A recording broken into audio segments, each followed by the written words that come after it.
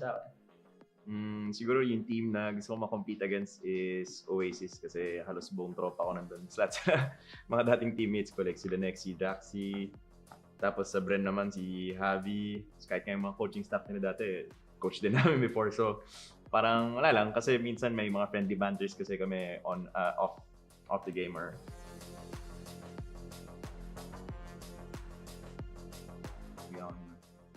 Siguro surprise.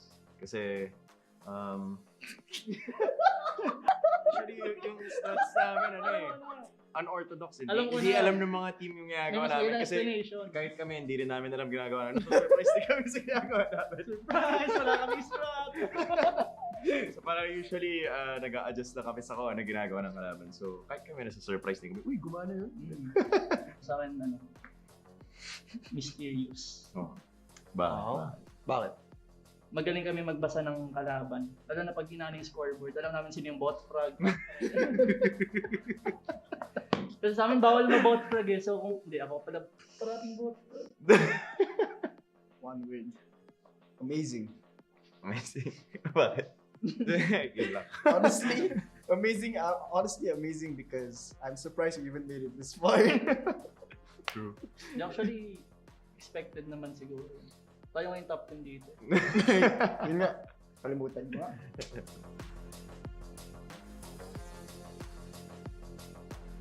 So kasi yung team namin kasi oppressively actually kami constant. Dito. Ako rin, basta feeling ko Relentless. Sa parang astig yung tunog eh. So feeling ko kami yun. Basta astig yung tunog niyan. Astig din kami, okay na. Sa Relentless, less lang ako eh. Sabi ng ex ko, less lang. Try natin Relentless in 3. Okay. Parang maangas eh. Oh, sige. 1, 2, 3. Relentless!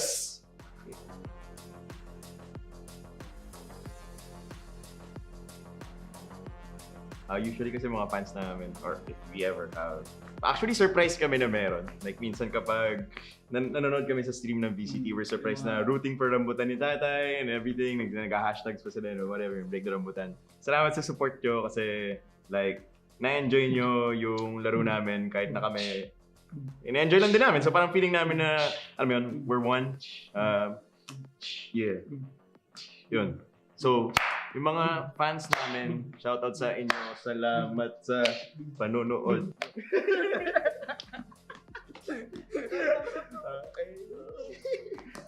Pero yun. Salamat.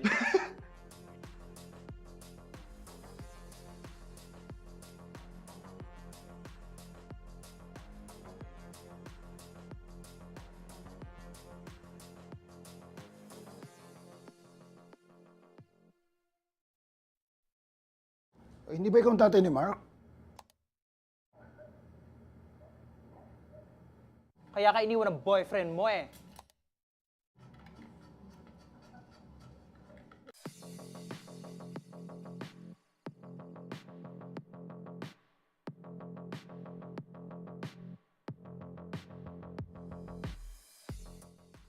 Hi, I'm Worship. I'm Hot Sauce. I'm Markel. And we are Rambutan ni Tatay.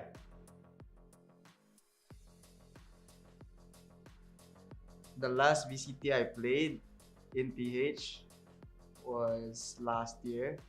I'm just here to have fun with my friends and yeah. Nakaka-proud naman. And then, medyo excited din kasi siguro last VCT ko is 2020 or 2021 pa ata yung Oasis pa ako that time. So ito yung parang Comeback ko. So it's been a while before nakapaglaro ako ulit sa VCT PH Split 2 or like VCT in general dito sa Philippines. Nag-isipan lang namin to form a team and just join for fun. Like gusto lang namin mag-enjoy and alam mo yun, feels really good na nakapasok kami. We don't even practice. We don't do anything to be honest. If you could listen to our comms and I know everybody knows about it and we're just trolling every time. You know, those clips were really hilarious and the people started to love us because we were just having fun during our games and you know, even if we just had fun, we qualified into tournament.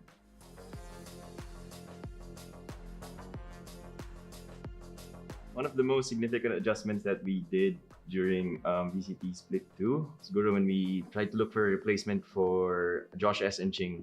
It wasn't really much of an adjustment because we just came to play like we were playing ranked games, so it doesn't really matter who's playing with us. But you know, there's only one thing that we always put in mind is just to enjoy the game and, you know, see what could happen if we just do our thing.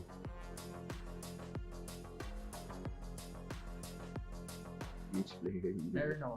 Okay, ikaw na. Siguro si NDG. Kasi si NDG teammate ko before bago siya mag-NAOS. So, alam mo yun, parang proud ako sa kuning na-achieve niya. So, gusto ko siya makalaban ngayon. Parang gusto ko i-test out yung sarili ko naman. Kasi grabe na yung na-achieve niya. So, yun si NDG sa akin. Siguro yung team na gusto ko ma-compete against is Oasis kasi halos buong tropa ko nandun. Lahat sila, mga dating teammates ko like sila Nex, si Daxy, tapos sa Bren naman si Javi, kahit nga yung mga coaching staff nila dati, coach din namin before. So parang wala lang kasi minsan may mga friendly banters kasi kami on off the game or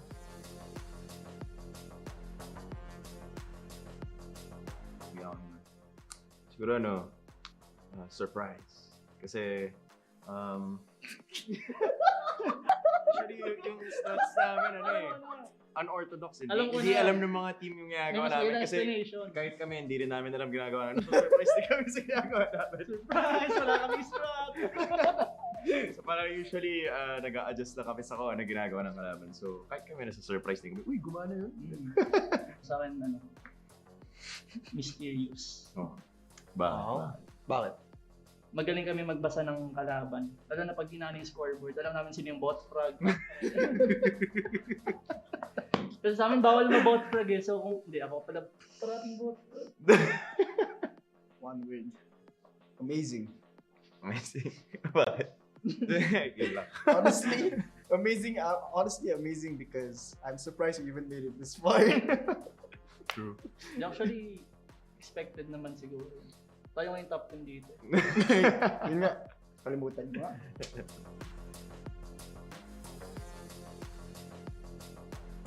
So kasi yung team namin kasi oppressively actually kami constant. Dito. Ako rin, basta feeling ko Relentless. Sa parang astig yung tunog eh. So feeling ko kami yun. Di ko basta alam. astig yung tunog niya. Basta- Astig din kami, okay na. Sa Relentless, less lang ako eh. Sabi ng ex ko, less lang. Try natin, Relentless in 3. Okay. Parang maangas eh. Oh, sige. 1, 2, 3. Relentless!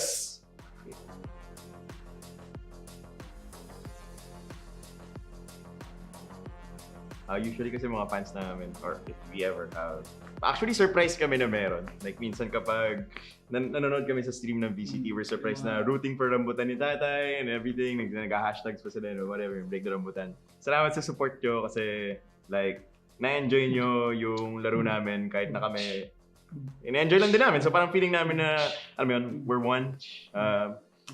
Yeah. Yun. So, yung mga fans namin, shoutout sa inyo. Salamat sa panonood.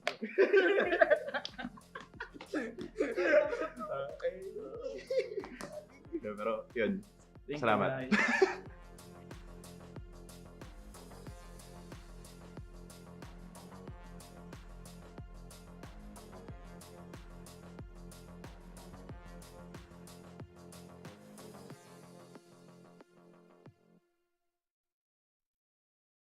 Hindi ba ikaw ang tatay ni Mark? Kaya ka iniwan ng boyfriend mo eh.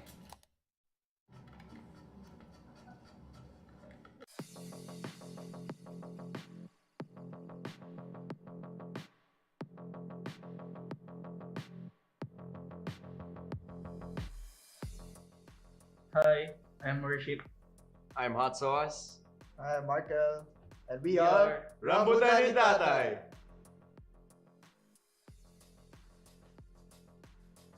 The last VCT I played in PH was last year. I'm just here to have fun with my friends and yeah. Naka-proud naman.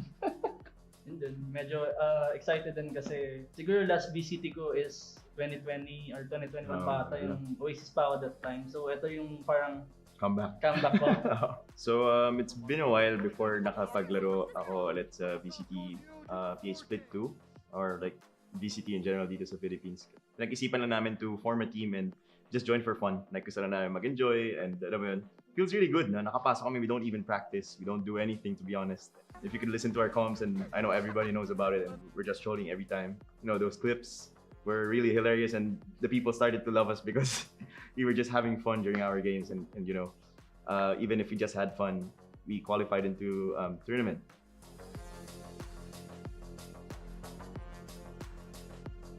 One of the most significant adjustments that we did during VCT Split 2 siguro when we tried to look for a replacement for Josh S. and Ching. It wasn't really much of an adjustment because we just came to play like we were playing ranked games, so it doesn't really matter who's playing with us. But there's only one thing that we always put in mind is just to enjoy the game and see what could happen if we just do our thing.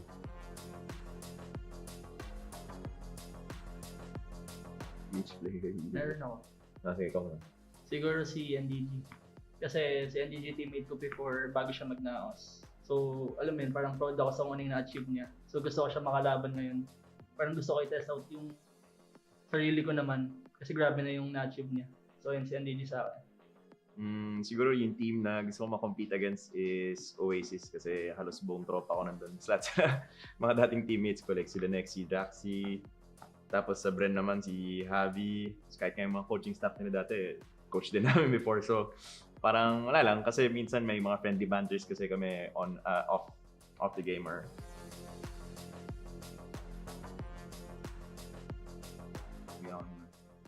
Siguro surprise. Kasi actually yung stats namin unorthodox. Hindi alam ng mga team yung ginagawa namin kasi kahit kami hindi rin namin alam ginagawa namin. So surprise din kami sa ginagawa namin. Surprise! Wala kami strat! So parang usually nag-a-adjust na kami sa kung ano ginagawa ng kalaban. So kahit kami nasa surprise din kami, uy, gumana yun. Sa akin, mysterious. Oh. Bakit? Magaling kami magbasa ng kalaban. Lalo na pag ginana yung scoreboard, alam namin sino yung bot frag.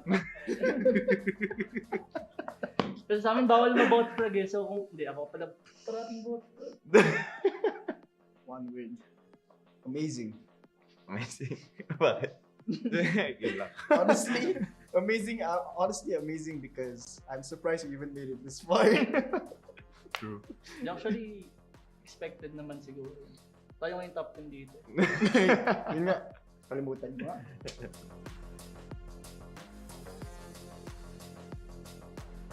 So kasi yung team namin kasi oppressively actually kami constant. Dito. Ako rin, basta feeling ko Relentless. Sa parang astig yung tunog eh. So feeling ko kami yun. Di ko basta alam. astig yung tunog niya. Basta astig din kami, okay na. Sa Relentless, less lang ako eh. Sabi ng ex ko, less lang. Try natin Relentless in 3. Okay. Parang maangas eh. Oh, sige. 1, 2, 3. Relentless!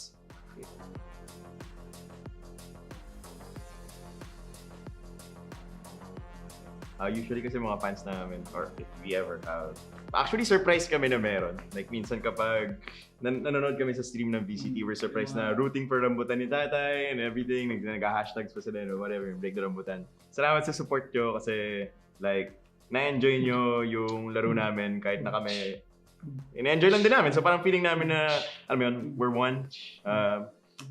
Yeah. Yun. So, yung mga fans namin, shoutout sa inyo. Salamat sa panonood.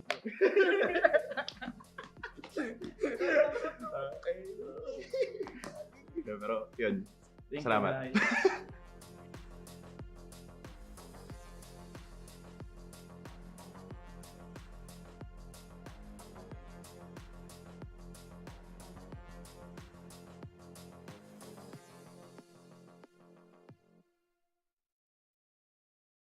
Hindi ba ikaw ang tatay ni Mark? Kaya ka iniwan ng boyfriend mo eh.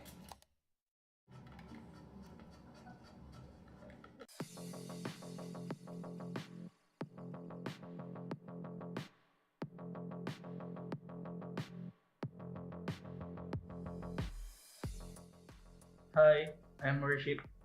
I'm Hot Sauce. I'm Markel. And we are Rambutan ni Tatay.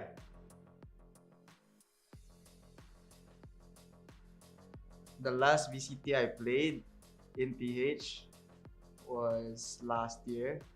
I'm just here to have fun with my friends and yeah. Naka-proud naman. And then, medyo excited din kasi siguro last VCT ko is 2020 or 2021 pa ata yung Oasis pa ako that time. So, ito yung parang Comeback. comeback ko. So, it's been a while before nakapaglaro ako ulit sa VCT PH Split 2 or like VCT in general dito sa Philippines. Nag-isipan lang namin to form a team and just join for fun. Like, gusto lang namin mag-enjoy and alam mo yun, feels really good na nakapasok kami. We don't even practice. We don't do anything, to be honest. If you could listen to our comms, and I know everybody knows about it, and we're just trolling every time. You know, those clips were really hilarious, and the people started to love us because we were just having fun during our games. And you know, even if we just had fun, we qualified into tournament.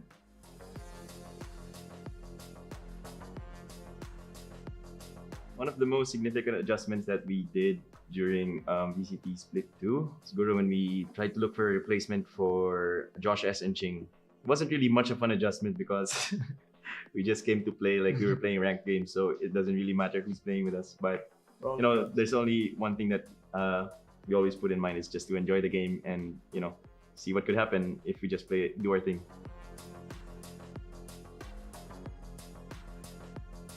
Each player. Meron ako.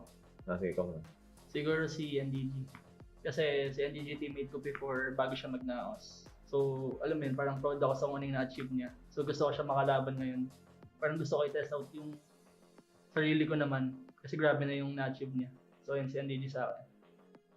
Siguro yung team na gusto ko ma-compete against is Oasis kasi halos buong tropa ko nandun. Lahat sila, mga dating teammates ko like sila Nex, si Daxy, tapos sa Bren naman si Javi, kahit nga yung mga coaching staff nila dati, coach din namin before. So, parang wala lang kasi minsan may mga friendly banters kasi kami on off the gamer.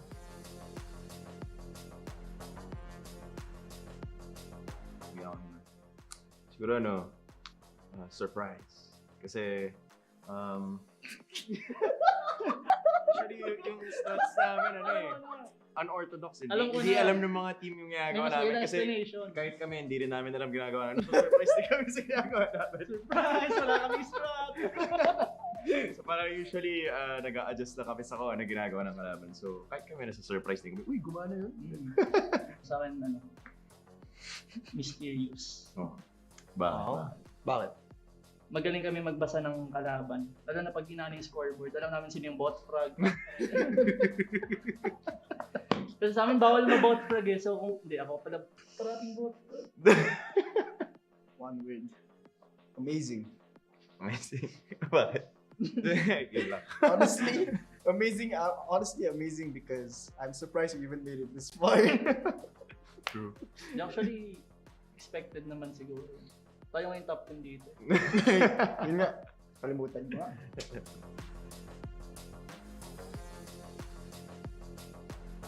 So kasi yung team namin kasi oppressively actually kami constant. Dito. Ewan ko rin, basta feeling ko Relentless. Sa parang astig yung tunog eh. So feeling ko kami yun.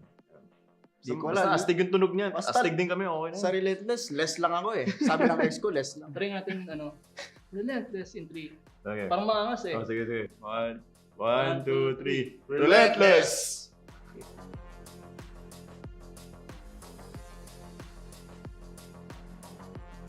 Usually kasi mga fans namin, or if we ever have, actually surprised kami na meron. Like minsan kapag nanonood kami sa stream ng VCT, we're surprised na rooting for Rambutan ni Tatay and everything. Nag-hashtags pa sila, whatever, break the Rambutan. Salamat sa support nyo kasi like, na-enjoy nyo yung laro namin kahit na kami. In-enjoy lang din namin. So parang feeling namin na, alam mo yun, we're one. Yeah. Yun. So, yung mga fans namin, shoutout sa inyo. Salamat sa panonood.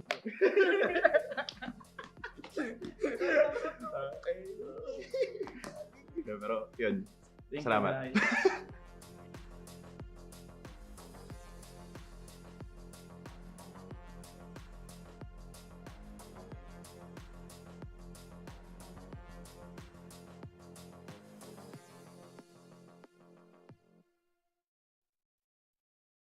Hindi ba ikaw ang tatay ni Mark?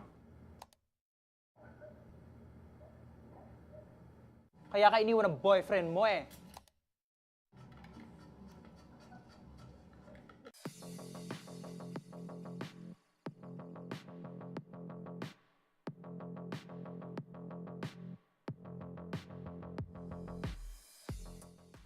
Hi, I'm Worship. I'm Hot Sauce. I'm Markel. And we We are are Rambutan ni Tatay.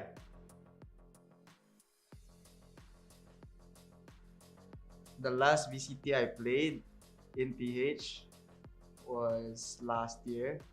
I'm just here to have fun with my friends and yeah. Naka-proud naman. And then, medyo excited din kasi siguro last VCT ko is 2020 or 2021 pa ata yung Oasis pa ako that time. So ito yung parang Comeback. comeback ko.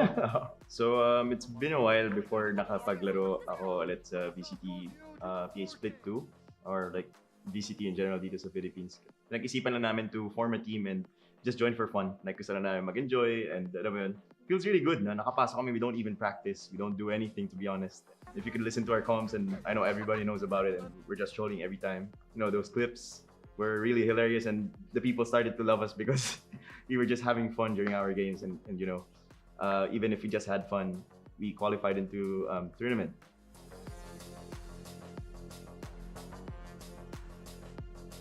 One of the most significant adjustments that we did during VCT Split 2, siguro when we tried to look for a replacement for Josh S. and Ching.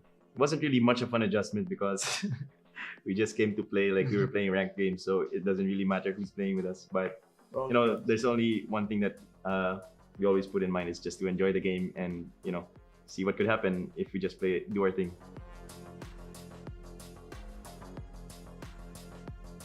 Which player? Meron ako. Okay, come on. Siguro si NDG. Kasi si NDG teammate ko before bago siya mag-NAOS. So, alam mo yun, parang proud ako sa kuning na-achieve niya. So, gusto ko siya makalaban ngayon. Parang gusto ko i-test out yung sarili ko naman. Kasi grabe na yung na-achieve niya. So, yun si NDG sa akin. Siguro yung team na gusto ko ma-compete against is Oasis kasi halos buong tropa ko nandun. Lahat sila, mga dating teammates ko like sila Nex, si Daxi, tapos sa Bren naman si Javi. Kahit nga yung mga coaching staff nila dati, coach din namin before. So parang wala lang kasi minsan may mga friendly banters kasi kami on off the game or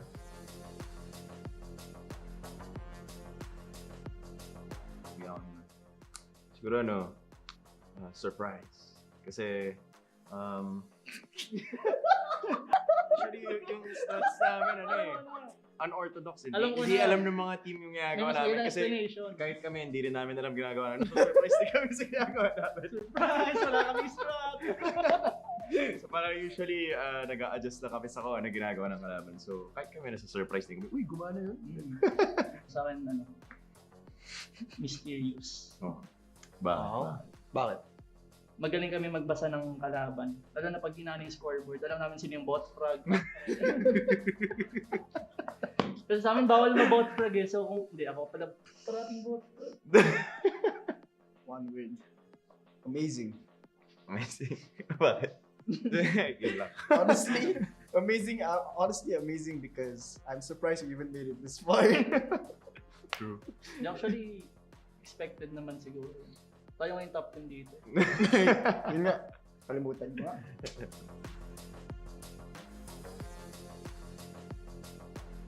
So ano kasi yung team namin kasi oppressively actually ano kami constant. Dito. Ewan ko rin, basta feeling ko Relentless. Sa parang astig yung tunog eh. So feeling ko kami yun. Di ko Basta alam. astig yung tunog niya. Basta- Astig din kami, okay na yun. Sa Relentless, less lang ako eh. Sabi ng ex ko, less lang. Try natin ano, Relentless in 3. Okay. Parang maangas eh. Oh, sige, sige. 1, 2, 3. Relentless!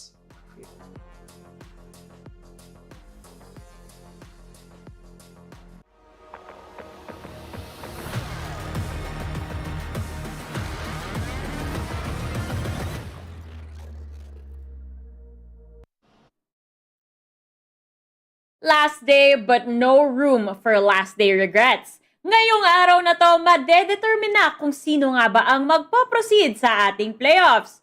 14 days with over 40 players to put to the test of teamwork, endurance, and skill. But with the culmination of the regular season, at least 10 players will have to hit the pause button to continue their journey. The revelation begins here on VCTPH Split 2.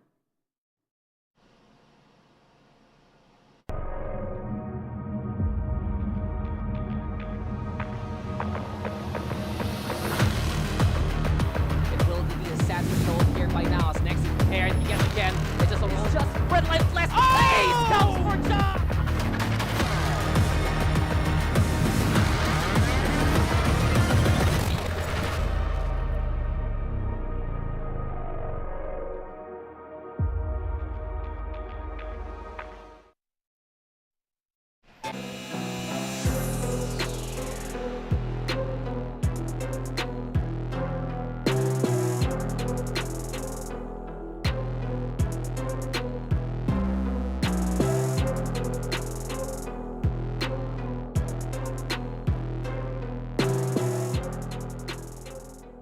Welcome nga pala sa lahat dito sa final day ng regular season ng VCTPH Split 2. Yes, regular day yung final day na tinutukoy ko ha. Meron pa tayong playoff sa paparating. So abangan nyo yung announcement dyan. Pero dito sa ating panel, kasama nyo si Likeable, Vil, and of course si Terror, otherwise known as The Panel. Na kung tutusin, Vil, medyo kinakabahan ako na pinagsama tayo. Baka kagulo naman nangyayari Hindi, huwag kang mag-alala, tahimik lang mga dapets. Dapets! Tahimik lang yung mga dapets today. Tsaka isipin mo naman, bes, buti na lang hindi ka nag-itim like ka kasi muntik na maging Wednesday yung dating natin. Mamaya, akala nila. VCT pala, yung pinapanood nila dito. Wednesday pala, di ba? Pero ganda ng outfit natin today. Kita ro si Bill, gwapo naman. Minsan lang yan, ha? Minsan lang naman, kaya kailangan na lang natin na, syempre, basta yun okay na yan. Masarap yung merienda dyan. Okay na yun. Sino nang binatog? Gusto ko nga lang ipaalam din. Niyayaya namin yung viewers, may binatog kinabil. Kasi every time na may The Panel, mga kaibigan, lagi na lang sila may naririnig na kumakalansing sa labas ng mga nagbebel. Sakto kasi, 3:30, di ba? Yun yung oras ng dating na binatog kinabil, Laika. Saktong-sakto on the dot. May schedule. Parang tayo lang dito, may schedule tayong sinusunod. Dito sa The Panel at saktong-sakto on the dot. Heto ang ating highlights from yesterday's matches.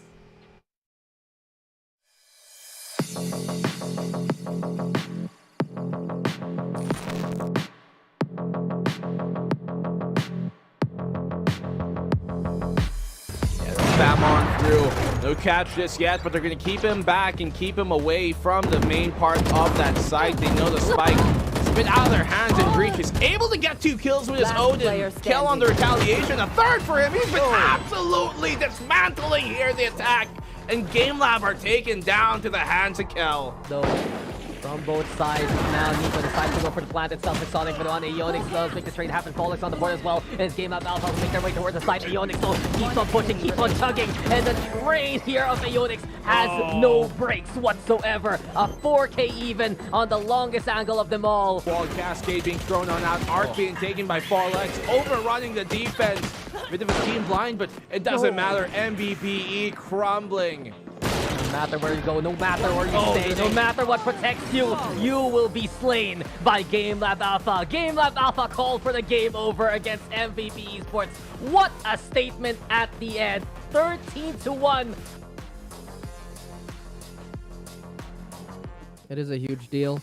And Kebsy even getting that kill there is just enough to tip the scales, even if Ghidorahs couldn't, right? I mean, the attention has been divided. Oh yeah, absolutely. Contingencies there. Beautiful ultimate from both sides. You're stopping majority of the damage, but Blurred, once again, finds a huge opening, and he is just gonna barrel through.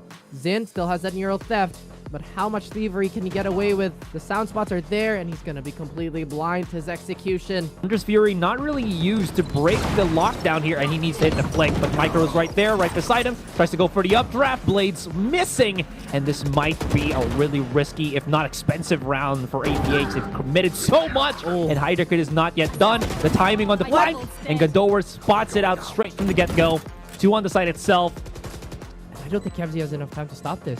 Where did Hydra Kid go? Kevsy's left to wonder. But it seems that he might have overplayed his hand here. And what is the question? Hydra has spotted the hand. And how many shots can he land onto the face of Kevsy? As many kills as he got on this round. Give him the playoff spot, why don't you? I mean, they already have, but you know what I mean? Patman, conversion is king. And Kelly, even with such sliver of HP, can even get the ace. Doesn't really matter. Blurred finds the final kill. And that is going to be the 14-12 APH.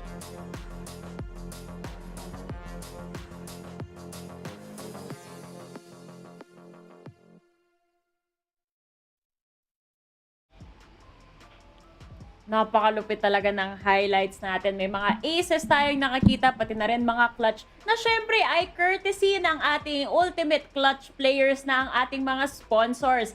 Maraming salamat nga pala sa Riot Games, pati sa Mineski Philippines. Pero alam nyo ba, na libre na ang first month ng Grab Unlimited. So enjoy free delivery every day and get exclusive discounts when you subscribe to Grab Unlimited. Dati 49, ngayon 9 na lang. Pero tinanggal na yung 9. 0 na. So only na. Libre na. Tas 30% discounts pa sa mga selected Grab Food merchants. Okay, nako. Silipin nyo na yan. But anyway, this tournament is sanctioned by the Games and Amusement Board. So, hello sa inyong dyan lahat. Yan, ang masasabi ko na lang dito sa mga sponsors natin, lalong-lalo na lang sa sinabing promo ni Vil ay check it out. Check it out! Yeah. Ayan. Dahil na-discuss na natin ang lahat ng yan, oras na para i-reveal na ang ating updated standings. Dahil sabi ko nga kanina, guys, last day na ng regular season natin. Ibig sabihin, may dalawang ma-eliminate dito. Nako, Taylor, baka naman gusto mong i-discuss kung ano yung mga pwedeng mangyari pagdating dito sa NCG, pati na rin sa RNT. Ay guys, may mathematics natin yan. Nilagyan natin ng probability. Tinignan natin yung, hindi ko na alam yung ibang mga terms ng math. Hayaan nyo na yun. Pero ito nga yung nangyari, no? So, SR Nacague and Rambutan at Tatay, sila nga yung nasa 7 to 8 spot natin. But, syempre, ngayon na may laban pa nga na natitira na makikita at mapapanood natin. Despite those fights na makikita at masusubaybayan nga natin dito, Laika, naglaban-laban na rin sila eh. Nagkatapat na sila into a head-to-head. And up to that point, matitira pa rin talaga sa SR Nacague and Rambutan ni Tatay nga yung 7 to 8 place. Yeah, and there's a chance pa rin talaga na malay mo mag 4-way tie pa, 'di ba? Pero kayo maglala kasi meron naman tayong mga round differential. So, ibig sabihin makikita pa rin tayo. Determine pa rin talaga natin kung sino ba talaga magiging top 6 na advance para sa playoffs natin today. Pero Laika, sobrang solid na mga matches today. RNT and Oasis and NCG and NAOS for the second series. Yun nga kung kahapon yung theme natin mga Battle of the Dark Horses dahil nakita natin yung MVPE pati G-Lab. Today naman, puro David versus Goliath ang peg natin. Kasi kung sino pa nga yung nasa ibaba ng leaderboard sa atin ngayon, makakalaban naman nila yung mga nasa itaas. And hintayin na lang natin kung anong mangyayari. Kasi may idea na kami dito sa panel kung paano talaga yung mangyayari dun sa mga differentials natin. Pero para sigurado, antayin natin yung end of day para sa mga results na yan. For now, nasimulan ko nang i-hype up yung ating first series. Aba, ipagpapatuloy pa nga natin. Paborito ko itong isa sa mga maglalaro dito. Pero ang una nating ipapakilala ay yung makakalaban nila na isa sa mga paborito ring i-cast netong dalawang to dahil paulit-ulit na nilang nasasabi ang mga salita rather na Rambutan ni Tatay. Heto na sila.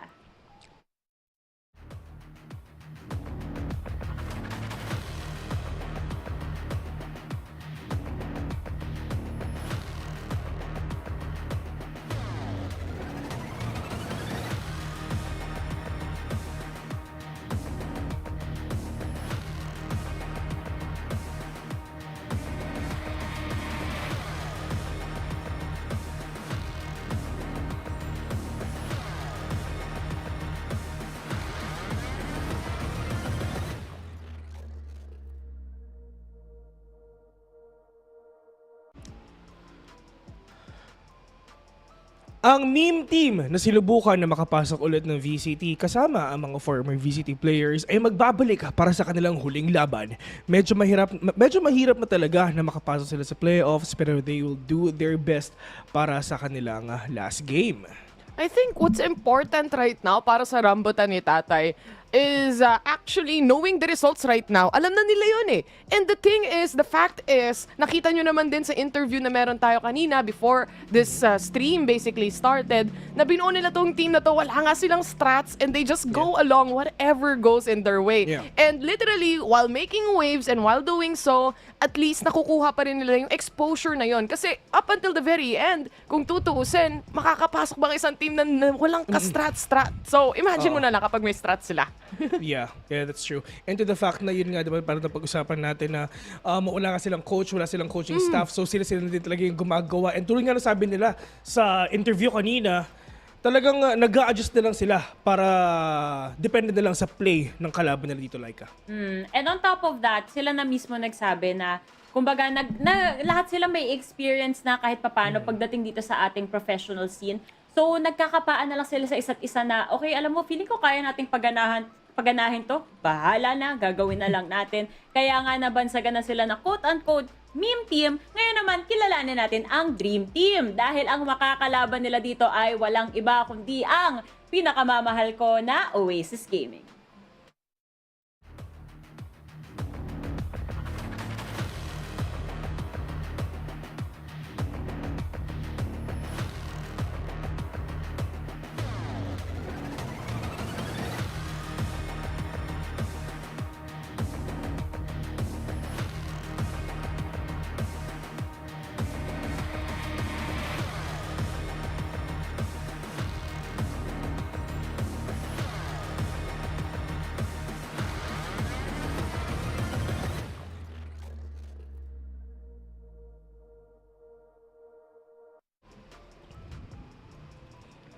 Oasis Gaming since day one. Kilalang kilala na natin tong team na to simulat sa pool ng VCTPH at nandito na nga sila para sa huling araw ng playoffs. Next is Savvy, Drax, Georgie at Marky. Yung superstar team na inaisip natin na kaya ba nilang makapag-match up sa isa't isa, na kaya ba nilang mag-move as a unit, not as a solo player. This time around, we can definitely see na solid na yung kanilang, kumbaga, they're more in a structure, in a play, especially having Georgie in the team.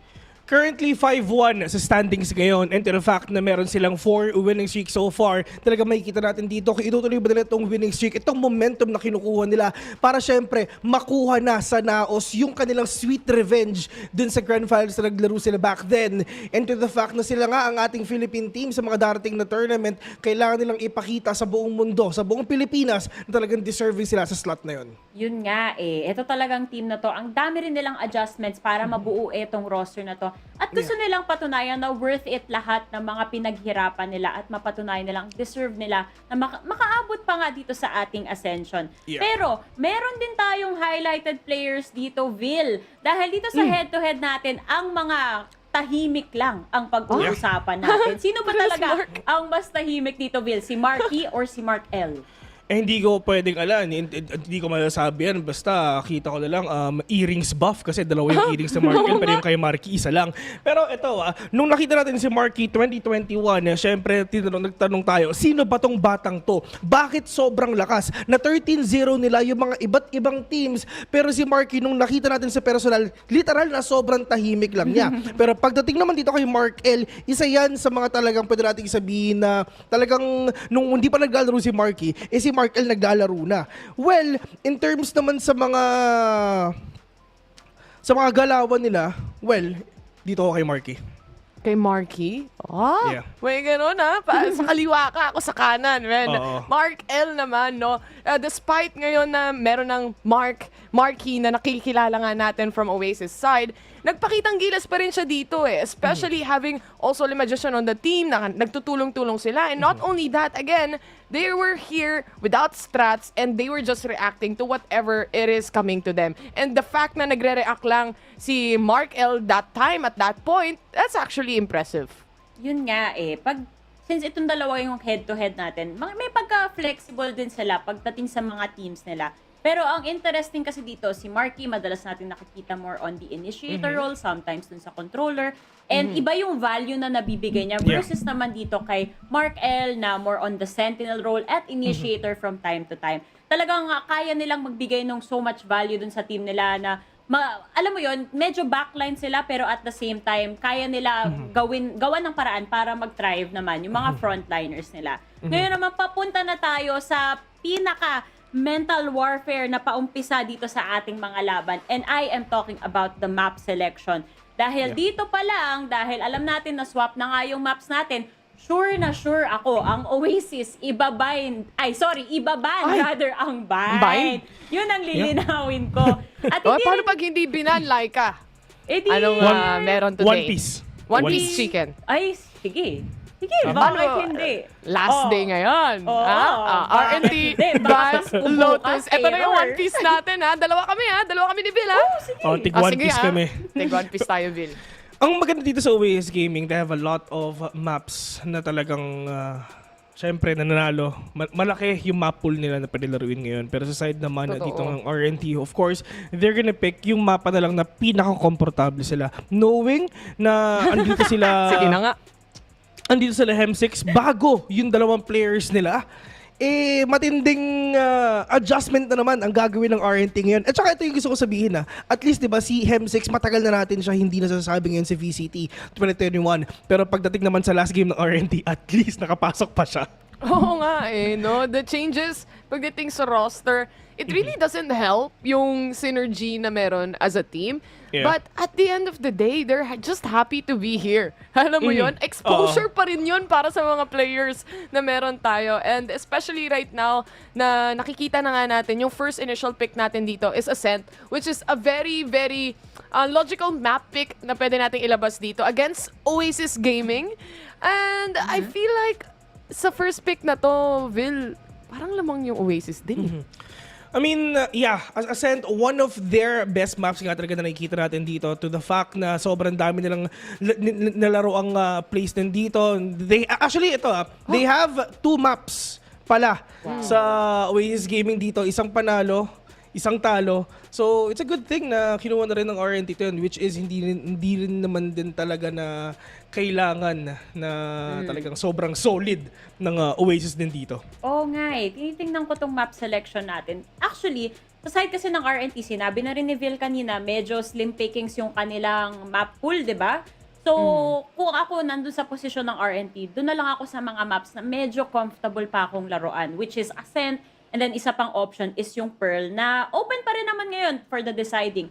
Pero dito sa side ng Oasis, medyo kagulat-gulat na split pa nga yung napili nila dito, Terror. Pero in fairness dito nung nakalaban nila yung MVP, nanalo sila, pero medyo close yung laban na yun. So, mag-ingat na lang sila. 13-10 to be exact yung naging scoreline nila during the time na nakalaban nga nila yung MVP Esports. And I'm also surprised, the same as you, na split nga rin yung ilalabas nila na mapa dito. But in the end, would you rather play split o bind para sa Oasis? Kasi yun na nga pinalitan mo na nga yung mga mapa And I bet like split kahit papano dahil nga hindi masyado nalaro and against MVP pa lang, can be a pocket pick as well, or they just want to play it out. Again, they have the slot towards playoffs and they are one of the top teams. Seedings pa rin though, so importante pa rin naman tong match na to. Haven, nanalo ang RNT sa Game Lab dito. So this could be really interesting stuff for all these teams. Para sa akin, there's a chance na malay nyo, mapunta tayo sa game number 3. Yan ang pinaka-kailangan natin i-consider. Pero if ever lang din talaga na sobrang mag-init sila Georgie and friends na dire-diretso na papuntang split, baka katapusan na rin talaga ng RNT ito. Is it safe to assume, Vil, na nagli-lean over ka talaga dito sa Oasis Gaming? Kasi the way you described, especially pagdating natin dito sa Haven, mukhang doong direction talaga papunta.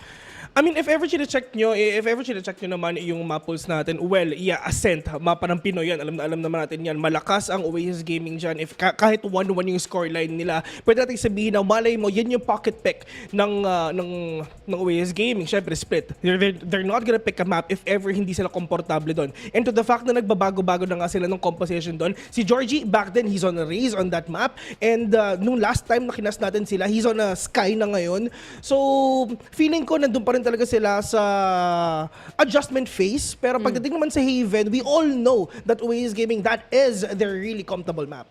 Yun na nga The decider map that we have right now is really leaning towards Oasis Gaming. So, if RNT, kung gusto nila mapanalo tong series na to, importante rin para sa kanila na makuha yung map pick o yung map selection na meron sila dito agad-agad. And if not, it can be a 2-0 in the hands of Oasis Gaming. Yun yung prediction ko para sa akin dito. And at the same time, Laika, kung iisipin natin, malay mo yung RNT, di ba? The less you worry, the more you can do. Na-imagine ko nga syempre yung goal ng RNT ngayon, turn your memes into dreams, di ba? Yung talaga TikTok. Yung gusto nilang gawin ngayon. Pero ang hirap talagang talunin na itong dream team na to. Sabi nga ni Vil kanina, Georgie and friends, at yung friends yan, di ba natin pinangalanan isa-isa? Hindi ibig sabihin na parang entourage na sila. Lahat yung mga yan may ambag at lahat yan napaka-solid players. Kaya ito na, ilalock in ko na rin Oasis Gaming. 3-0 ang prediction natin dito naman sa panel. Hindi yung score yung kami lahat. Di isa yung Ako, best of 5 na Gulat ako Na-shock sila Pero ayan, since day 1, di ba? Yeah. Pero ang maganda dito sa RNT, sila yung team na nothing to win, nothing to lose. Yun nga. Di ba? If you think less, di ba? You can do more. So, kung ano ang mangyari dito, at the end of the day, at least nag-enjoy sila. Pasok sila sa VCT, nasa portfolio nila yun, kahit nagtitrip lang sila, at least, isa sila sa pinakamalakas sa Pilipinas. Sa Esports Hall, di ba? Walang ganun eh. So, okay na yun. Saka on top of that, hindi lang yung sarili nila yung napasaya nila. Pangalan pa lang napasaya na nila lahat ng viewers natin, lahat ng casters natin. Nag-ingat! So dahil dyan guys, ready na tayong simulan etong first series of the day.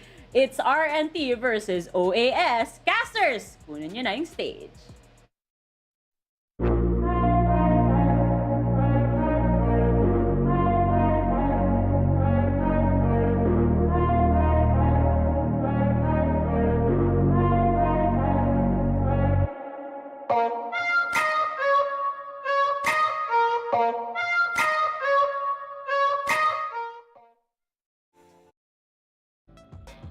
It is the final day of our regular season, and here we are. My name is Raf. That beautiful gentleman is Asrai. How you doing, my friend? And what happened to the lights behind you? Why is it off? It's on battery, so I have to conserve it, and at the same time, it's too bright, so it gets overpowered. That's just how, I guess, well lit my room is. In any case, I just wanted to mention as well. Are you wearing a dark green shirt? Are you also wearing a? Yeah, dude, I didn't. We did not talk about this. Yesterday we talked about what we should wear. Today was not planned at all. So come on, dude.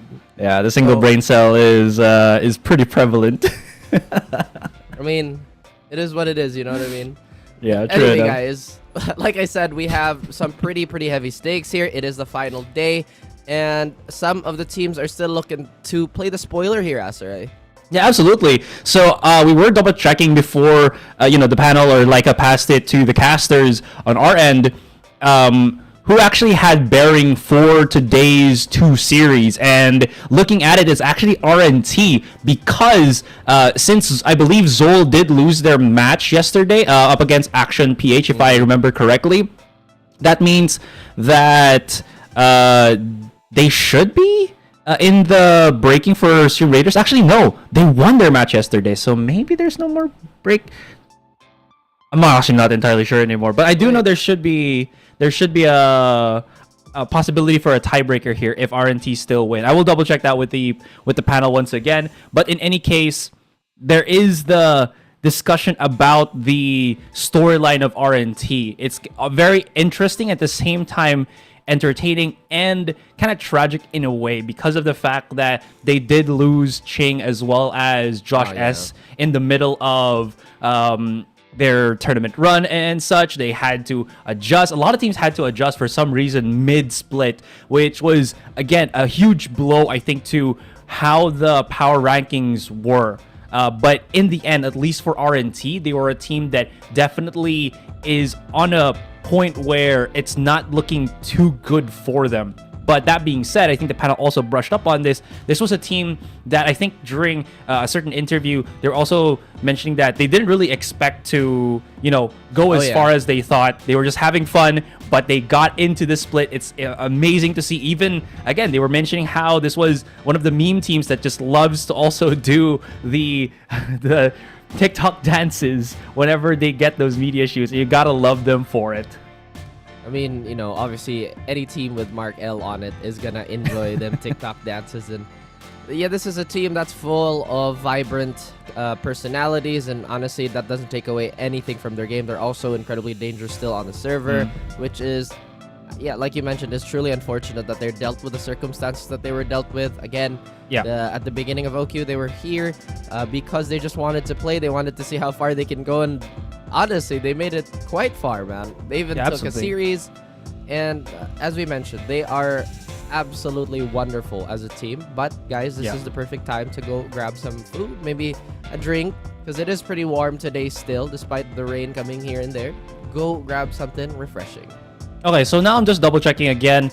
I had my notes mixed up a little bit there. So it is true. So if RNT does win this series against Oasis, even though, again, we know that to be a very difficult task for them because Oasis is, even though Oasis doesn't have the same perfect record as NAOS, if you look at this, at least the round differential in the entirety of this whole split, Oasis, I believe, has the highest round advantage even against NAOS.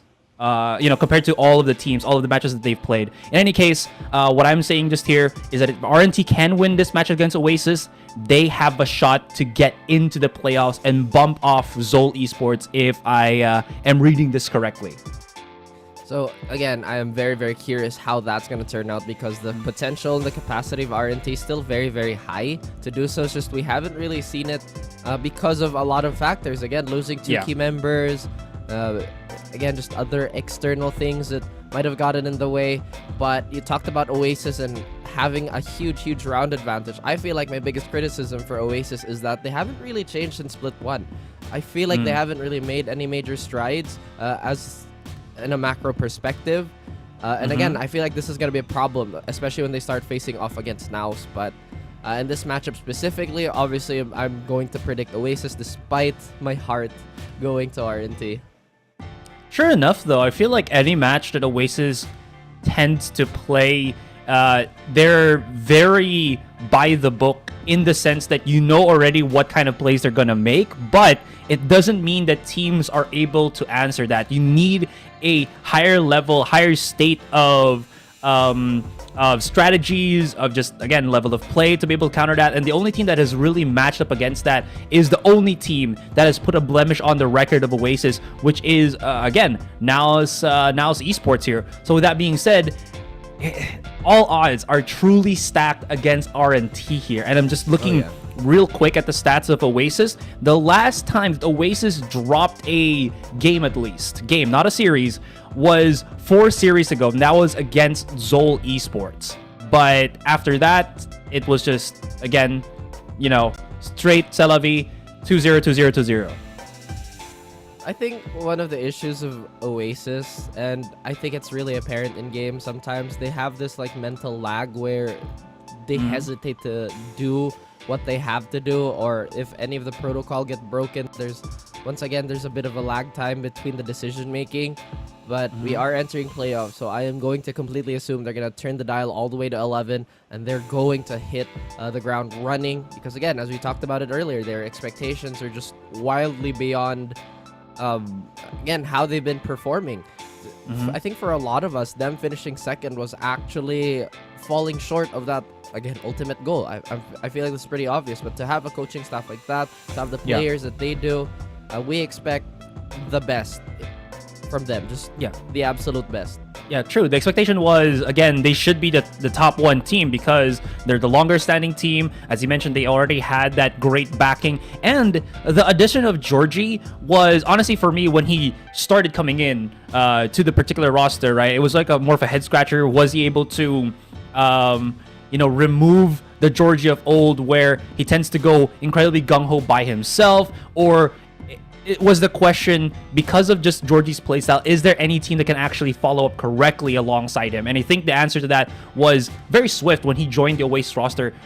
Remember that debut match? It looked like he was just perfect with the team, and the trend definitely continued. So this particular iteration of Oasis that has been long-standing from this particular year has been incredibly good. Again, I just want to mention that the only true blemish here that we're going to be seeing them butt heads again in the playoffs, NAOS Esports. Can they get that victory too? We're just discussing this because we're still waiting for the match to go.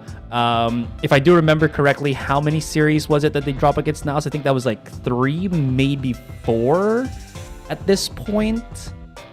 At least like no, I don't think they lost to it. NAOS in totality, including split? Actually, if it's for just including last split. Because I remember them going into last split, right? Then Oasis have like an advantage in the head-to-head score against NAOS. They had like a one series lead on NAOS, including some community tournaments and so on and so forth. At least for split 1 and split 2, just to condense it a little bit more. Yeah, no, I'm just like running through the history. Like at the beginning of last split, it seemed like NAO's biggest problem was what is the cohesion between the veterans and the youngins and so on and so forth. Meanwhile, Yeah, true. Oasis was just everybody was expected to perform from day one up until the very end. But NAOS was the one who overtook them. Again, this is just the storyline, a bit of a refresher for everybody. Yeah. And we're still waiting on the game. Thanks for the patience, by the way, everybody. Speaking of the veto, though, I feel like Ascent, if RNT can probably pull something sneaky here, they could potentially, once again, abuse one of the most clear-cut weaknesses of Oasis, and it's really the mental game. And then maybe take split. I know it's a bit of a long shot because honestly, I love Markel, but I am on the one earring gang. You know, Mark has two. I only got one, so I gotta go with Marky on this one. Actually, it's not bad of a thing to point out as well, because if you look at the statistics for Oasis, it's been very back and forth, not really as convincing in the matches that they've played on Ascent. Maybe the only one would be, their matches against SR Nacague, but of course, SR right now, not really in a truly good spot, especially with all the roster changes that they've also experienced. But just going back to my point here, Ascent, I feel like, is the smartest map decision for RNT. As you mentioned, they do have that that lack of mental fortitude that makes it better for some teams who really love to snowball, and RNT, I think it was one of those teams that can really catch Oasis off guard here. So there's a lot of questions in the mix there, but at least for this moment, Ascent looking to be the better of the options. I mean, Ascent, like we talked about many times over, is just a map where any team can win. So it's not very indicative of, again, strategic prowess. And it's just the way the map is designed. But this is not to take away anything from the teams that are successful on it. It still takes a lot of grit to really get past this map, because it does end up being a bit of a brawl, right? Speaking of a bit of a brawl, we are going to have a mirror match, Asteroid. Does this surprise you? Not really. Not really, right? I mean, yeah. I'm still not a fan of the KO pick on Ascent, honestly.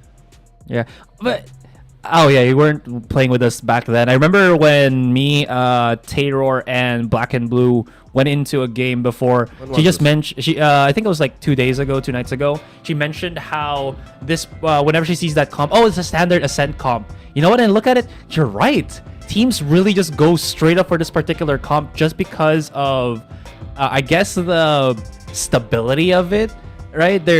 You basically answer everything that you need to. There's rotation utilities here. There's take the site utility. There's retake the site utility. So it makes a lot of sense. But again, I think you mentioned it as well yesterday that it does tend to be a lot more, what's the word? I don't want to say basic, but like it's the go-to comp. Basic map. Yeah, it is. It is. And then usually the way Ascent starts is either we have it depends on what the team does, right? But there's usually 4 ways to start the map. Usually we have the Omen player throw the pardon me. My goodness, my voice is kind of hoarse today. Anyway, so usually sometimes we have a smoke to block off tiles if they know the team is aggressive for mid control, or they just kind of respond to the heavier hits. We don't necessarily see slower pistol rounds here, which is, again, very, very interesting. What I find, again, just really repetitive with Ascent is just the nature of the map. It just becomes a brawl. It just becomes a bit of a slugfest. And there you go. That's exactly the start I was talking about. If it's either from tiles or short, smoke is going to come through. And of course, Lay Magician trying to pull something out of his hat already, Asarai. It is a very, very heavy-handed start. Nexi, per usual, is going to be the first line and maybe the last line of defense for Oasis. Great little tag on to Rets here. Could be a little bit bad for them. Markel does find a pick onto Draxi very quickly right now. Hemzik's already incredibly low. Nice little peekaboo, and RNT here finding picks through just great calls off of their own teammates. Still the full 5 right now, and Oasis, they're gonna have to go through heaven. All 3 of them looking closer and closer. Georgie finds the first, has to deal with the recon dart afterwards, and now they come in closer and closer right here. Right now, the smoke to dissipate onto short there. But Marky, they've already found access, and look at how Georgie just decimates everybody. Warship spotted out. There's the dash. They both could go down, but Georgie, again, this man really elevates the capabilities of Oasis time and time over. Oh, timing! Ah! Okay, we're good. thought it was pretty obvious that he still had it. The little circle didn't appear yet. Like the I'm sorry, there's no audio, so I can't. It's okay. I can't. No, that's I can only an act of the master, right? It's yeah. To be fair, it's 1 second, so I'm not like, you know, just true. Yeah, pulling it out of nowhere. No, I completely understand. But again, this is maybe completely unrelated to the game. But I see Georgie's a man of taste. He's running the Radiant Entertainment system with the fighting game variant. Very cool. Very cool. Yeah. I'm convinced to get this.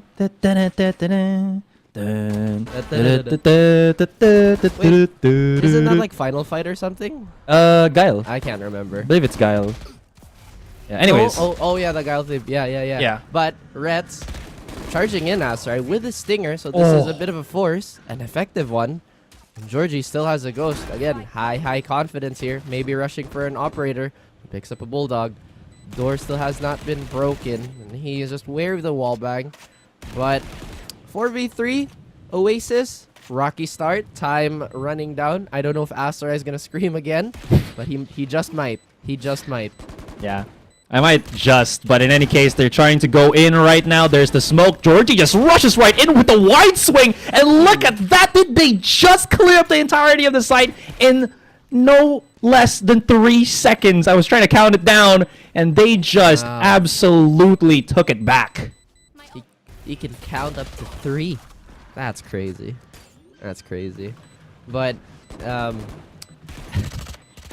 okay, we are starting off strong with the jokes today, after True. I don't know what it is, but again, just to look at the round, I thought that was a almost effective force by an RNT. Granted, they did get the first 2 picks, make it a little expensive on the side of Oasis, but Georgie's option to not buy up actually helped them out. They didn't damage their economy whatsoever. He still picked up the Bulldog. Now he has knives, so Blade Storm definitely coming into play.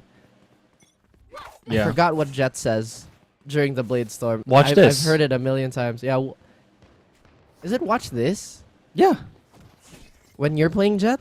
It has been so long since I played Jet.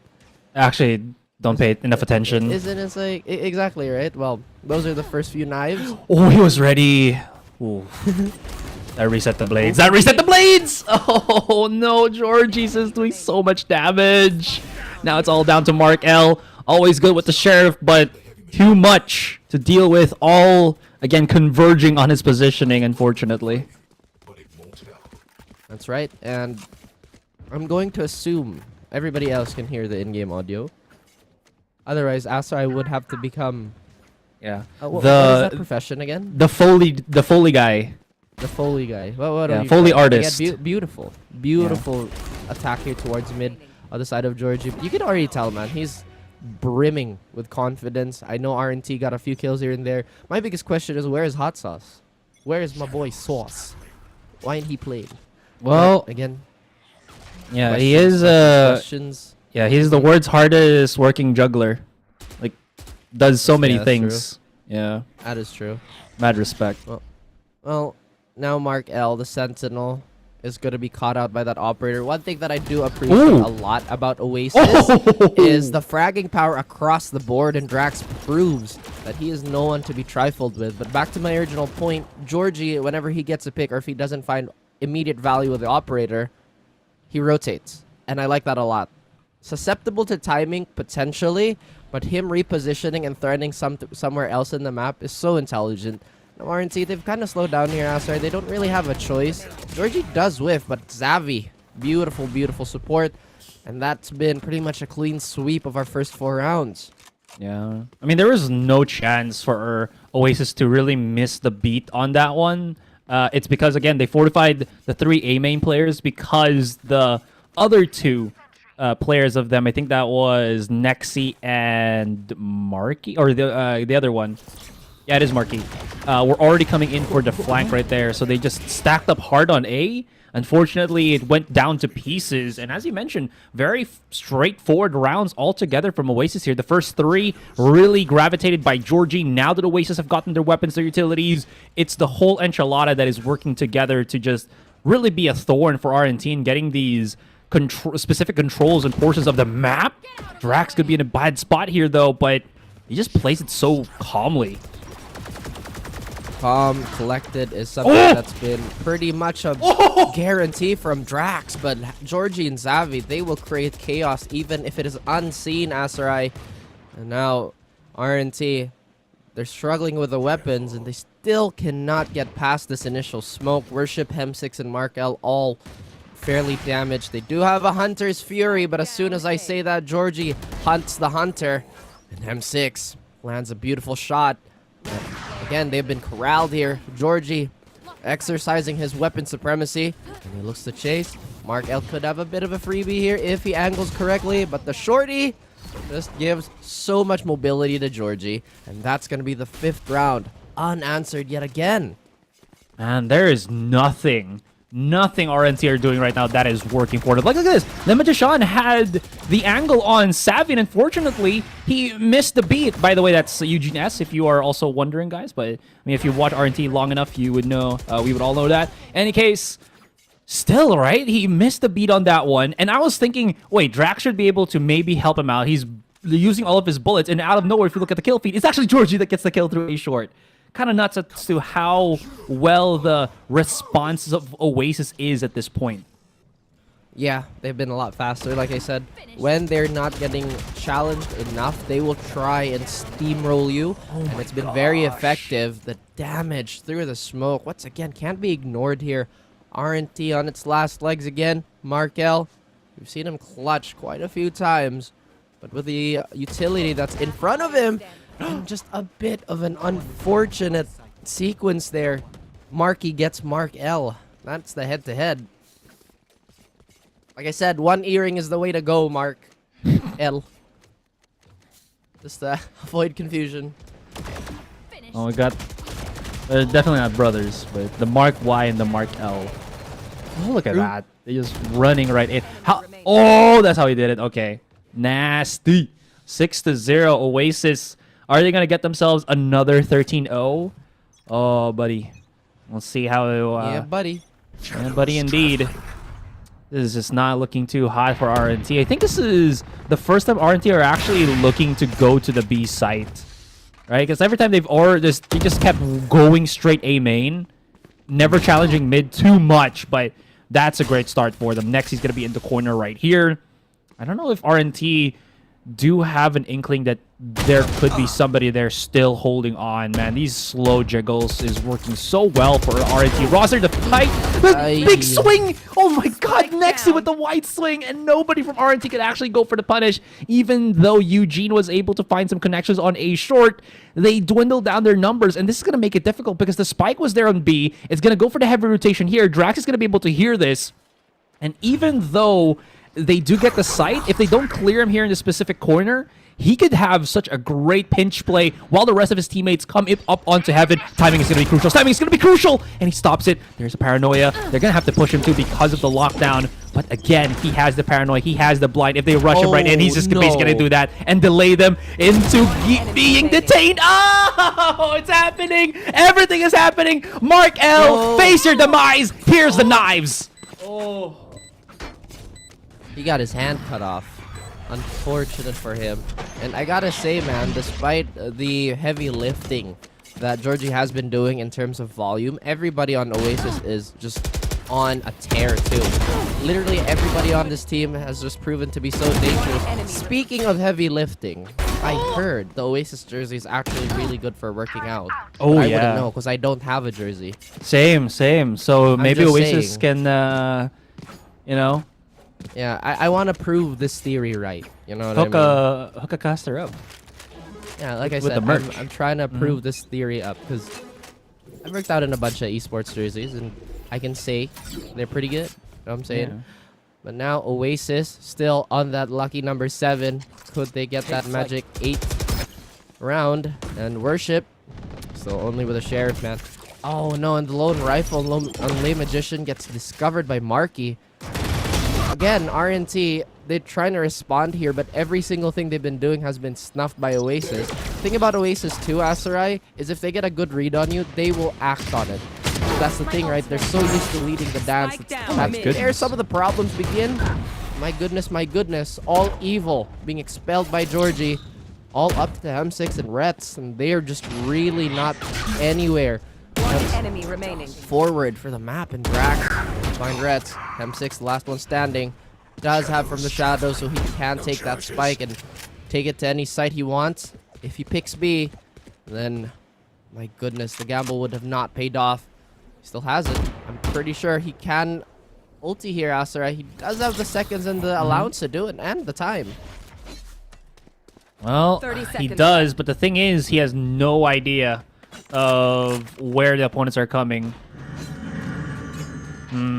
Yeah, okay, he's gonna have it, but as I mentioned, Savvy does hear it, closes the door, so there's a chance. No more TP or shrouded step from him, so he can't really try to go on a different angle here. And unfortunately, I like the idea. He needed to isolate the fight. He needed to get the catch onto Savvy here, but Savvy was just patient, waiting for Georgie. And unfortunately, Hemsix falls down. Falls down, and like I said, still unanswered. So what are the maps that Oasis have 13 old teams on? I think Lotus is one of them now, if I'm not mistaken. Haven for sure. Maybe Ascent. If RNT can't respond in kind, maybe Ascent.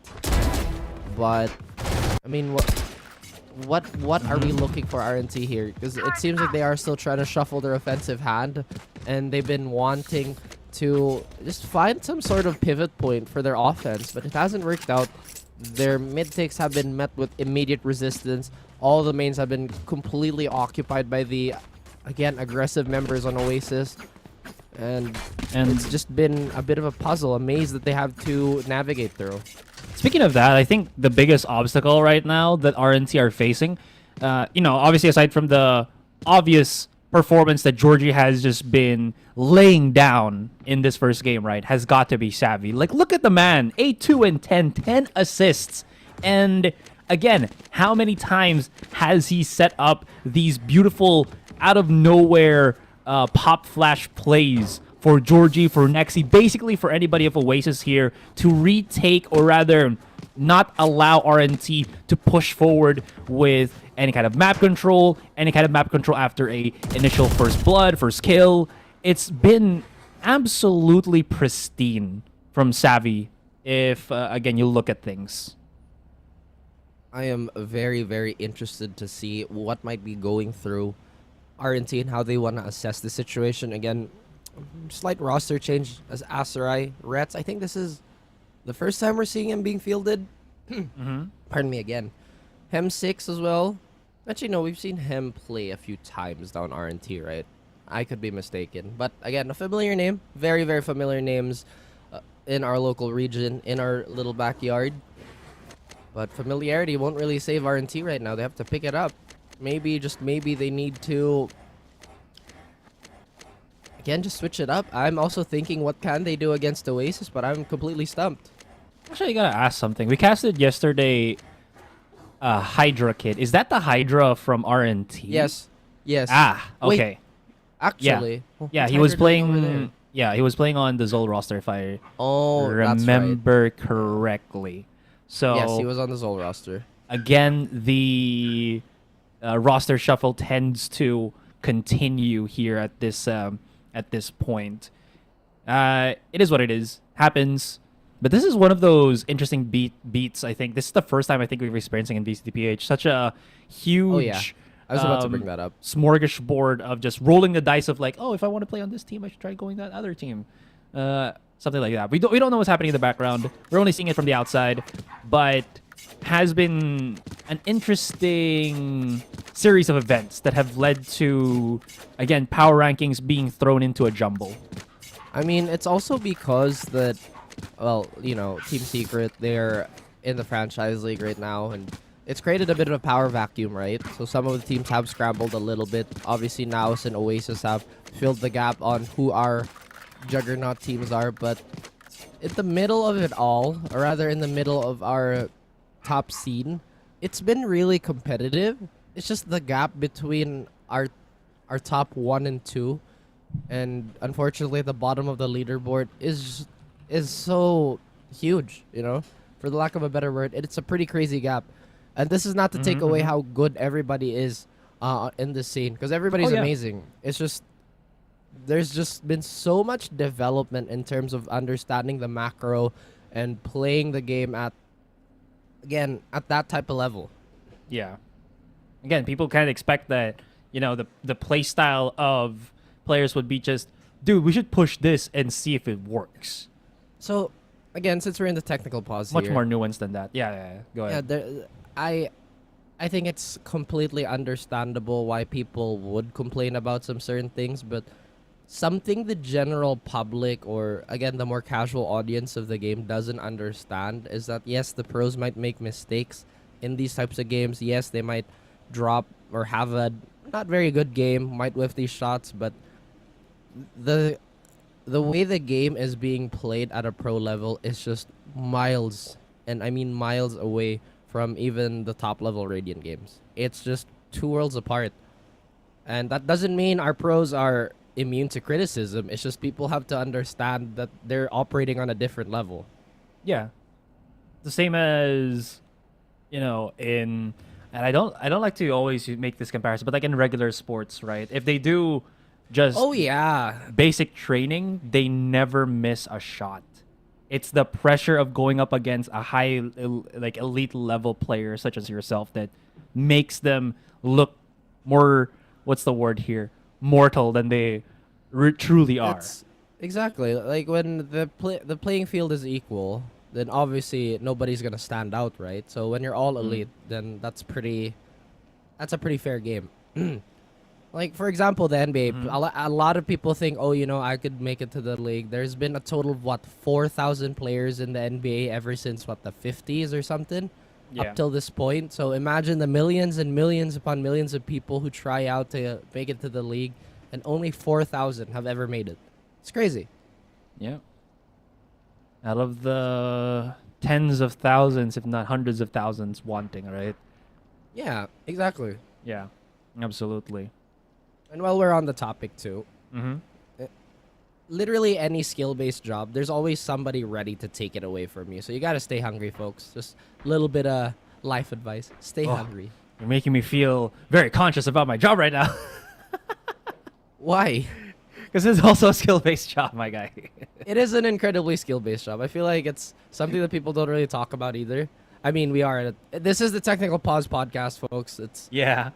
There's not a lot to talk about anymore. It's been going on for a good minute too, so we will get back. We talked about a lot of like game-related or tournament-related things yesterday as well because we had a long podcast too, or like technical pause. That is true. Yeah. That was crazy. I wonder what's been going on these days. Maybe it's just the end of season woes, but again, not that important as. Maybe it's the heat also affecting everything in the PH. Yeah. Like imagine that. I tried to. Prepare myself for a quick shower, and then as I open the faucet, boiling water, dude. You can make hot coffee with the water coming out of the faucet. That's how ridiculously hot it is in the PH. Yeah, it's like true. How hot is it where I am right now? Let me check. Yeah, in your independent nation. Of course. It is about...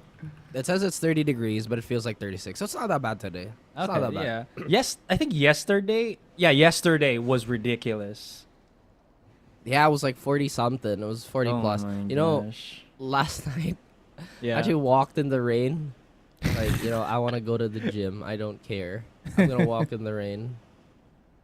But yeah, speaking of, like I said, I heard the Oasis jersey is really good for working out. I would love to test that out. I would love to test that theory out. Yeah. Shoutouts to the Oasis kings and queens out there, Dang. There you go. You know what I've noticed? I feel like we're also so fed up of Ascent that we haven't even brought up is it bangable when we usually do it. At this point, it's just Ascent. To be fair though, I haven't seen too many wallbang plays, at least in this specific game. Even though there is the purchase of the Odin from Marky, it's all been just pop shots through the smoke. So to be fair, we haven't done is it bangable in Ascent because of that fact that nobody has gone through, the kills through the wall. They just took out a box. I don't know about that one, Chief. I really don't know about that one. Oh yeah, Icebox is infinitely. I think it's infinitely better. more interesting. Yeah. And I think it's more open-ended. Like the way you can play Icebox. Again, there's a lot of verticality you can play with. You can True. see Marky on the map getting a little antsy. He's like, "What is going on?" Just Yeah, turning true. around. True. I mean, you did mention it, right? Ascent has like the 4 main ways of playing it. Oh man, I thought we were gonna start. Well, though, already. I was just talking about like round starts in specific, but Yeah. I feel like Ascent, there used to be a lot more variation. We used to see a lot more Sky here, even Fade, and every initiator got a little bit of love, but I feel like everybody's, I guess, potentially refined it to a point that, yeah, this is the optimal lineup. Yeah. Quote unquote optimal. I still remember when you could still, well, you can still run Viper on this map, double controller, but again, it's just a matter of approach and how you want to execute that. Yeah. I mean, there's, again, as I mentioned, this is peak utility availability for Ascent. That's true. Yeah. I'm just to be really not fair. a fan of KO picks. I do like KOs, but I mean, obviously not every time. Yeah. Maybe not at the pro level, you know what I mean? Because it just feels like it's a bit of a band-aid solution. I get True. it. KO, you know, suppresses a lot of value. I just think his flash is so hard to get value off sometimes because everybody's so good at the anti-flash now.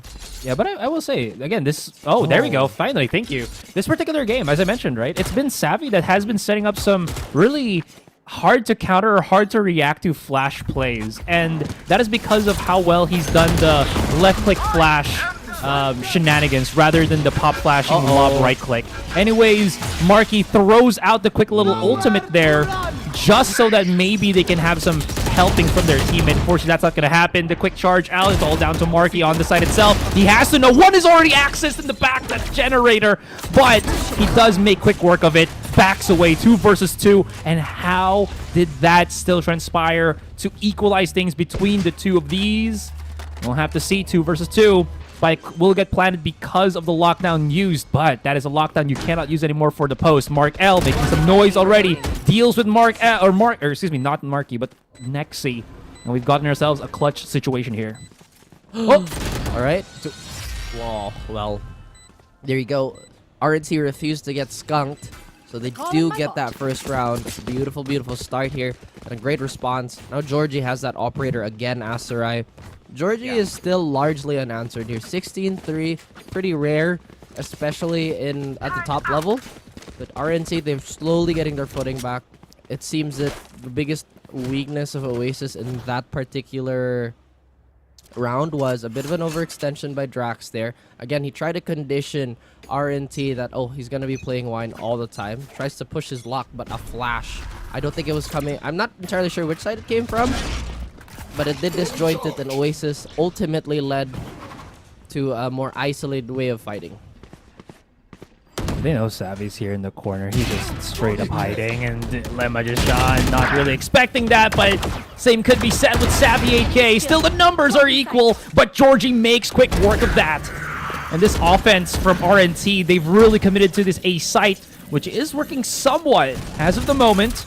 Now that they try to plant, Worship is in a bad juju here. He's got to be careful as the shock darts come in. There's the swing from Georgie, but he expects Hemzix to be playing right on top. One more, and it's going to be down as Mark L. Oh, I mean, he had to at least get one pick before they started, waterfalling, pouring in onto A, but not even a chance to respond. Not even a slight glimmer. Aw. I want the knife now. Get it. I want to get the power glove. You deserve Maybe it. I will. I know I deserve nice things. That's a constant. Yeah, you're a king. You deserve Sometimes the nice things. we gotta have a little bit of self-control here. Much like what Oasis did. I mean, they understood that they had a little bit too much aggression in, round 10, round 9? So they reeled it back a little bit, played a little more retake. RNT, though, they seem to have found a formula where their only problem now is the post-plant. They don't necessarily have to deal with too much post-plant utility here. Xavi's going to have that null command very, very soon. But if they get him out of the way first, then a lot of their problems could potentially be solved. Drax is going to play a one-way corner here. We're going to be expecting some sort of support on Oasis. But look how RNT have slowed it down again, Aserai. Again, they're respecting the utility here. Also knowing that, again, Georgie is just that lethal with the operator. I mentioned it. They jiggled it, and Georgie capitalized on it. That's going to force him to go somewhere. They can already see what the plan is here. 3 to go on A. A short is going to be committed, and Georgie's already expecting them to come through A main here, especially that Nexi has gotten B locked and loaded. Is the flick going to connect? Unfortunately not, but they don't know that Drax is in such a cheeky, if not sneaky angle. They get punished for it, and there's nothing RNT are able to do right now in terms of pushing. It's all down to Hemzix. Does he have an ultimate to get him out of the situation? Well, not really. He needed the corner here. And he's going to get trapped, and he's just going to get cornered once again. Last round in the half. He was cornered here, Asterai. Much like the rest of RNT, they have to find a way to get out of this rut, get out of the cage that Oasis have put around them. Doesn't look like they're going to have the best buy going into this final round. Not even a lot of ultimates to use. Unfortunately, Eugene S had to pull out the knives there to make the situation at least look a little bit salvageable. Now Xavi has the null command, so if Oasis want to take this into a straight brawl, then they could possibly do so. RNT, maybe a heavy B hit could be in the works here, but Marky answers the call. Now he's a little worried about that jet dash after as RNT, they penetrate the site. There's still 2 players here though, so it's not the end of the world there. That was a great flank from Hemzix. This is the first beat that has been looking much better for RNT. I mean, they have the 1 round in, but this is just miles apart! Oh, that's the spike dropped! Oh, he might be able to get it, but no! Gets countered as Rets picks up the kill. The finalizing blow to end the first half, 10-2. Again, signs of life on the side of RNT, but they need to dig a little bit deeper as Oasis have a monstrous lead that they built upon for themselves. Beautiful effort here, trying to brute force their way into the site. Like I said, they had the choice, or rather Xavi had the choice to kind of pop that null command, but ultimately it didn't lead to too much. Pistol round, RNT, this could be the redemption arc, Asterai. If they can get this, then they may have a swing to their favor. We'll see if that's going to be possible, right? Ooh, 10-2. A not so easy hurdle to jump off of, or jump over. About 3 people stacking on A main here, making sure that no shenanigans is coming through. Worship has already put himself in dangerous territory as he wanted to just see if there's any legs popping underneath this one-way smoke his teammate has set up. Drax, they should know some movement should be coming in here, and they both spotted each other. If he pushes this too aggressively, Rets is right there to go for the refrag just in case, but he just jiggle peeks. And what a shot from Georgie with a flick! And Rets is in trouble. Gets the 1, but unfortunately drops so quickly. Mark L now by himself on an island, 4 versus 1, already spotted. Even if he can win this fight against Drax, Savvy was already coming in from the flank. No charges. Again, Oasis, they deny one of the, I guess, clear paths to a comeback for RNT. If the last half was telling what RNT might do, it's going for a force here, and quite frankly, I think they don't have a choice but to do that, as the rounds are slowly dwindling unless they really want to go for that overtime. But Asterai doesn't look like they have enough in the tank for a force at the moment. They go for a conservative buy. Oasis in turn, they're gonna do a bit of the same, just an anti-eco. Oh no, that is not the way to start for RNT. Well played though by Georgie. Didn't really anticipate that he would do, or rather peek from that angle this early. Again, they had an idea what to do, but maybe if Worship threw that dart out a little earlier, things could have been different. Again, that's all they really need. Contact, contact, contact. And these less than stellar saves from RNT not going to find the value that they're looking for. This is good damage. This is good damage, but the second hit on the right click just not able to find any value. Magician, though, needs to hit the second flick, maybe get back into cover. Unfortunately, not going to be possible. The steamroll looks like it's about to happen. Asterai, but RNT fully equipped this time around. An armory to their name. It's not the greatest performance for some of their members, And that's also just a byproduct of how aggressive Oasis have been. They've been pretty much putting RNT in a chokehold. Sure, there have been a few rounds where RNT's had their bright spots, but again, they just have not been able to maintain any sort of momentum nor speed to get into this.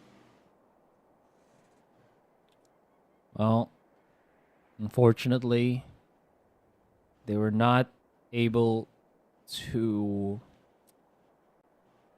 get the training, from LMCQ. What? Ka-chow. Lightning McQueen, baby. Because they don't got the speed yet. I am speed. What? Is this pre-Doc Hudson or post-Doc Hudson? I think you're talking about Doc Hudson, not Lightning himself. Oh, yeah. Could go for post, Yeah, exactly. He knows his stuff. Yeah. Turned into a coach. Gotta I accept don't the know what fact. you're talking about anymore. Yeah, It's no, fine. no. Cars 3, bro. Did he become a coach in Cars 3? I don't remember. Yeah, he did. Because he had to train the new generation. Oh, is this at the end? 'Cause Yes. They had to He fight realized. that, supercar, right? Yeah. And it does look like Oasis are the supercar right now. RNT, they're just a little bit behind. Oasis, they're pretty much lapping around RNT. Now it does look like this could potentially be the final blow that they need. They do have upgrades on their side. But Georgie gets felled by Worship's Shock Dart here. Marky will pick up the pieces and get the trade, but they haven't discovered Markel just yet. Marky could be the victim here, but no, he chooses to be the offender as Drax. Also gets a pick for himself. 2v4. Once again, RNT barreled into a corner. Look at Oasis. Like hungry hyenas, they collapse onto the corpse of RNT, and that is going to be map 1. My gosh. Again, they just look unblemished by this particular fight. There was 2 rounds that they dropped, yes, but after that, they were just able to rebuttal so quickly. They were able to rebound so quickly. And my goodness, I hope our viewers did not have exploding ears after that, after coming back to our camera's perspective here. Ow. But what a great start there from Oasis. RNT never really got a chance to get that snowball that we were talking about. And I think that was one of the biggest issues for them, because if, again, you look at just how they were trying to do their executes, it really is just a straight throw into sight and hope that they can bully the players of Oasis out of it. Yeah, and again, just the overarching theme here, and maybe just the biggest footnote of this, is that RNT just could not punish Oasis' aggression, at least not often enough to warrant them to stop. Yes, there were 2 rounds off that Draxi overextension, but was it truly an overextension when the lead was this huge to begin with? Yeah. RNT, like you said, there's been a few bright spots here and there. They try to bully their way onto the site and hopefully use their numbers advantage, but Oasis' quickness to back up on that rotation has been just sublime. Has just been, again, absolutely perfect for them. And this is what Oasis are honestly wanting, if I am being honest here, because if you think about it, this is also great preparation for them to the oncoming playoffs. So even though they've secured their spot, so they've probably secured their seeding as well, if I at least remember it correctly. In any case, right? This is a great indicator of how stable this team absolutely looks, especially when Georgie just is able to, I feel like, inspire the players, because he started like the 3 rounds being super aggressive, and then everybody else had their own set plays that looked pretty unstoppable when RNT were trying to struggle to get, again, any round on their own end. It's kind of like another job of being the duels, right? You instill so much confidence when you're just gobbling up so much space, when you're winning so many fights. You're kind of like a standard bearer per se. You rally the rest of your team. But other than that, we have Marky, who's been so reliable on the supportive role, delivering the win with Grab Unlimited. Beautiful, beautiful stuff. Again, there were so many times if we saw Georgie fall, Marky was there to immediately recuperate. And Marky just, again, showing to us how well his utility usage has truly been able to assist. And speaking of utility usage, again, I gotta go back to just how savvy's flashes have been just on point this particular game. You mentioned how you're not, the biggest fan of the KO because it feels like his setups are a little bit, what's the word here? Very much known to the players. The way that Savvy does it, it's not at least just that. catches them. Yeah. Yeah. Okay. The reason why I don't like KO is because it feels like it's a band-aid solution. It feels like it's a generalist pick when you're running out of ideas. You know what I mean? And I'm not saying that KO doesn't have its strengths. It feels like it's a pick without any specified strength. That's basically what I'm saying. Yeah, well, in any case, I would love to see more Gecko in that regard. Anyways, we're going to go on a break, guys. When we come back, of course, it's game number 2.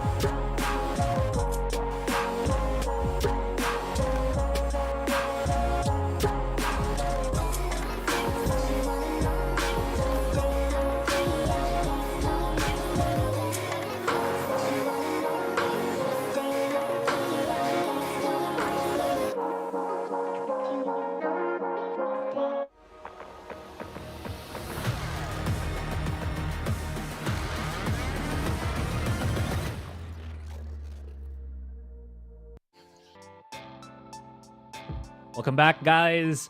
Game number 1 was definitely a showcase of what Oasis Gaming have accomplished and what they continue to do. RNT, on the other hand, a really big struggle for them to scrounge up consistent, if not convincing, round wins here.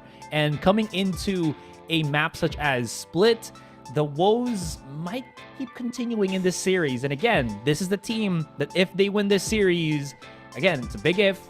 The panel has discussed it. I'm pretty sure the chat is discussing it. They can still overtake Zol Esports. There is just, again, so many things happening right now that is not working in the favor of RNT. Is a little difficult to stomach knowing how much we have for RNT and just, again, player personality. I'm sure there's a lot of supporters for them. And I was a firm believer that they could have potentially been a dark horse because that initial roster was just so filled to the brim with individual talent and strength. But it seems like Oasis, they refuse to give any mercy in any quarter. And by right, it is competition after all. The sheer brutality is just part of the nature of the beast.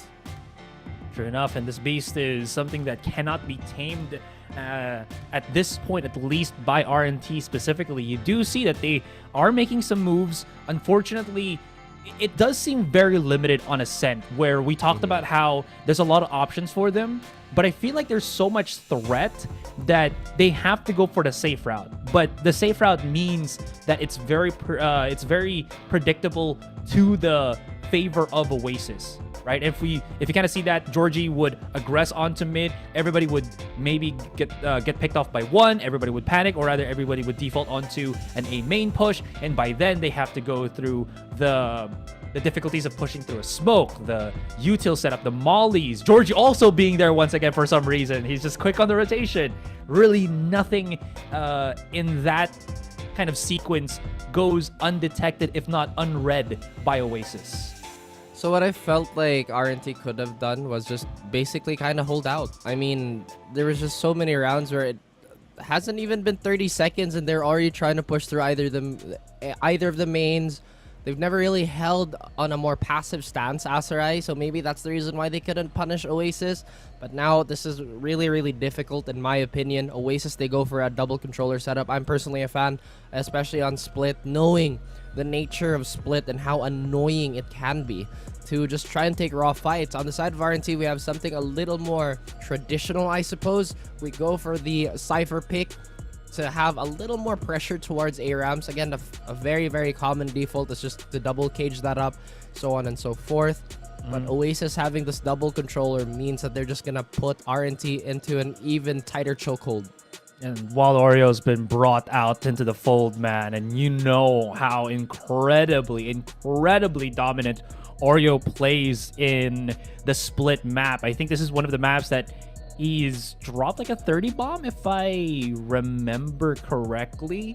In any case, this is going to be still quite the challenge for RNT. Again, obviously, this is series point already for Oasis, and if RNT have any dreams of even reaching the playoffs, they have to make it do with as of now. But there is so much punish game for Oasis there. I just gotta point it out. They don't even have a Sentinel, right? Yeah. But on Split, I don't think that's the be-all, end-all anyways. And they have so much, again, as I mentioned, just punish play. Well, I personally think that a Sentinel is still very, very strong on Split. Either Killjoy or Cypher. I think the double controller is still really strong. I think they could have foregone maybe a duelist if they really wanted to go for full control. They really wanted to go for that grind out type of play style. But this is going to be a pretty decent balance. Again, I'm going to assume the Viper is going to play that anchor role on the defense. It's just so difficult to get past any of our utility on Split. And you are risking, even if it's not hard info, that initial poison damage. So, yeah. Again, Oasis, they have a lot of the bases covered, just not in a more traditional way, I would assume.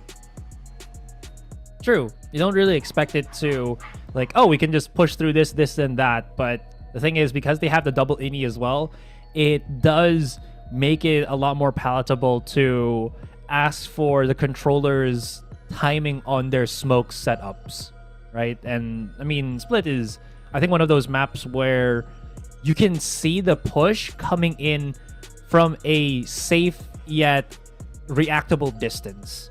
So that being said, I think the setup is pretty on point for what they want to do. But RNT, you know the setup that they want to play. Get a stun with the breach, charge in with a double duelist, and then see if, again, they can bully their opponents out of that site. We'll just see if that's going to be effective. Yeah, sorry, go ahead. I feel like that's just something that's so difficult to do on Split, especially the way, again, because the initial plan of attack for a lot of Split is to have, let's just say for A, right? It should have a lot of heaven control. Yes, you can barrel on towards the site itself, but then you're going to have to deal with a retake, which is, I would say, fairly difficult to do as an attacker. But we'll just see how RNT is going to do it. I feel like Oasis have been just way cleaner when it comes to the trading and the routing in general. And as long as they operate on that level, then they should have a very, very comfy lead in the series. But we'll see what RNT can pull out of their hat. Well, RNT can't just be pulling out a rabbit. Gotta pull out something even more magnificent. Huh, it works because, you know, they have a player called Le Magician. Yes. Again, you're not very subtle, aren't you? Oh yeah, that subtlety is never my strong suit anyways. It appears to be incredibly obvious, but right now we're just hovering over the things. I think we've pretty much exhausted our points of discussion, and right now just kind of waiting on the game to start. I mean, again, the Astra pick on the RNT, yes, I completely understood why that would be picked. They do have staggering pressure, and if they ever choose to go for orb control, surely they're still not going to win the utility shuffle. They went double duelist, so they really want to go for a very, very aggressive stance in this game. But against the control type for Oasis, I think it's going to be difficult. They're going to be risking quite a bit.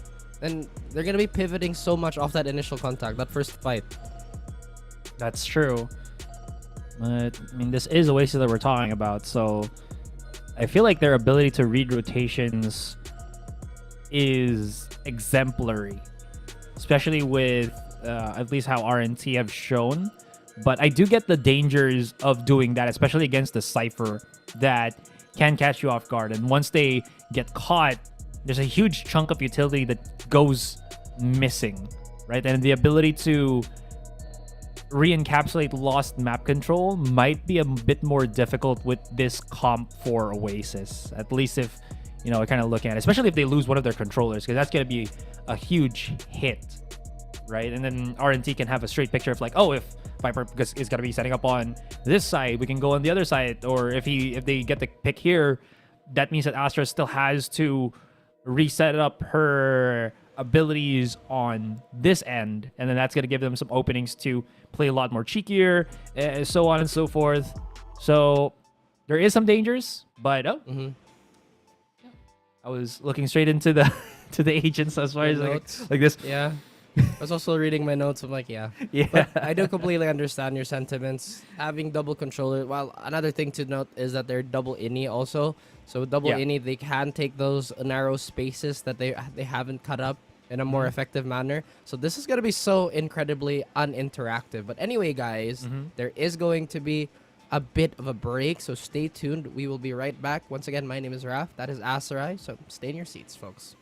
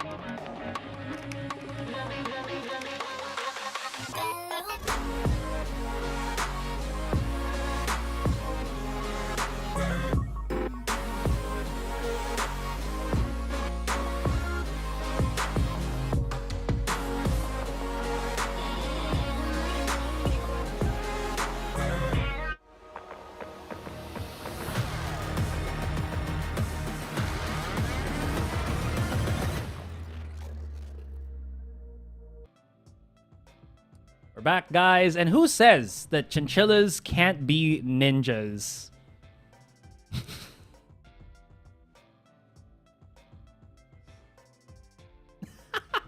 No, I'm just not gonna respond to that. Yeah, don't. Anyways, after that long break, we are getting ourselves back into the game, hopefully to truly get started here with Split. And for those that are just coming in, watching, what's the composition or what's the standing? It's already 1-0 in favor of Oasis Gaming. They had a 13-2 from that Ascent map, and coming into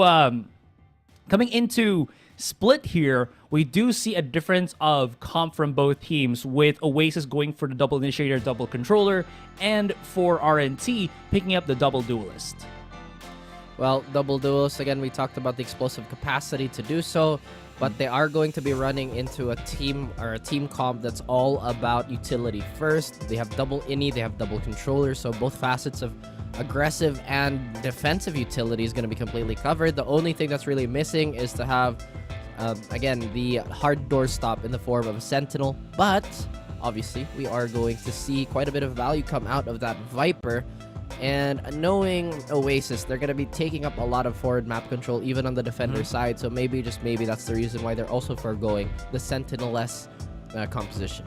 Yeah, again, there's a certain risk that comes with not having a Sentinel here, because once you lose a certain part of the map, it's really hard to keep that controlled or keep the other side of the map under one person's control, which usually a Sentinel is really good at because of, again, of the utilities and such, whether Cypher or a KJ. In any case, it goes to show that there is a different plan in mind and a different level of confidence, I think, with Oasis, especially with this comp. If they can execute it well, there's a lot of things that a lot of really tricky things that they can really do with the double controller. If you just look at it, it's so difficult to actually push the Viper Astra. And honestly, on retakes, you're able to just isolate so many angles where you're supposedly should be able to crossfire effectively as an attacker, but again, with the double controllers, makes it very difficult.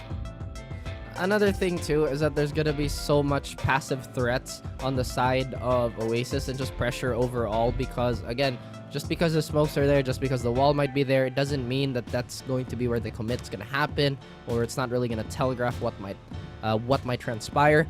But the mental warfare is definitely in place here for Oasis. We are just hoping that RNT can weather the storm or just completely forgo it. I mean, like we said, right, they're going to go for, I think they went for like a KO double duelist or something like that. So they're just going to wade through all the water and try to get on site. But we talked about this too, Astra. It's not necessarily getting on the site is the problem. It's staying on the site. Yeah, true.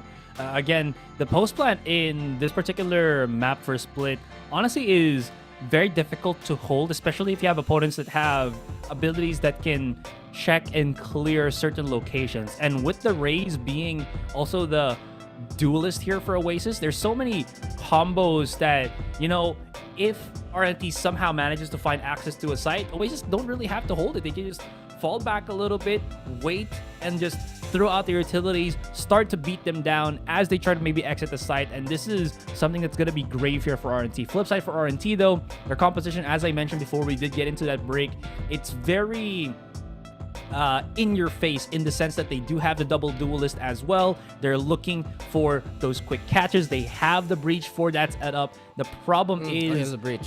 I feel like it does get heavily countered by one specific agent on the side of Oasis. The timing has to be crucial here, but I think that he can make it work.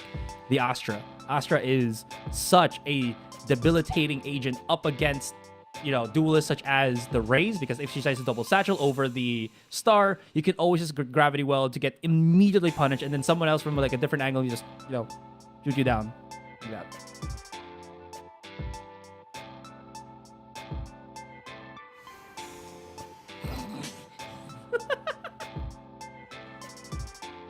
Thank We're you still for the waiting. demonstration. Yeah. I know. Thank you for the demonstration, Astra. You're welcome. I don't know anymore. It's like all the thoughts in my mind have completely exited my brain after I saw that sequence. That's fine.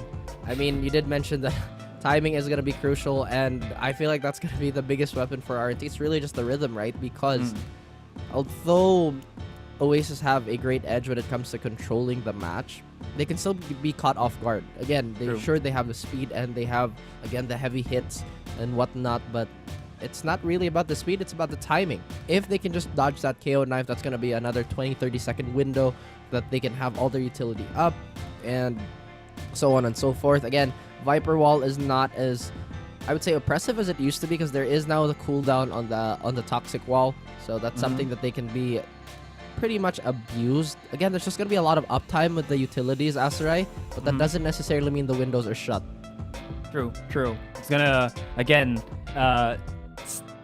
even if they can at least force or can wait out the utilities, you still don't know for the most part who's gonna be waiting on the other side. Because again, if you compare the initiators on both of the teams, RNT only have the breach, the initiator that is great for the setup, but not really great for, you know, knowing who's on the site, because he has literally no utility for that. That's why the double duelist is there, but you're pushing into the unknown. So there still is the fact that they have to clear the site, they have to get the kills, they have to secure it, and these layers of things that they have to deal with can really pressure these two duelists for RNT. Again, it's all about speculation and such, because we haven't really gotten into the game yet. But, you know, from what we've seen in the past, you know, from other teams and such, this has always been the biggest issue of not having, let's say, a Sky or even the unlikable Sova on Split, you know, compared to the Breach.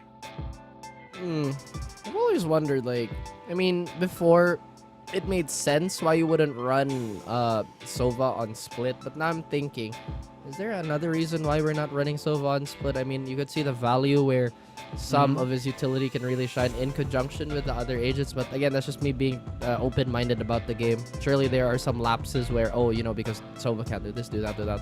It's the corner clearing. But again, you think about the shock dart, you could probably have a little more reliability in taking, let's just say it's a B hit, right? You could probably drone out or flush out backside with your double shock, and then drone in, and then maybe use your dart. But again, Fade can do the same thing. No damage though, but you're still getting value and info. A C's combo, so on and so forth.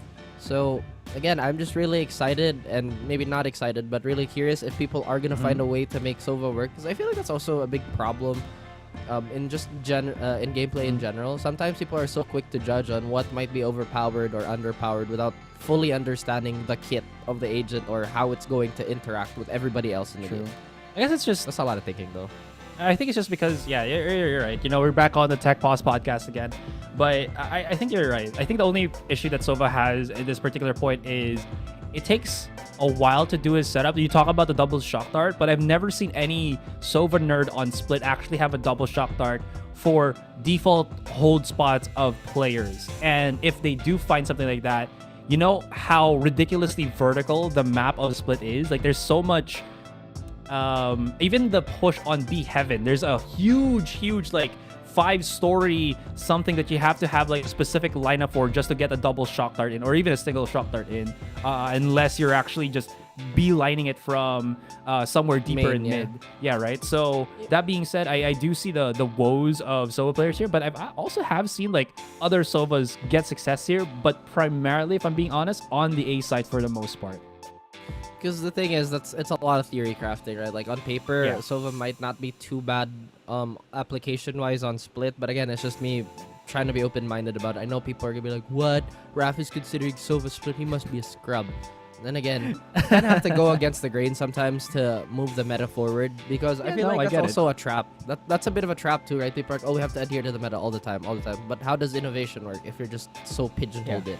I mean, that's the reason why, you know, we got ourselves a staple Viper pick, because one team in EMEA decided, like, oh, you know what? Actually, her Toxic Wall is pretty good at splitting up certain positions here and giving you certain map Man. control, right? So The Viper pick, it really rings true to me because for the longest time I was a firm believer that Viper is completely applicable to all the maps. It's just people are like, oh, but this and that. People Yeah. have to understand it's not necessarily about the dueling power all the time. And honestly, what annoys me is sometimes people are like, oh, you know, it's so easy to push a Viper, this and that, this and that. Well, Viper only works against thinking players. So, you know, before I go on a tangent, Asarai, before we go for yet another break, again, our apologies, folks. Casters start the game. I'm pretty sure some of you are already thinking of that. But any parting words, Asarai, before we go on yet another break? well, I guess it's more of like really just wanting to see if RNT can throw this into a game number 3 or put themselves in a game number 3, because again, if they do, they overtake Zol Esports for the playoff spot. So this is, if not the biggest series that actually has bearing in the final weekend of the regular season for Split 2. Anyways, we're gonna go on a break, as Ref mentioned. So guys, don't go anywhere. We'll be right back, and apologies for the delay.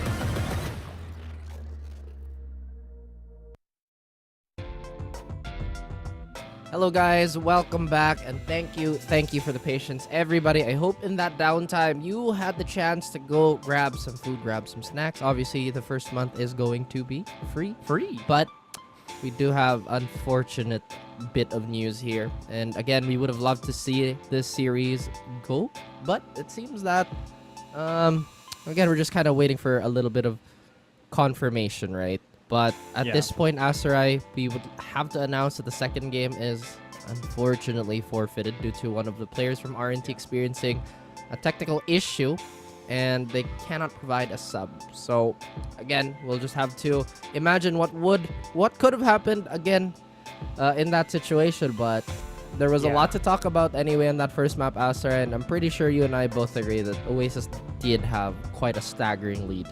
Oh yeah, absolutely. Again, there's so many ifs and buts, but you never know. If there's always a chance for you to play a game that could change things, there's always that percentage that it still can be possible here for RNT. Unfortunately, as we are announcing right now, the technical issues is but one of many things that RNT had to overcome. Sometimes it's just something that you can't really do. And unfortunately here, it seems like we can't allow a 4 versus 5, and RNT cannot provide a substitute, which again results in them forfeiting that game number 2.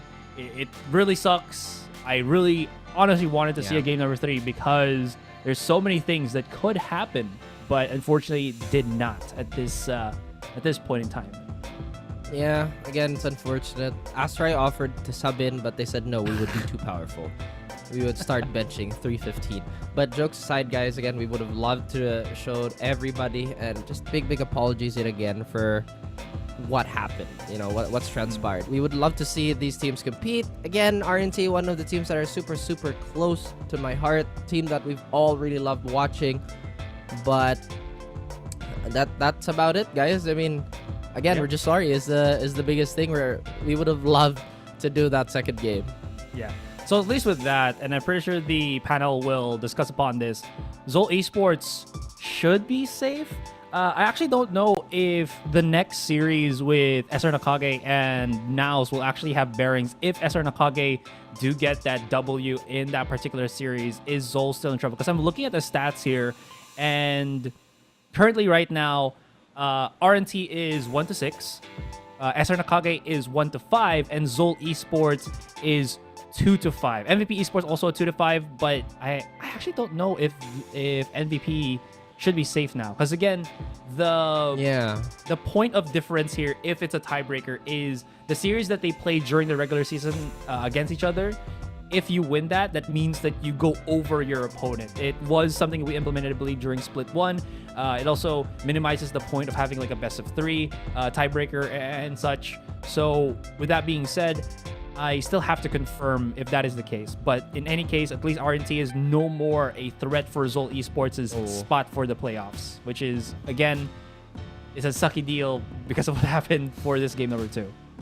That's true. And despite it being anticlimactic, we will have to redirect you to our lovely panel, guys. So that's been enough of me and Asarai. We will be, again, throwing it to the panel. Pero ganun talaga ang buhay. Kaya ang pag-uusapan naman natin dito ay yung game naman na napanood natin. Balita ako, napaka-memorable ng 10-2 na scoreline sa inyo, Taylor. Ay, syempre naman, VCTPH best 2-10 is the way, diba? Parang score lang din namin kanina. Nung shoutouts nga pala sa mga nakalaro din namin dyan. But nevertheless, itong first game na nakita nga natin, or the only game that we witnessed here, Vil, one-sided towards Oasis Gaming. Yeah, it is actually really one-sided. Nakita ko nga habang naglalaro din tayo na nakatingin ako dun sa ating feed.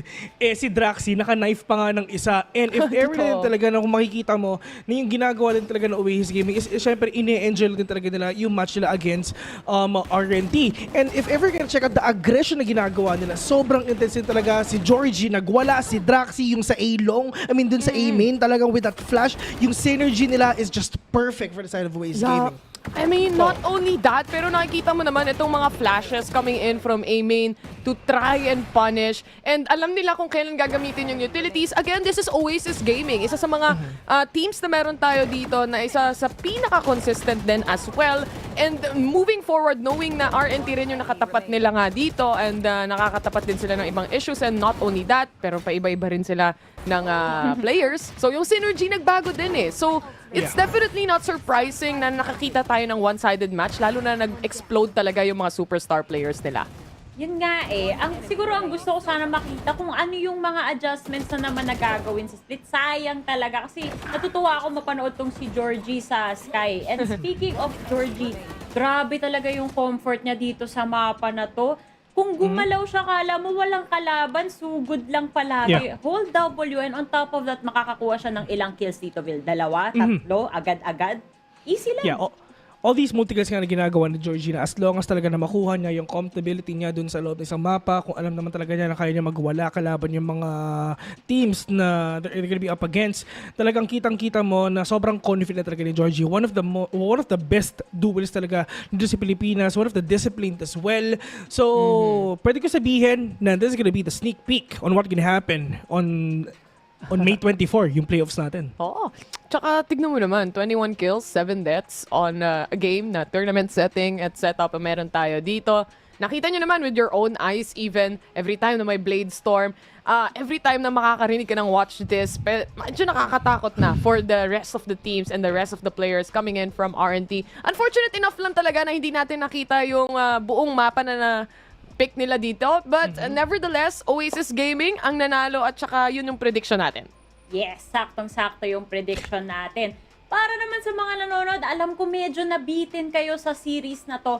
Huwag kayong mag-alala dahil magbabalik ang VCTPH Split 2 kung saan may susunod pa tayong series between SR Nacague and NAOS Esports. At on top of that, magkakast si Dax and Black and Duke. Pati syempre, ang The Mods magkakast yan. So abangan nyo yan sa ating mga channel. Pero for now, we're off to a quick break. See you when we come back.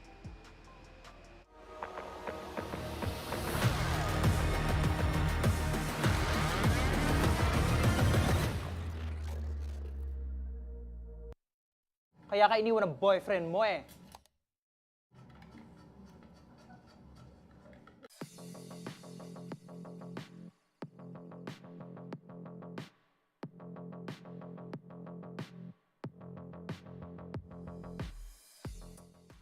Hi, I'm Worship. I'm Hot Sauce. I'm Markel. And we are Rambutan and Tatay.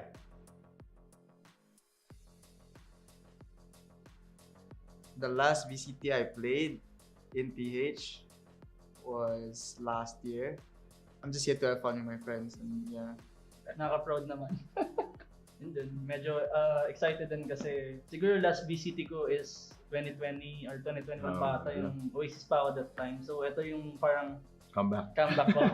So it's been a while before nakapaglaro ako ulit sa VCT PH Split 2 or like VCT in general dito sa Philippines. Nag-isipan lang namin to form a team and just join for fun. Like gusto lang namin mag-enjoy and alam mo yun, feels really good na nakapasok kami. We don't even practice. We don't do anything to be honest. If you could listen to our comms, and I know everybody knows about it and we're just trolling every time. You know, those clips were really hilarious and the people started to love us because we were just having fun during our games and you know, even if we just had fun, we qualified into tournament.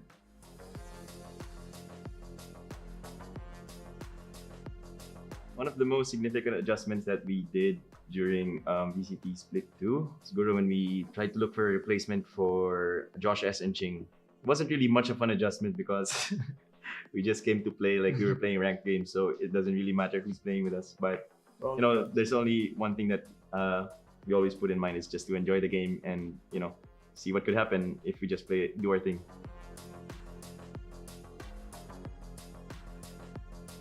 Which player? Meron ako. Okay, ikaw na. Siguro si NDG. Kasi si NDG teammate ko before bago siya mag-NAOS. So, alam mo yun, parang proud ako sa kuning na-achieve niya. So, gusto ko siya makalaban ngayon. Parang gusto ko i-test out yung sarili ko naman. Kasi grabe na yung na-achieve niya. So, yun si NDG sa akin. Siguro yung team na gusto ko ma-compete against is Oasis kasi halos buong tropa ko nandun. Lahat sila, mga dating teammates ko like sila Nex, si Daxy, tapos sa Bren naman si Javi. Kahit nga yung mga coaching staff nila dati, coach din namin before. So, parang wala lang kasi minsan may mga friendly banters kasi kami on off the game or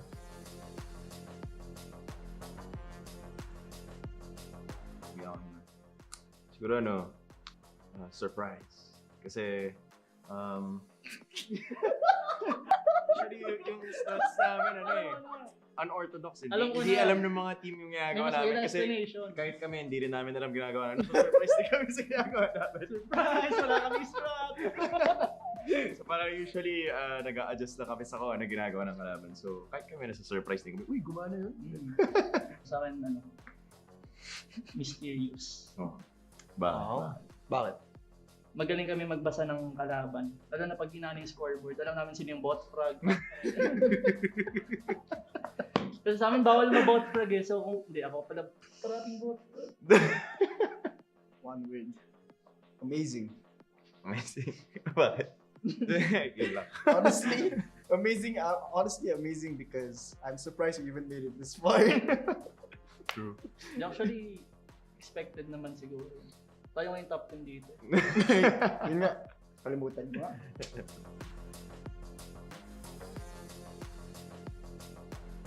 So kasi yung team namin kasi oppressively actually kami constant.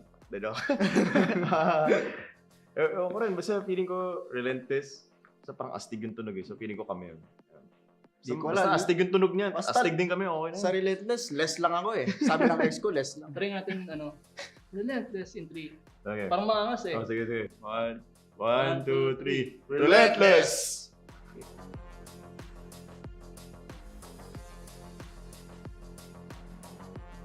Usually kasi mga fans namin, or if we ever have, actually surprised kami na meron. Like minsan kapag nanonood kami sa stream ng VCT, we're surprised na rooting for Rambutan ni Tatay and everything, nag-hashtags pa sila, whatever, break the Rambutan. Salamat sa support nyo kasi like, na-enjoy nyo yung laro namin kahit na kami, in-enjoy lang din namin. So parang feeling namin na, alam mo yun, we're one. Yeah. Yun. So, yung mga fans namin, shoutout sa inyo. Salamat sa panonood.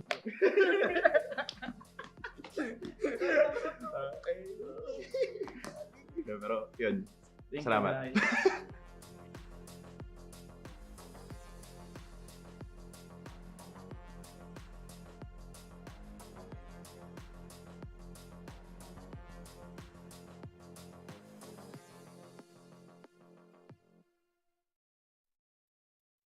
Hindi ba ikaw ang tatay ni Mark?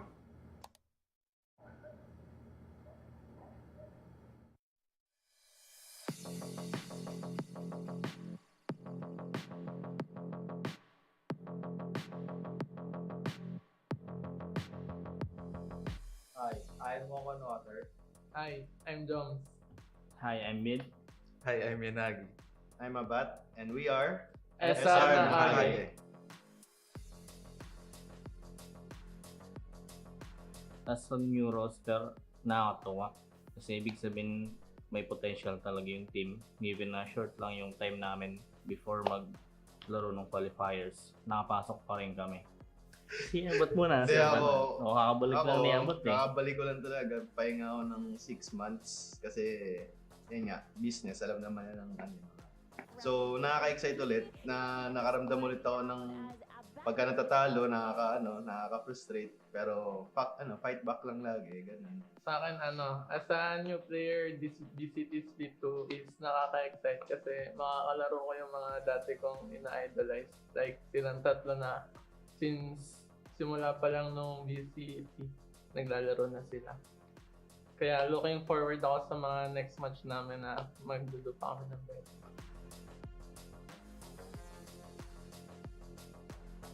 Sa amin, wala pa kaming like plano before ng mga matches as bago. So, nag-adjust kami depende sa mga nakalaban namin and yung mga siguro hobby namin. Since galing kami sa magkakaibang team, nag-meet kami sa middle. Siguro yung adjustments na ginawa ko is minatch ko yung playstyle ko sa team play namin kasi hindi laging dapat aggressive. Kaya nag-try ako mag-hit sa role ko sa team namin. Well, yung adjustments na ginawa namin kasi yun nga, since sobrang fresh kasi ng team namin, parang last minute lang nagkabuo. So more on communications lang talaga, kailangan namin ayusin. Siguro hard adjustment rin talaga kasi bago. talaga kailangan grind talaga eh. Pakita na lang namin yung best namin kung ano yung individual tapos na practice sa team.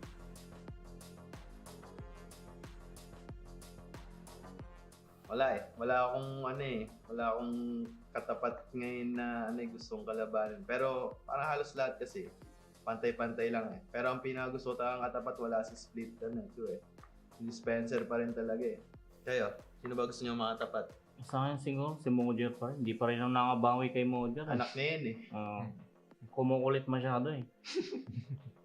Si Joms, since bago ako dyan, sino gusto mo makalaban? Siguro sa akin nasa team Game Lab. Gusto ko bawian yung Game Lab. Kasi sa lahat ng nakapasok sa VCT, sila yung pinakilala ko na.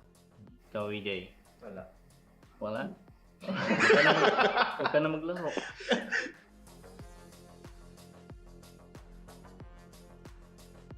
Ako muna, top 3 teams ko sa APAC siguro. Bleed, Enigma, and Todak siguro. Siguro yun rin sa akin. Bleed, number 1 ko, then next X10, tapos third Fancy.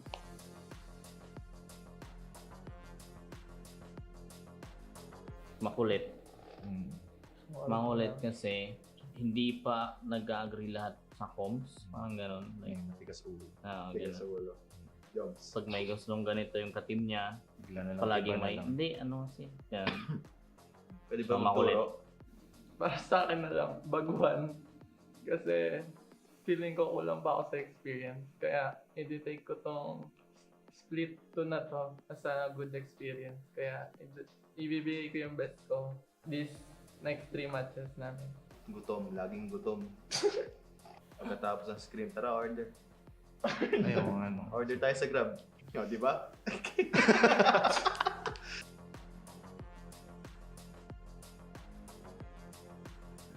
Parang sa akin, pag naririnig ko yung word na Relentless, parang non-stop grinding, parang gano'n. Na kailangan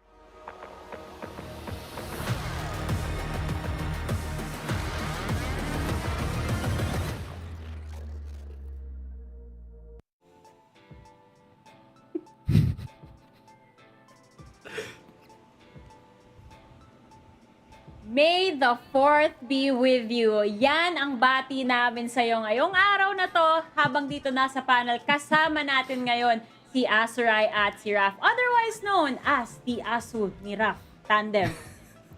Raf, where's your lightsaber? Meron kami mga It's not makeshift. with me right now. Oh, I sayang have naman. this is like a light shiv, you know what I'm saying? You see?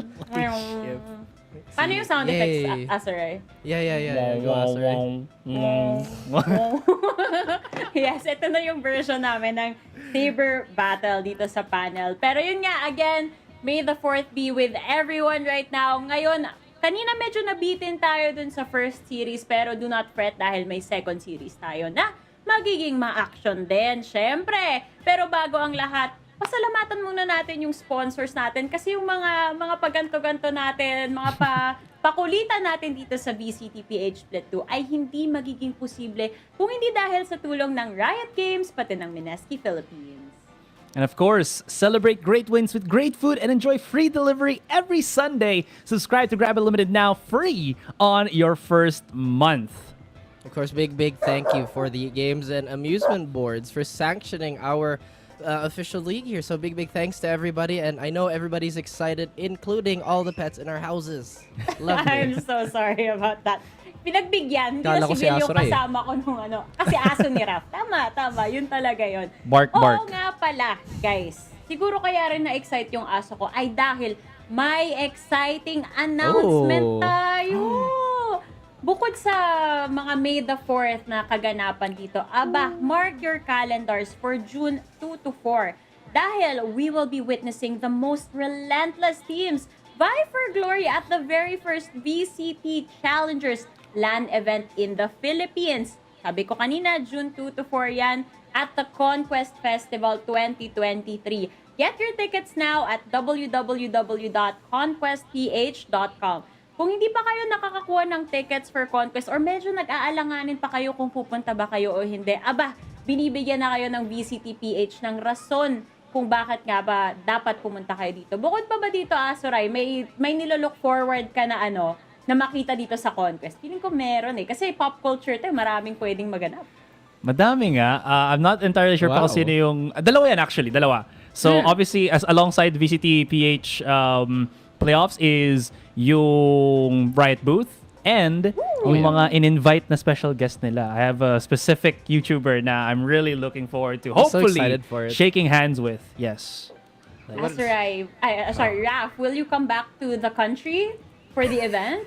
Well, I've already prepared my private plane. It's already been gassed up. And I am very, very excited to actually take another picture with one of my favorite streamers yet again. You guys already know who. So, Me? Actually, for those who don't know, don't we always have photos together, Laika? But yes, you are also absolutely one of my favorite streamers, Yay. Yes. My dog agrees. Your dog agrees too. Yes, absolutely. Do you? That's right. But of course, yeah. I'm my own dog. You do? Yeah, I'm my own dog. He's his own dog. Yeah. Bark, bark. Anyway, before we get too sidetracked, ayan guys, yan na yung special announcement natin. VCT LAN Conquest 2023. Wag yung palalampasin yan. Once again, the dates are June 2 to 4. Yan. Yan, tama. Yan, tama rin yung tinuturo ko. We're all pointing to it. There you have it. Screenshot nyo na to, kasama na yung faces namin para hindi nyo makalimutan. Ngayon naman, back to VCTPH Split 2 regular season, aka real time natin, kung saan pag-uusapan natin ang second series of the day na malaman naman din. Dahil ang una nating ipapakilala ay ang team na so far medyo struggle din talaga, pero we are hoping, or sorry, hindi pala struggle, the opposite of struggle rather. Dahil hoping tayo na mapatuloy nila itong perfect streak nila dito sa ating regular split. So heto na ang NAOS Esports.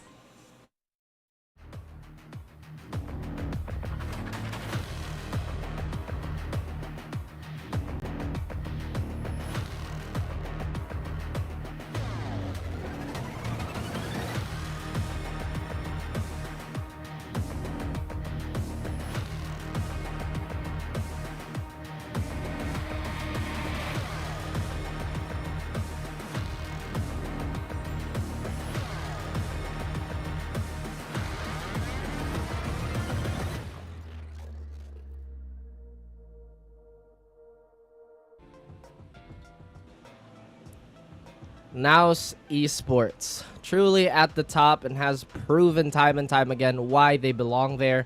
And as Laika mentioned, they are not struggling. They are the cause of struggle for every single other team here. They've had a perfect record, and honestly, we've been referencing them even when talking about Oasis, right, As, right? It's always been about what can they do against NAOS.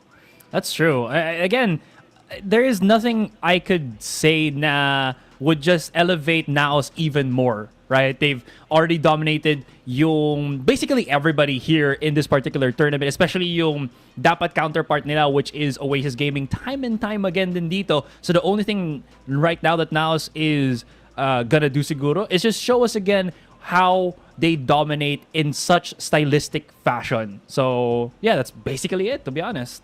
Super understandable din na nahihirapan kayo na maghanap ng, kumbaga, loophole pagdating sa NAOS. Kasi time and time again, if ever makita man natin na may mga teams na nakakahanap ng mga bagay na pwede nilang i-use against NAOS, ang balis lagi na itong NAOS na makapag-adjust. Kaya kanina medyo yung wordplay ko nasira, ay struggling team yung munti ko na masabi. Pero ang totoo kong gustong sabihin ay struggle yung mga teams na makakuha talaga ng series against NAOS.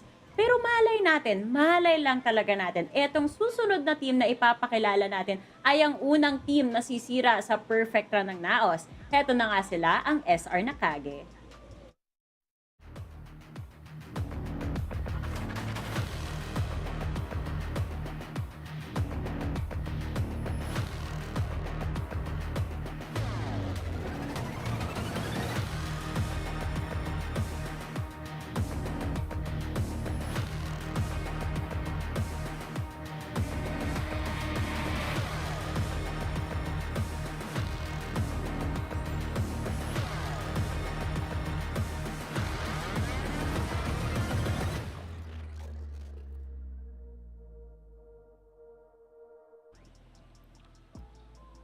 So with everything that's been happening na sa ating tournament dito, this being the final weekend and such, this is going to be a match where SR Nacague might be fighting a not important match anymore. Kasi ang pinaka-importante sana kanina was if RNT won, there was a chance for SR Nacague to still get into the playoffs. This is a team that has struggled so much. A lot of the initial players that they've got went to Zol Esports. They got some amazing talent, but still only was able to garner that one win. I think right now, it's more of just, can they find that one last hurrah, that one final bang before the playoffs begins?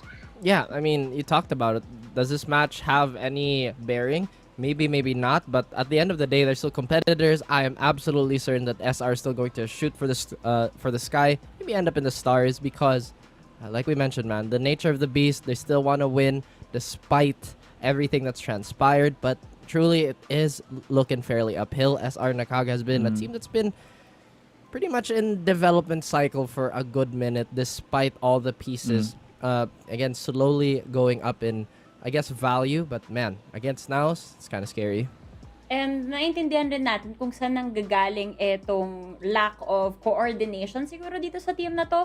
Dahil for the longest time, at least in Split 1, nakita natin na ang tagal lang magkakasama ng mga members ng SR Nacague. And all of a sudden, this re-roster happened and napilitan silang mag-adjust. So there's a lot of things going on possibly internally. But hopefully, di ba, lagi naman tayo nag-hope na ipakita na nila yung best foot nila. Mahanap nila yung groove nila as a team at mapakita nila sa atin yung win na hinahanap talaga natin sa kanila. Even if they're going up against a giant like NAOS Esports rather.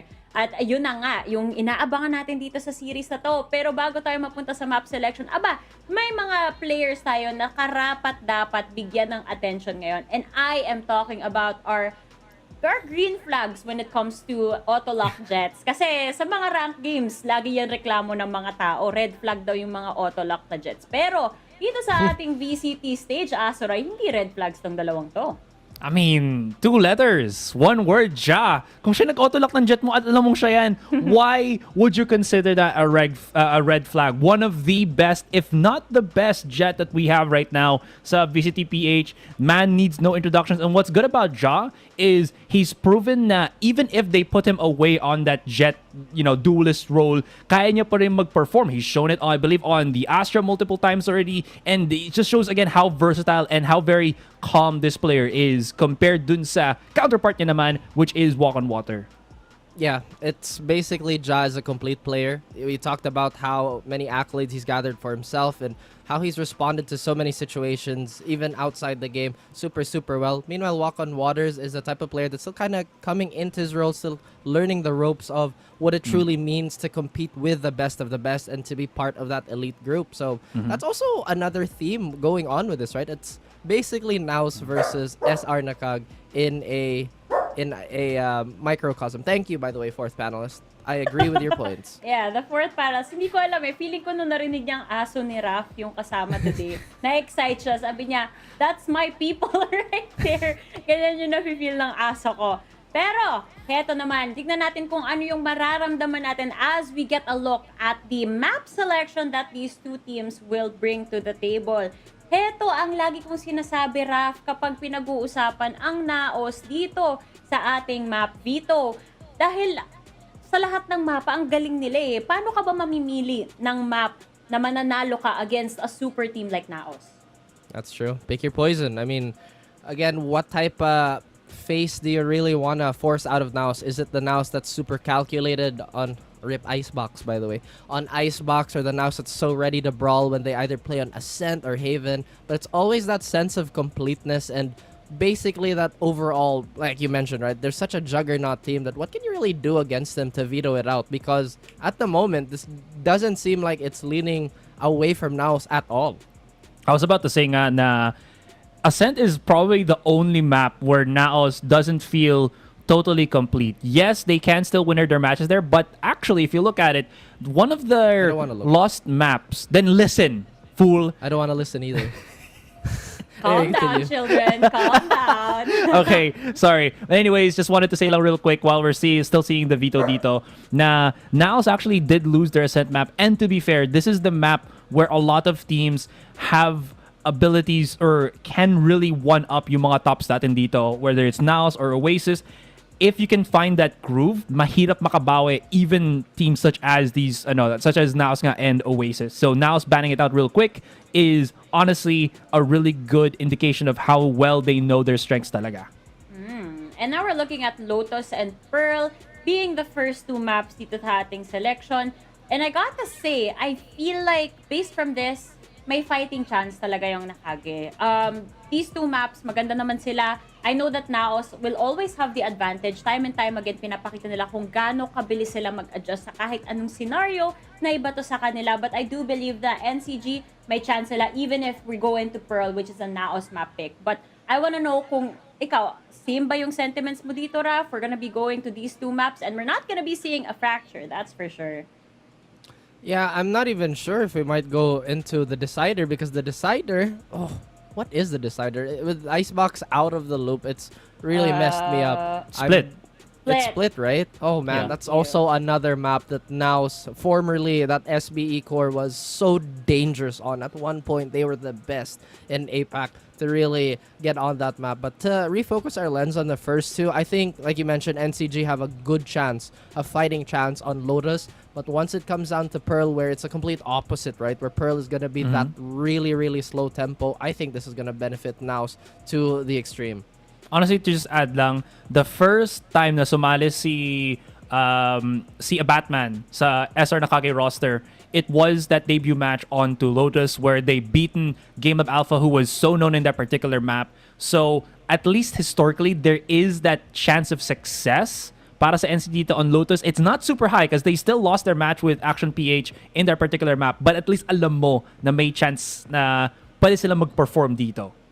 Yes, meron talagang chance. And yung fighting chance na yan, yun yung gusto natin makita. Sabi ko nga, last day, make sure na wala kang regrets. Kasi sayang naman, andito ka na sa VCT stage, you're fighting against the best of the best. Might as well put on a good show for all of the viewers as well as for your team para naman masabi nyo, di ba, natalo na, hindi man kami umabot sa playoffs. Aba, natalo naman namin ang NAOS. So sana yan yung direction na pupuntahan netong SR Nacague. But here on the panel, we're gonna be casting our predictions at sisimula natin over at the dark side. And I'm talking about Graph kasi sa setups natin, sa kanya yung medyo darker yung background. Wow. Well, okay, to be a little more nerdy, Mace Windu is a master of Form 7, which is tapping into the dark side for fighting, but we focus back on Valorant. I know it's the May 4th. Again, it's also a matter of principle for NCG, really. Despite everything that's gone through, despite their record, they still have to compete. They still have to try their best and win. And again, they're capable of doing it, but my prediction is NAOS. As much as I would love to say then na dito, na I feel like SR Nacague has got the talent, I feel like it's just not enough time talaga para makapag-mesh together up against such a team. So I just NAOS. So prediction para sa akin, sorry, real quick lang, NAOS as well. Okay. I'm gonna go with you guys on this one. I'm joining the dark side, I guess you could say. I also believe na NAOS, they've been able to overcome time and time again kahit talaga anong challenge na iba to sa kanila. Sobrang consistent nila. Even with the addition of Senior Carl din sa kanilang roster, talagang gusto nila yung Ascension eh. Gusto nilang i-solidify at i-perfect yung run nila dito sa regular split. And I'm pretty sure na going into the playoffs, yan rin yung goal nila. So I'm locking in NAOS. Best of luck though to SR Nacague. I'm really hoping for a really, really good matchup ngayong araw. At okay, may dumadaan bigla na lightsaber sa screen ni Asarai in very slow motion. Which means na babaliw na kami dito sa panel at oras na para ipasa kayo sa ating mga casters. Casters, may the 4th be with you.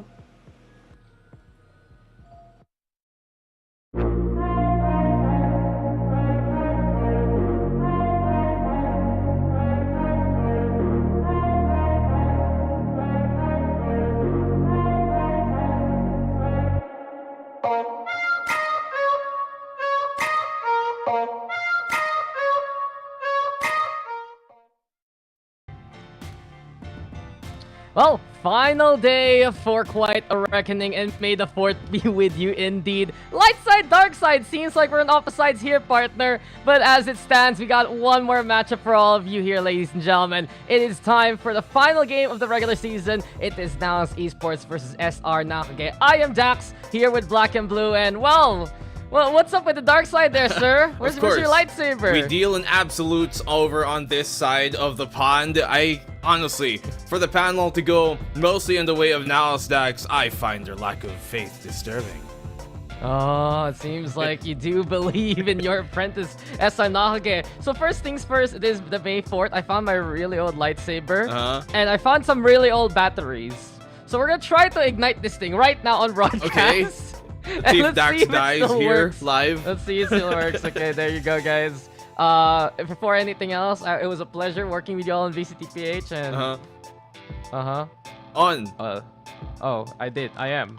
Okay. No, the batteries don't work. It doesn't now. work. You know, these batteries were expired before the sequel trilogy even came out. But anyway, now of course we have to talk about the matchup that we have here. It's a new hope for SR Nacague as they try to take down, of course, the titans that are NAOS Esports. But we've seen time and time again that NAOS Esports squad, they are striking back this split in the regular season itself. Perfect run so far. Nothing can stop them as of yet. And you love talking about absolutes. It will be an absolute unit here from NAOS if they can get this win also and just sweep the competition all throughout these past few weeks. But imagine how this map would turn out and how this, I think, group stage would turn out if somehow, you know, SR Nacague are able to strike a rogue one and then suddenly come back with a final win at the end of their stage. Yeah, it won't secure them a playoff slot, no chance I think at this point, but you go down with a great fight, and we obviously know that in that case, SR Nacague, they're one of the teams that have had those names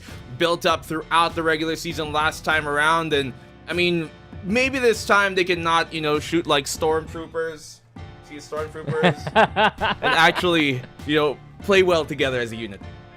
Yeah, well, I got mine on the amusement park, man. Sorry about that. We just, but yeah, you're talking about it. The rise of SR Nacague, pretty much a possibility. We can call them Skywalkers if they can take this, that's for sure. If they can be the masters of the next few maps. It's an interesting map pool, actually. You got Lotus, you got Pearl, and then you move into Split. And even if we make it to Split in the first place, I haven't really seen SR Nacague nor NAOS play this as of yet here in VCTPH. So that's going to be very interesting down the line if we make it there. But to begin with, of course, we talk about Lotus, and the panel mentioned it. There is a chance really here for SR Nacague to try and take this away from NAOS, knowing the history of NAOS on this map.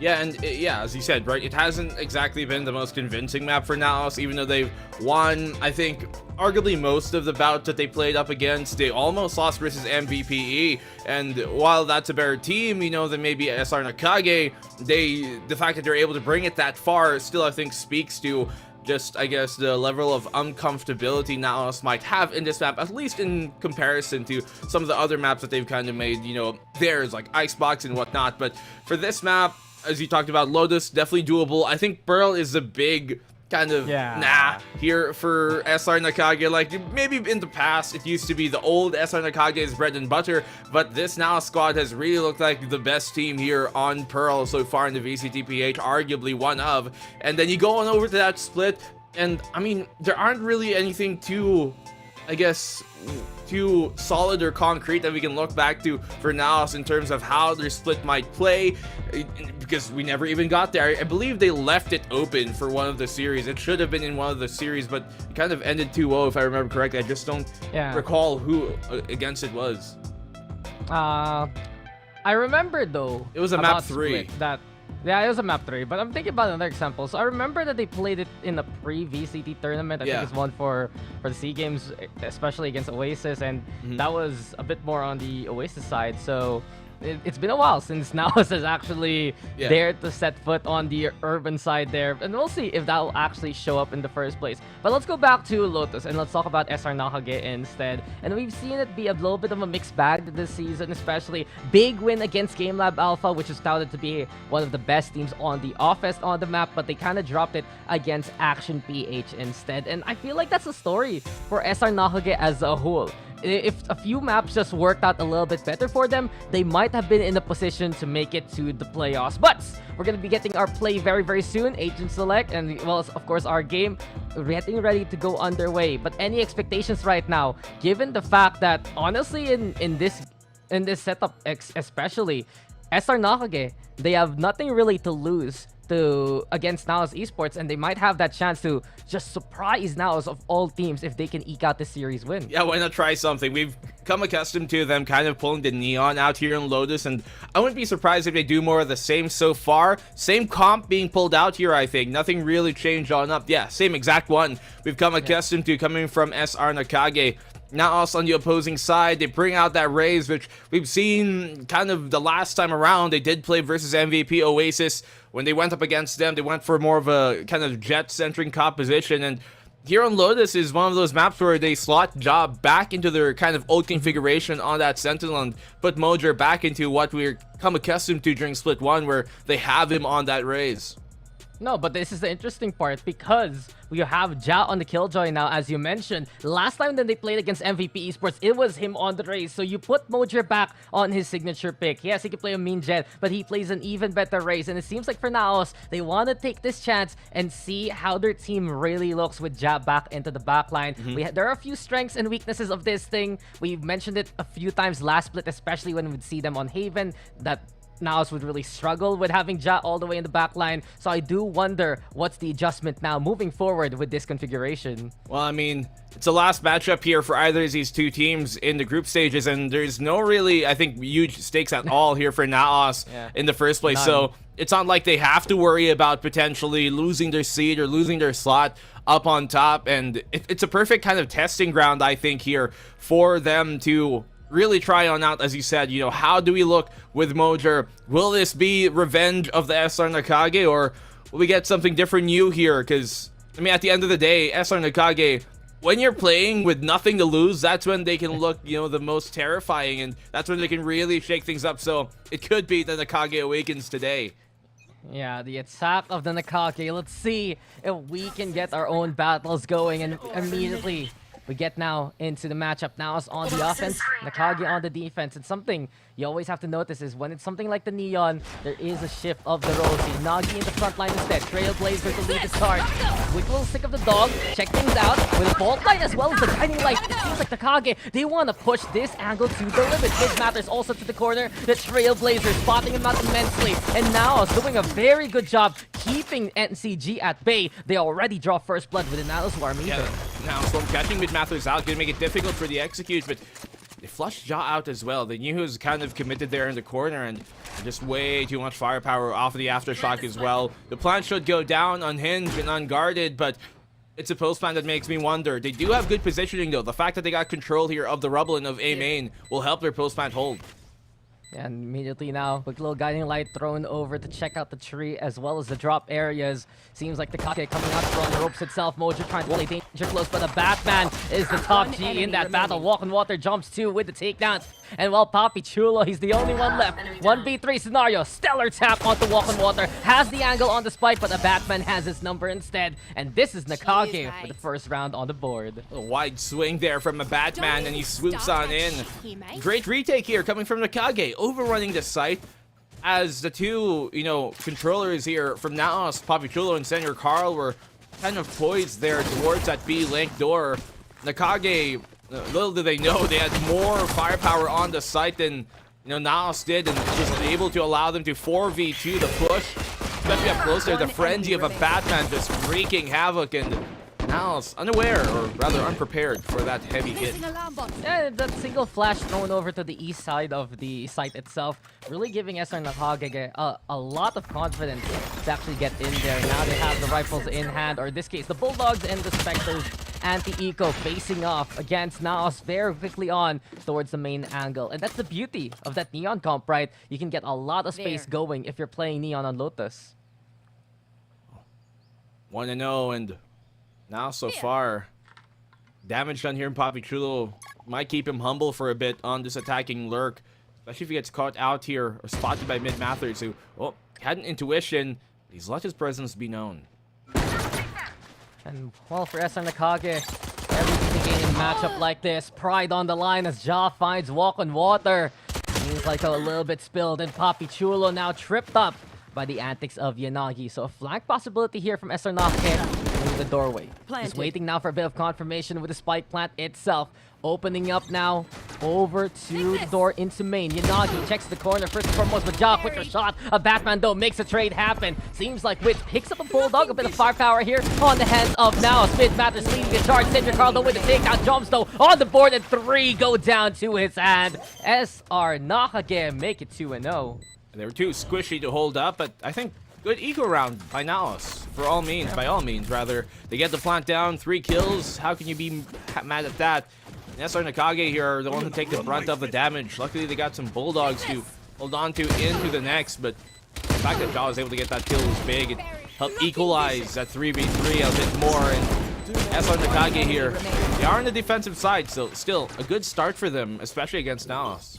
Yeah, and we know, of course, Lotus not necessarily yet proven to be completely attacker-sided, but we've seen from many teams, they feel a lot more comfy on the attack. They feel a lot more at ease by being able to rush into a site. So SR Nacague this time around, yet again, aggression in absolute spades. You have the Neon, you have the Breach Knight as well. Use those stunts to begin with. Boombot though, dissuading Yanagi from overpeaking. Wit's trying to go for the heals. Ja holding down the line alongside Mojer. And before they even leave the spawn, they already win the round. He's got the lockdown coming in around 4 already. Perfect timing for it as well. Someone commented on the... Yeah. Hello? There's no way that's actually him. You can't be chatting and playing at the same time, man. You can't be cheering on your team. I was like, who's this first-time chatter? Ja? He'll be commenting on his own highlight. Yeah, it's just like, this is my moment. And we were talking about a while ago, the problem putting Ja on the backline. Well, if the backline does become the front line, then it's no problem at all for NAOS, right? Yeah, especially if you flank them, suddenly you expect the Sentinel, but then it's Ja. So what do you do against that, right? Nacague, though, they got the Seekers here. If in case it does come into a scramble, if in case they kind of lose sight on where NAOS have been presenting themselves. And you know, NAOS are a team that loves to default out like this and give the defense a lot to worry about in terms of positions. Yeah, just... you have to make sure to keep tabs on where Papi Chulo is, where Senor Carl can be, and of course where Ja's gonna be in the back line. And beginning now with the round, that lockdown that he was able to build up from the last one, it's used to get the center of the map. Papi Chulo though doesn't expect more than one target. Tries to get back into cover because of the Seekers and the Flash, but Yanagi will get the takedown. A Batman also perfect timing! Prevents the spike from being planted. Timer on the side of Nacague still, and beyond the veil of the smoke, it will be the defense in position. Senor Carl though, now with a different plan. Gets the kill onto mid matters. Draws attention away from the flank of NAOS. They're so smart, though. They went for that B upper. The fact that Mojo was able to take that B upper during the B execute allowed them the one piece of space to be able to exfil and make their way into the A site. Oh, and he's still faking the execute with the smokes and the paranoia, I believe. Now then, NAOS, they're on site. Jumps and Yanagi have an idea of what's going on, but Ja's still better on the picks, as you mentioned. Stellar shooting from Ja yet again. Turret now to help on out with the peak itself. Spike planted. Senor Carl regrouping with the rest, using it from the shadows, and now circumventing the defense by just literally going around them. Jumps though with one, Mojer with a trade, and walk on water, now trying to make his way towards the spike. Mojer playing towards 3 though. It's SR Nacague in trouble. Can he find Ja first and foremost? Hiding beyond the smoke this time. A wraparound is true, and Ja with the angle yet again. Movement from NAOS giving the victory. This is the reason why they are the best team in the VCTPH. There was one opening, one chance. This is like Doctor Strange up against Thanos, where they're like, of all the million possibilities, there's only one way I know to win this. And they get the win condition going. They find that opening, they punch through, and when Ja got that kill there towards the A main, I said huge, because that really was the one pick that they were looking for, to allow Senor Carl to use it from the shadows and regroup with the rest of the team, so he doesn't have to pull the defense towards B. Incredible.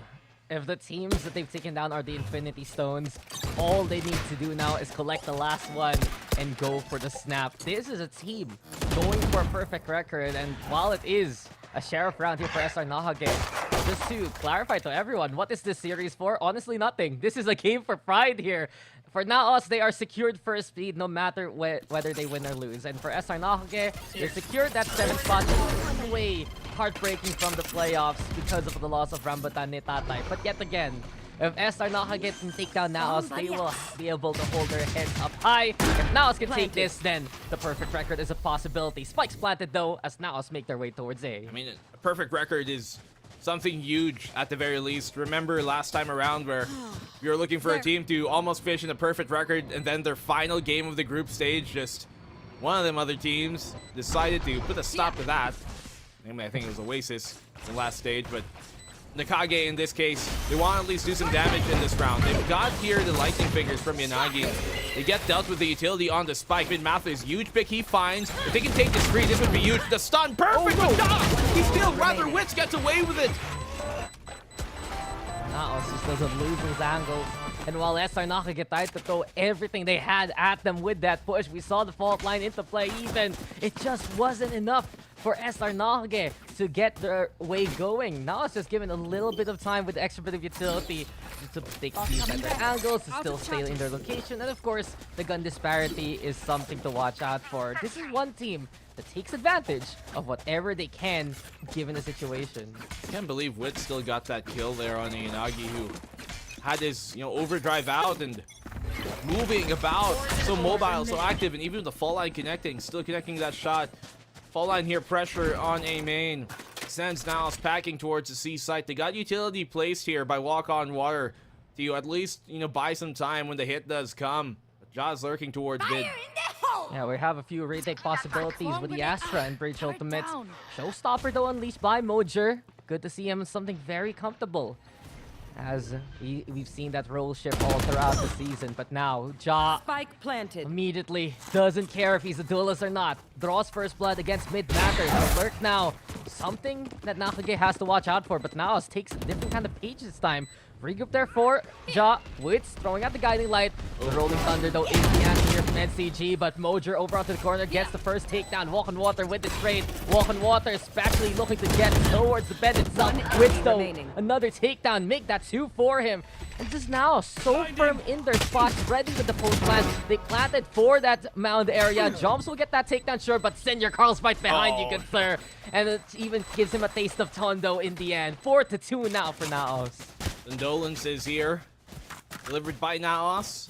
You can see how smart they are, knowing that Rolling Thunder is a possibility. They play back, and losing that Astra really made it so much more difficult. Knowing the fact that Ja got that Astra allowed here, especially NAOS, they play here towards that mound as it was planted for them, and there's no smokes to block them away. So really, Ja, great timing there as well on that catch, making sure that they go for the rotate first towards that C site before he peeks B. It allowed them to simply get free kill after free kill. Yo, they put him in the back line to stop killing everyone, and he's still top frag. He has 11 kills as of right now, almost an average of 2 per round, and well, the flash comes into play. Walk on Water, his presence has been spotted. The Trailblazer confirms it's a killjoy towards C site. So NAOS already with the read to move towards A instead, bring their forces to where Yanagi as well as Joms are waiting for them. I've got your trail. Well, it's looking like the way that NAOS have been continuing their trend so far. Perfect run would certainly be completed if they start to continue to play this way, but Yanagi does get that kill here in this site, but Mojer up close. Difficult to land those shots to the Sheriff. Yeah, and here we have it now. Wits gonna get concussed quite a little bit. Jumps towards drop. Stuck there now. Needs someone to at least give some more pressure on different angles for him to try and find some value. But now it's Nacague with a bit of a standoff here. The Wild West coming towards that A site. And Frontier Justice will come to who 30 draws seconds first. left. But NAOS the plant in fast. Wits right now getting closer to get this takedown. Classic out to get that kill. Mojer and Ja doing the job too. And Walk on Water try to float in the air, but it's not enough. NAOS will still get the takedown in the round. Kage just struggling right now. I want to see how this next round goes, because at this point, they should have been able to adjust here on their defensive half. at this point, this is where you start to get kind of a feel of how the opposition likes to play, and this is where you start to gain some rounds of your own. You see that a lot in terms of how momentum swings typically in a match here in Valorant, but I'm not too sure if that's going to continue on true. This has to be a round that really kind of lets us know that Nacague, they're still in this game, locked down on either side, but the Cosmic Divide in mid Mathers, that's going to be the big one to look out for. Yeah, and now as we've seen them play effective distance against whatever Nacague has on hand. We saw it a while ago towards that C site when the Rolling Thunder came. It was that Mount plant that allowed NAOS to still influence that post plant. Let's see now what SR Nacague can do. They have a few guns to work with. They have all the guns rather to work with, and still 2 ultimates. I'm looking forward to perhaps that lockdown later on for the retake. Well, let's see how they do it. I mean, Nacague retake might be the route. Will not even be enough. Oh, no. Just free recognition of the possibility, and then the Boombot confirming that position. He just found it right on the head as well. Perfectly done. What is this guy? Does he have a third eye? Makes sense. Again, if Ja looks straight into a monitor, he's one with the 4. Right? He is one with the monitor, man. And with that one, and another one with Senior Carl. It's a big opening now made here by NAOS. Blastback's Prime, and seems like Mojer will look to lead the charge. A slower pace though on the plant. Senior Carl actually teleporting there for that mount position. And you can see for NAOS, they just don't want to overcommit onto the site. Instead, they're happy to play back if ever. You got the lockdown as well here if they need to buy time, but in a 3v5 might not even be worth it. Nacague, they concede the round. I mean, I think this is smart from Nacague. You cannot consecutively keep on having to, eco buy after eco. And so you'll look to play the next round as one to potentially win 6-2. The score shall stand. But you see here how really formidable the kind of default from NAOS is for this Nacague defense. They try and take these positions that they haven't played yet so far, and it's still snuffed and flushed out. And whatever you do for yourself to refine your game, we've seen this from teams near the bottom of the standings, just trying to adjust accordingly.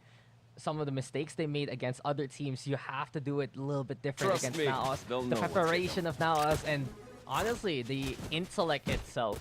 So many times, just this map, we've seen examples of how much aptitude NAOS as a team has, and the adjustments that they make on the fly, the post plants that they take in the first place, and of course the sites themselves that have been hit by NAOS. It's also well calculated, and it's proving to be such a big test against SR Nacague.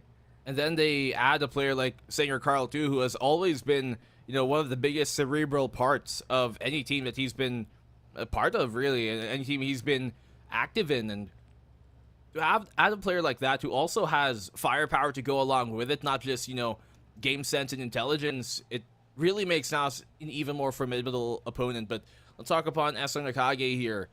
We know that some of these guys coming in from that Puggery squad, the others coming in from other teams, like a Batman who we've seen in the past. But really, I think even though this specific season might not have been a success for them, where's this camera going, first and foremost? Do not point up.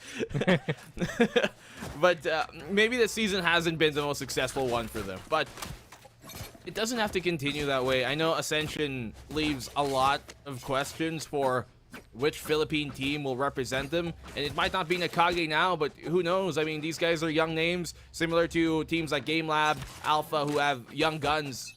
At some point, Nacague might be it. Yeah, I mean, Nacague is a bit of a mix of some new faces and some old faces, so I do wonder what's next here for this roster. In the meantime, though, NAOS, they have their sets onto one thing and one thing alone, that championship, to be that regional representative for Ascension itself.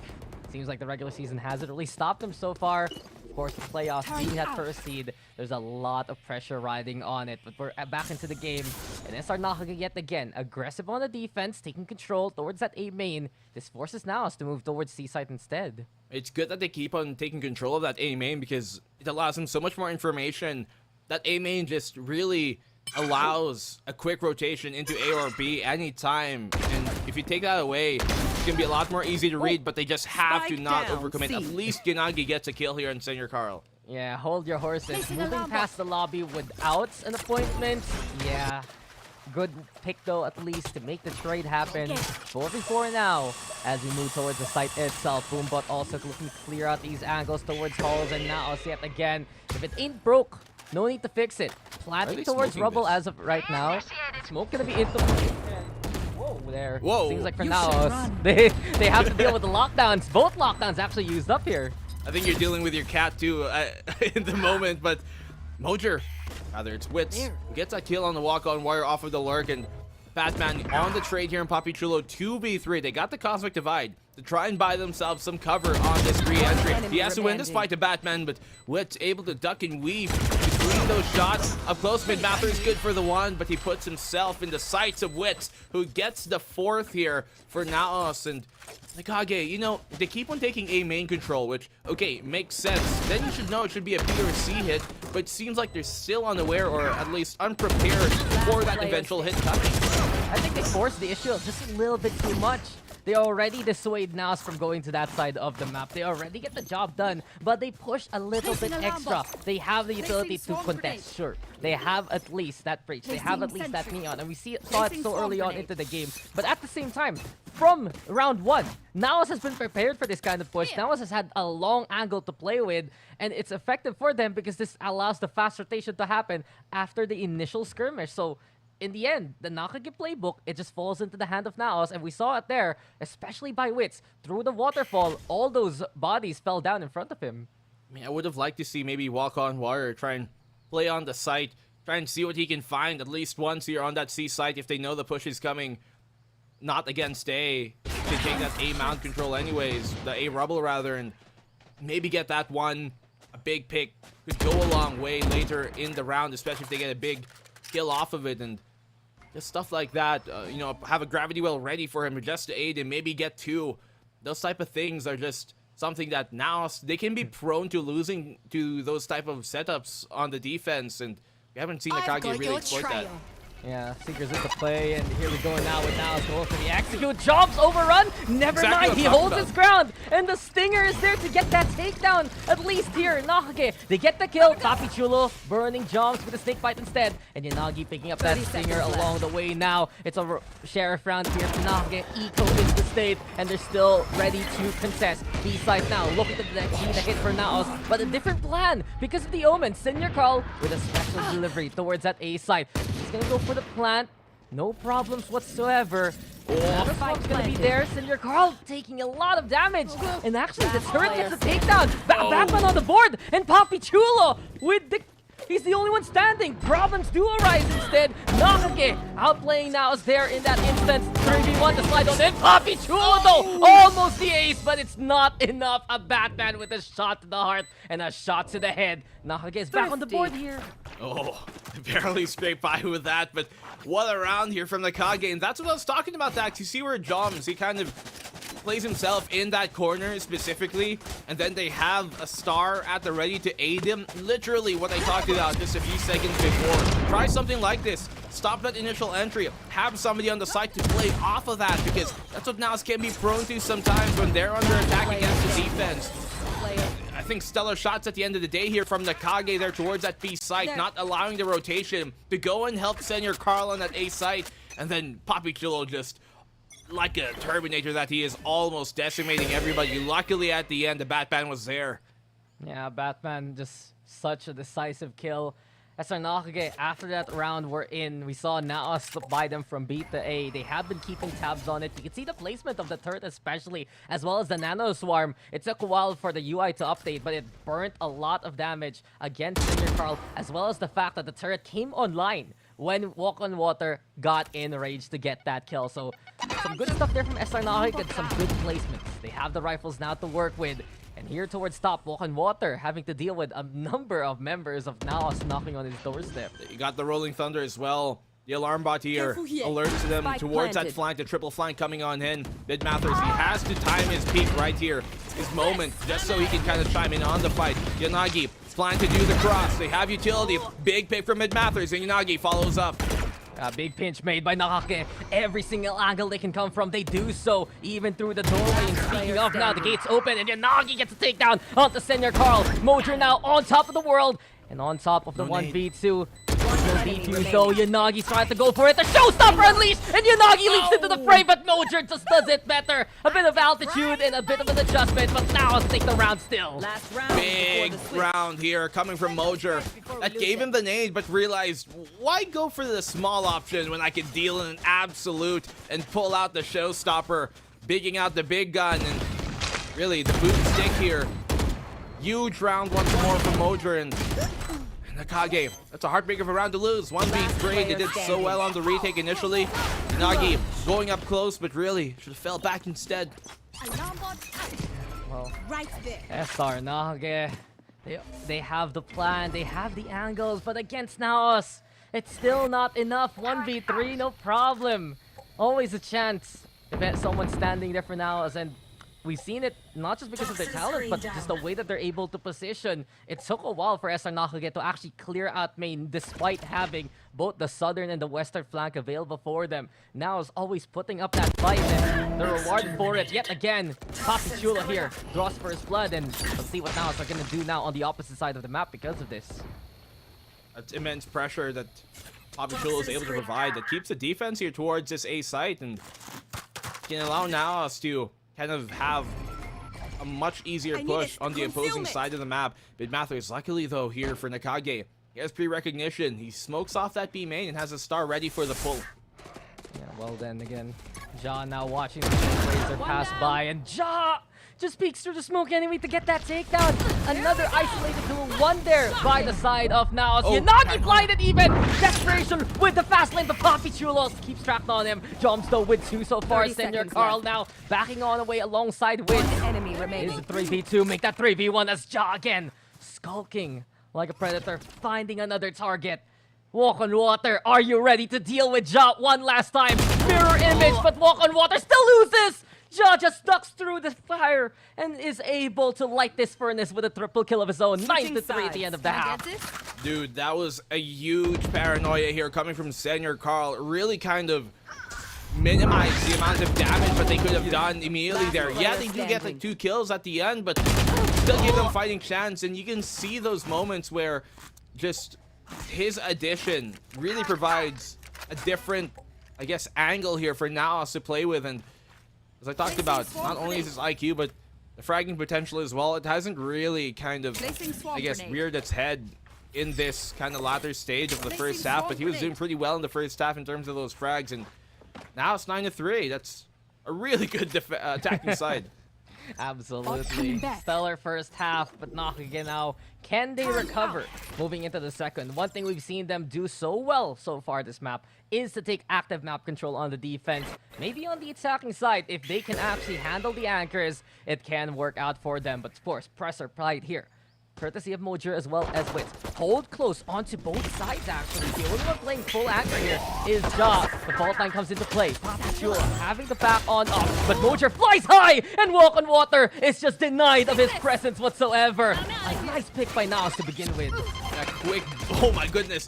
The paint shell greets Yanagi, a very unwelcome entrance. Wits here on the peak just to keep Mojer alive, just to make sure he has some presence, he has some help. They get Papi Chulo down, but they're still fighting for this, and that they should. They're up close. Paint shells even further. Mojer taking down a low, but they come out of the fight on top. Yeah, an army of two only needed here by NAOS. Mojer and Wits doing everything they can to keep Mounder under control, and Ja, he's just right behind them. Bring out the knife, Ja. You know you want to do it too. Jom still pushes, and Mojer gets the quad to remember. 10-3. What a pistol from NAOS. Nicely done. Very clean here coming from NAOS. No holds barred. And look at this. Off of that stun as well. Perfectly played from here. And what's interesting is that NAOS, they're not one of those teams that have been kind of relying on the breach composition. A lot of teams love to run that breach here on Lotus, but the way that they play still benefits off of this off-site play that they love to do, like off of that stun that we just saw, and those type of things are really cannot go understated. Just the way that they can synergize with what they've got on the comp. It might be simple, but it's effective. Yeah, incredible here from what we've seen on the NAOS side. Nacague, what else can they do now in this instance? They're on the eco, as NAOS has firm control of the half's momentum yet again. And one thing I'm watching out for is how fast can Mojer actually get that showstopper Despite that, though, SR Nacague still not dissuaded. Keep an eye out towards the team's light.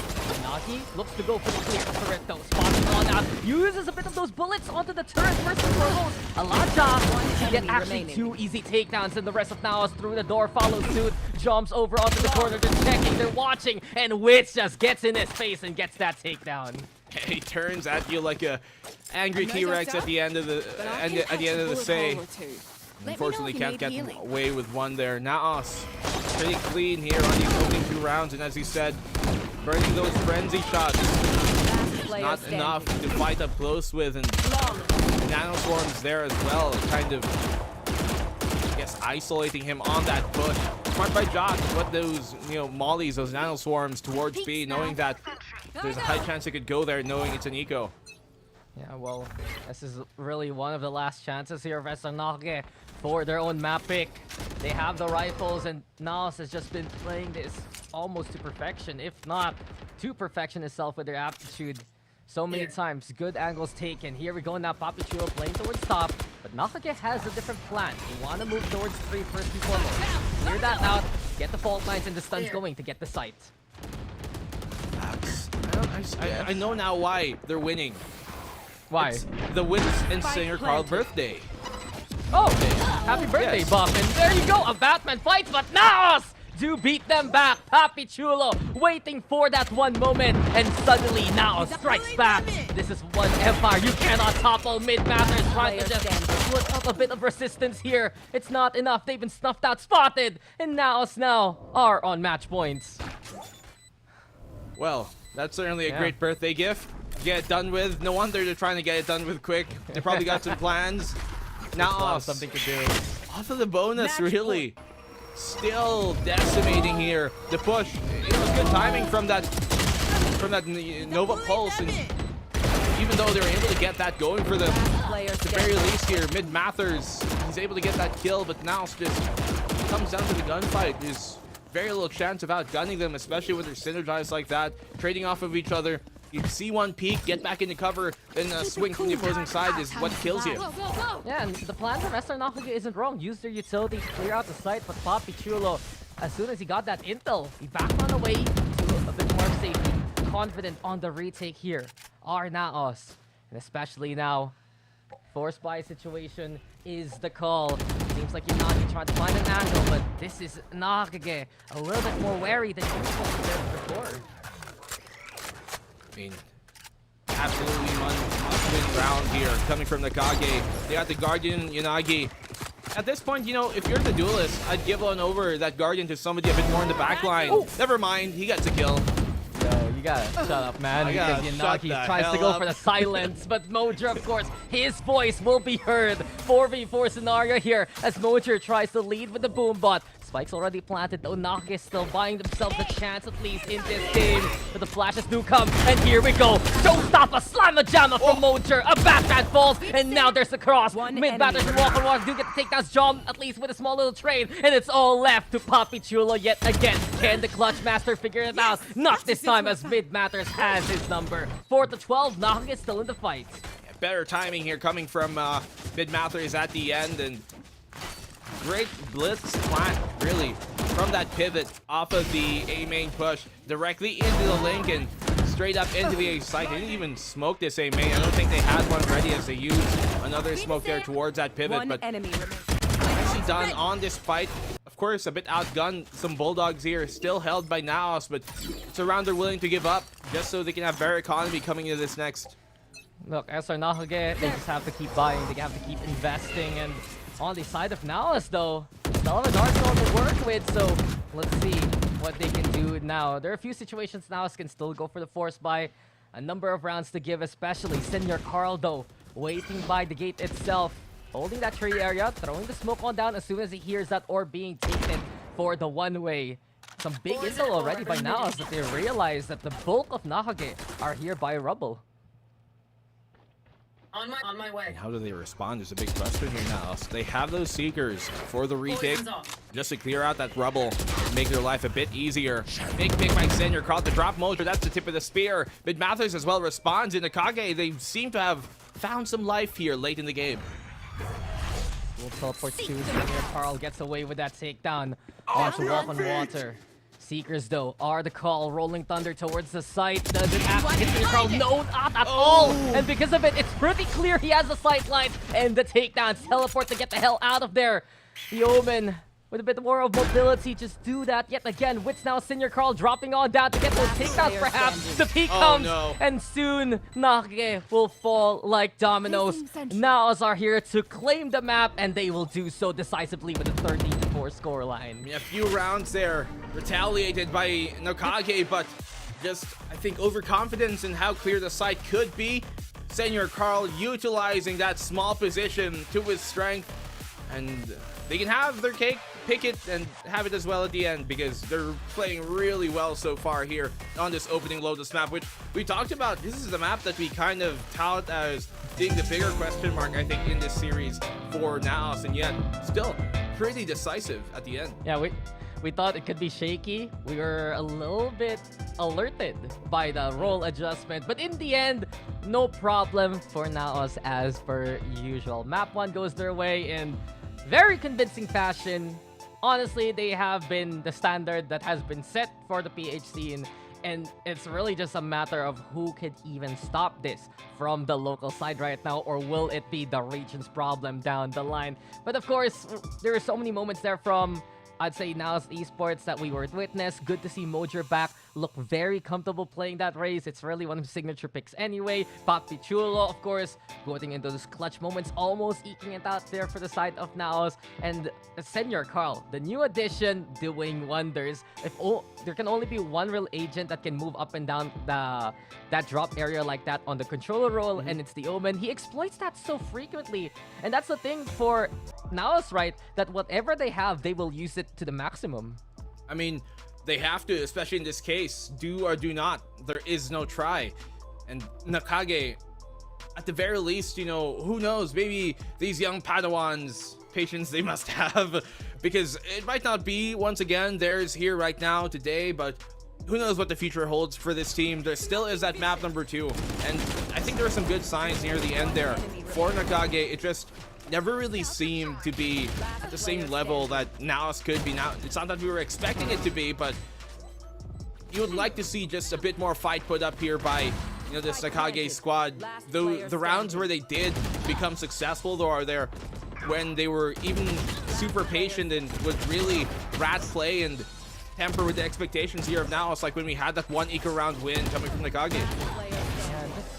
Overall, we see it here from NAOS that they've read the tape, they've watched whatever they needed to do, and from the get-go, they were so prepared to whatever SR Nacague had on hand.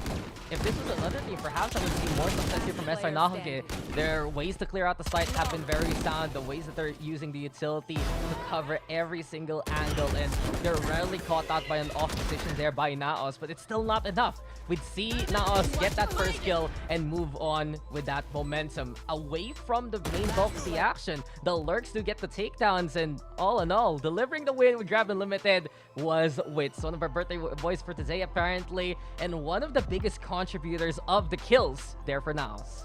Oh yeah, he was such a spark here for NAOS. Many rounds where you just see him get a quiet double kill off cam, off screen. He got that quad there on towards that C site and just enabled them to really do what they wanted. I remember that, you know, stun off the Trailblazer on the opening pistol round of the second half, and Mojer following up on that, things like that, and then him helping Mojer to stay alive throughout that round there on towards Mount, sacrificing himself, even taking some damage in that. Having a player like that, especially as someone who's kind of like the IGL of the team, that really gives his team a lot more trust and a lot more cohesion as a team, and he's part of the big reason why they are the way they are and why they're looking like to finish the group stage with a perfect run. Yeah, he calls the action and sets an example by himself too, but now is an absolute unit at everything that they do so far. Who can even stop this team? The regular season has found no answers until perhaps maybe now. We'll see though. Can SR Nacague go for that reverse sweep and stun everyone, or will NAOS end in perfection? We'll find out after this break when we return to VCTPH.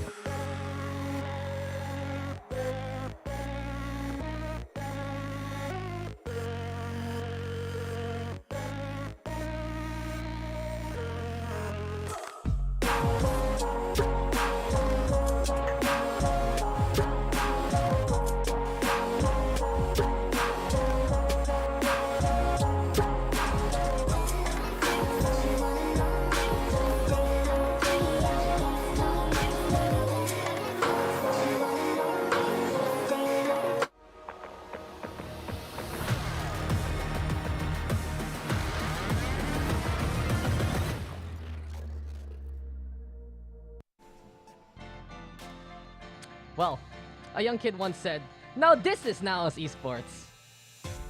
Okay, is that your intro? Yeah, that was it. I wanted to see how you'd react to it before I started talking again. But of course, guys, we did see the classic NAOS Esports standard, and they took the first map there in commanding fashion. We are back though in this series between NAOS as well as Nacague. I am Dax with my Jedi Master, or in this case, my Sith Master, Black and Blue Lord. there. Sith Lord, there you go. Okay, okay. Well, I mean, the casting side is always a rule of 2, but there can only be 1 to win the series, right? And as of right now, NAOS are putting their better foot forward from what we've seen. Hey, wait. Your eyes can deceive you. Do not trust them, because in this case, I don't think that, Nacague are going to go down without a fight. Will it be a 2-0 perhaps, but I'm expecting this map number 2 here in Pearl to at least be a bit more, I guess, competitive than what we saw on Lotus. There were some good moments there on Lotus. I mean, yeah, on Lotus, but ultimately the score might not have reflected that. Some rounds that they ultimately could have won or should have won, not going their way. Like when we saw NAOS kind of punch through in that 3v4. They come from the B side, go towards the A side, win the plant, win the post, and those type of things are, I think if Nacague can kind of rectify that, we're definitely going to get, I think, a much better showing from them.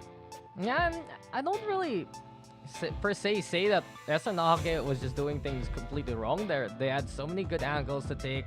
We've seen them be very opportunistic at whatever they can do in the first place, but just they run into such a stonewall from NAOS, right? Like, no matter what, there's always someone watching us for that angle. When you end up in the back line, you have to deal with the final boss, Ja himself, first and foremost, and things go pretty much awry very, very quickly if you are walking into those NAOS sight lines. So our second map is going to be Pearl, and it gets even tougher from here, Black and Blue, because we've always talked about Icebox being the best NAOS map pick. It's gone now from the rotation and replaced by Bind. But we've seen this season, this split especially, wherein Pearl has effectively overtaken Icebox and is now really one of the scariest maps to face off against NAOS. I mean, at the end of the day, I think that no matter what the odds are, Nacague here, they don't want to hear it. Never tell them the odds, they say, as Mr. Han Solo might. And they know at the end of the day that they have to choose and make their own fate as it shall. Nacague here on that KO, which we have seen kind of be his thing when it comes to a map like Pearl. Walk on wire, back on that jet. Yeah, Senior Carl obviously kind of slotting on in here now that, he's taking up kind of like that main controller role, along with Papi Chulo being the double controller composition that they love to run. And there isn't anything, I think, too far in stark in contrast, at least composition wise. Yeah, and I just gotta bring out the stats here right now. Ever since we've seen NAOS really play this year, they've only lost once on Pearl, and it was against that former SR Nacague squad, the iteration that came from last split.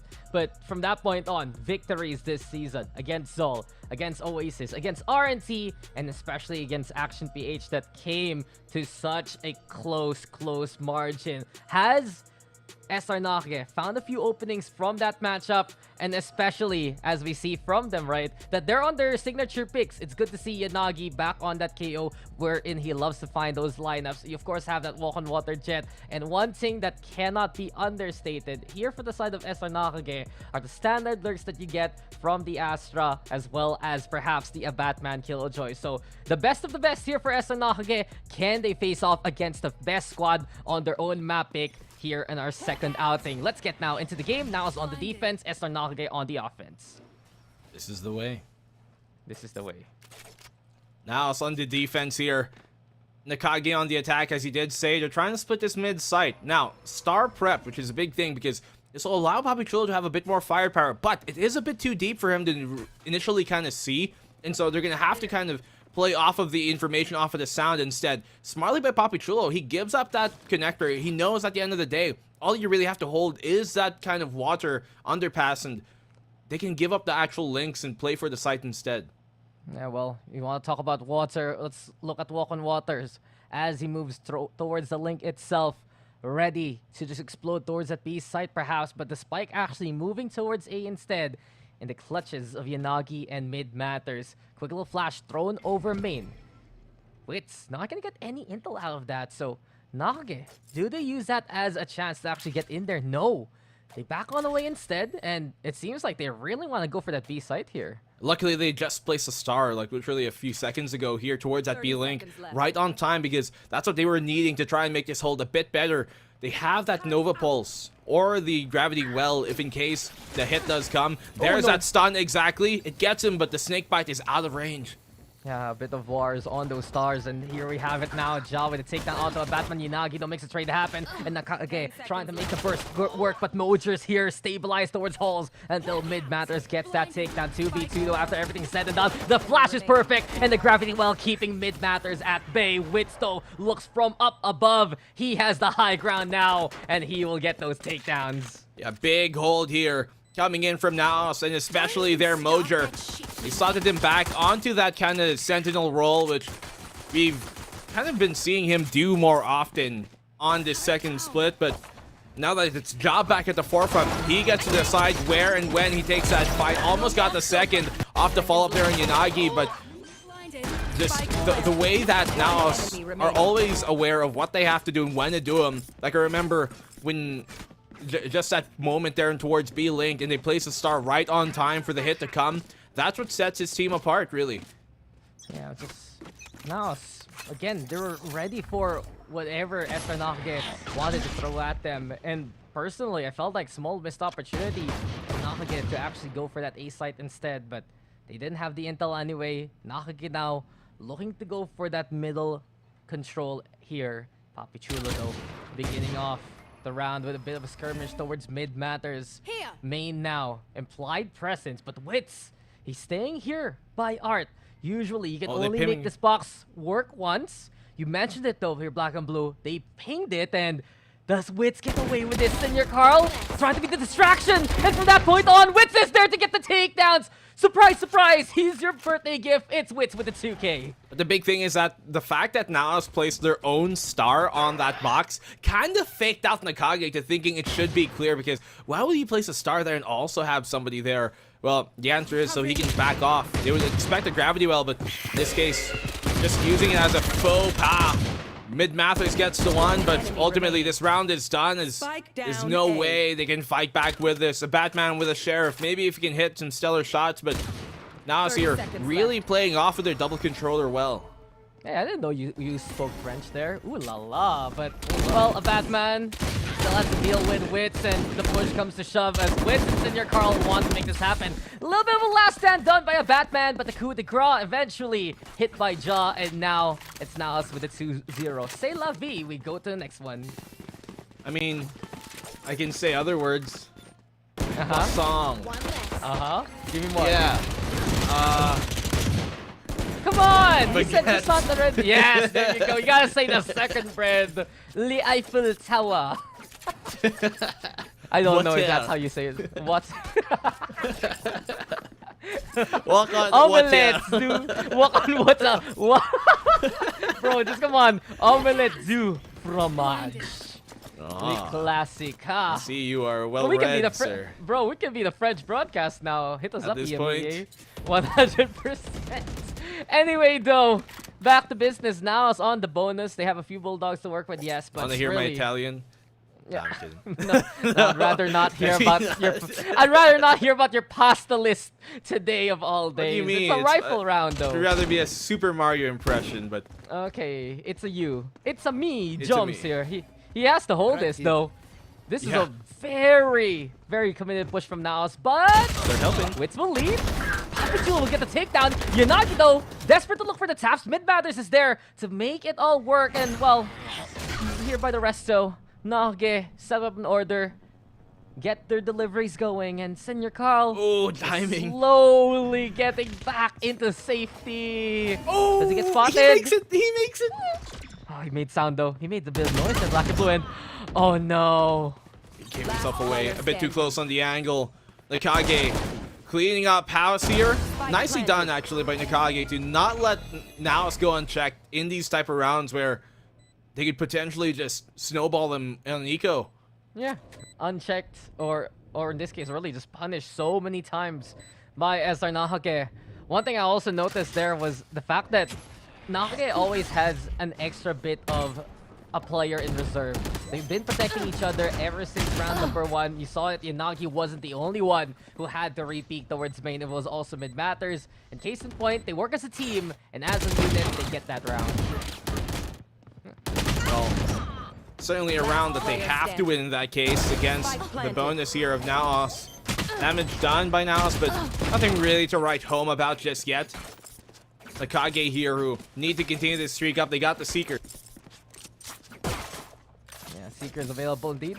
And well, we got NAOS Esports here, ready yet again to go for the battles. Honestly, I've just been looking at a few things here and there. We have been announced already that we're going to Conquest, man. We're gonna have a LAN for the finals, and yeah, I do wonder which of these teams will actually make it. Unfortunately for SR Nacague, we won't be seeing them into the playoffs as they cannot make it in terms of the standings. But of course, a good round there can lead to a better fight. Mid matters, dealing with the Trailblazer. Does he get peeked there by Mojer? Wit's also there for accompaniment. And eventually, 2's a crowd, 3's just way too many. So Mojer cuts one down and gets that takedown. Nicely done here. Coming in from NAOS. They drop the only smokes that Nakage's got, but jumps under retaliation. Seekers will keep him at least some sort of fighting capacity, which allows him to back off. They smoke off at main, and now Nacague put in a difficult situation. Yeah, Nacague, they're a bit stuck, especially because the smokes. Little flash though thrown over. No command also called from Yanagi. Suppression so important to give them the confidence to make their way towards the side. But Mojer, does he have any kind of fear here? Looking fearless now as he holds over the back of sight. Jumps over to find out the wit. Timing is everything. Mojer looking for perfection. And now he's gonna get them all basically. A quad, an ace. All of that just second nature to the man named Mojer. What a round from Mojer, and what a round for NAOS even. Oh, that was just incredible. Waiting for the timing, waiting for the moment to pounce, and he just saw that small little opening, getting through the cracks there. And NAOS, I can't believe that worked for Mojer. He just tucked himself away over here by the archway by Flower at the exit towards the site itself, and that was all he needed to get those takedowns. Dude, it doesn't matter if you put him on the duelist, doesn't matter if you put him on the back line. Just this man is just such a nuisance to any team that comes up against him. So Mojer, that gains him the lockdown here early in the half. And isn't that the case for NAOS? There's just so much talent on this roster. We can literally said the same thing about Ja a while ago. And with the roles reversed, it's still the same kind of precedent. So NAOS now with a firm advantage over Nacague. A hero rifle in the clutches here of mid matters. Mojer and Wits do the dirty there and get the takedown. 2 down already as they vied for mid and get the hell out of there. No overcommitment here from NAOS. A big sense of respect and responsibility still. But they get away with bloody murder and no one could catch them in the act. Ended. Even another one. NAOS just continuing on with the streak of kills. NCG can't even make a play whatsoever as they now have the spike in their hands. Just a bit of damage. That's what they're looking for here between Jumps and the Batman. Moving now towards Art. It's even worse for Ware though, because not only is Wits waiting by Link, but also you can see that the setup of Mojer is activated and online. A Batman, Jumps trying to at the very least make their way through. 30 seconds Wits still left. here. Just listening in for that audio cue. The Nano Swarm is popped, but Jumps pops the head of Wits in response. A bit of a reprieve here for Nacague, as 20 seconds are left on the timer. Papichulo trying to stay on site though, anchoring it down. Perhaps the peek here from a Batman can get some value. No, they're running out of time in black and blue, and Papichulo looks to end it alongside Ja. It's NAOS again with the round. Clean here coming from NAOS. I mean, it kind of is a light buy at the best there. Coming in from Nacague, so I mean, it's not to be unexpected from a team like them, but I think the better part here of NAOS is that they're one of those teams that are really, I think, good at making sure these type of eco rounds aren't ones that can constantly be converted against them by even some of the better teams, even a team like Oasis. You know, those are the type of things that really they have to be able to secure those rounds that should be theirs. Yes, already Oh man, the No way. dissipate into the destruction of 2.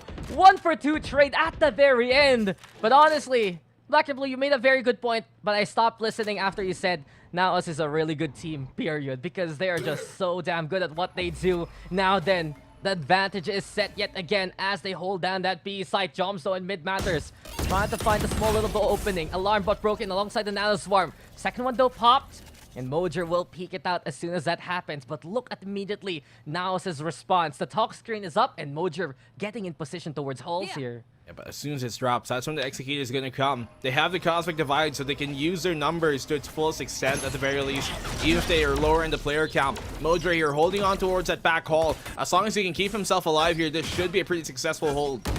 Yeah, Mojer holding. Dark is there though, and here we go again. The flash perhaps, but Mojer still gets one. Nacague though, even up the odds, making a 2v2. An incredible take here, courtesy of Mid Matters. But Wits right now with the wall bangs knew exactly where to spam that box because of the plant, and he does get the takedown. 18 HP left here for, of course, such a wily veteran in Mid Matters. He's been able to outsmart the competition so many times, but now us looking to be on a completely different level. Holding towards the pillar itself, guiding light thrown to check out the link. Maybe just one more angle to check here. Poppy, Chulo, and Wits searching for their targets. They're so meticulous at this, Black and Blue, clearing out all the angles. The spam comes through the toxic screen. Now Wits knows where to go. Poppy, Chulo still on the defuse, and with the takedown there, it's confirmed. NAOS with the round. You say a wily veteran, I say a Riley veteran. Oh, haha. Liberté. Can't believe John gets 2 here. Top of the dash, pulling out his weapon, and it seemed like they just... They thought he would have backdashed into behind the pillar. They kind of got caught on the side of it and still shot his way into a positive. Nacague here struggling. Weren't able to use their Cosmic Divide. Surprisingly, I thought they would have once it came down to the 2v2 to allow that safe plan to happen, because you see there, if the Cosmic Divide was up, then they wouldn't have been able to spam him on the plant. Yeah, it does seem like here now it's just the right tools at the right time, especially. And here we go again with Mr. Low-Key Riley. He's actually equalized the number of kills with Mojer here. And well, now they want to get rid of their competition very early on with their commanding scoreline as of now. Aldron though to lead the charge through connector, walk on water. He has the blades. Despite that, it's all Nacague can really rely on. An eco state here for the offense. Water, walk on. You must. Yeah. Right, you sound like Yoda, but you talk like Grogu. And well, there you go. It's funny how Grogu has a deeper voice than Yoda when you think of it. Yeah, kinda. Yeah, well, if you need a Mandalorian, maybe just give a helmet to Wits because he's always that reliable. Walk on water here though.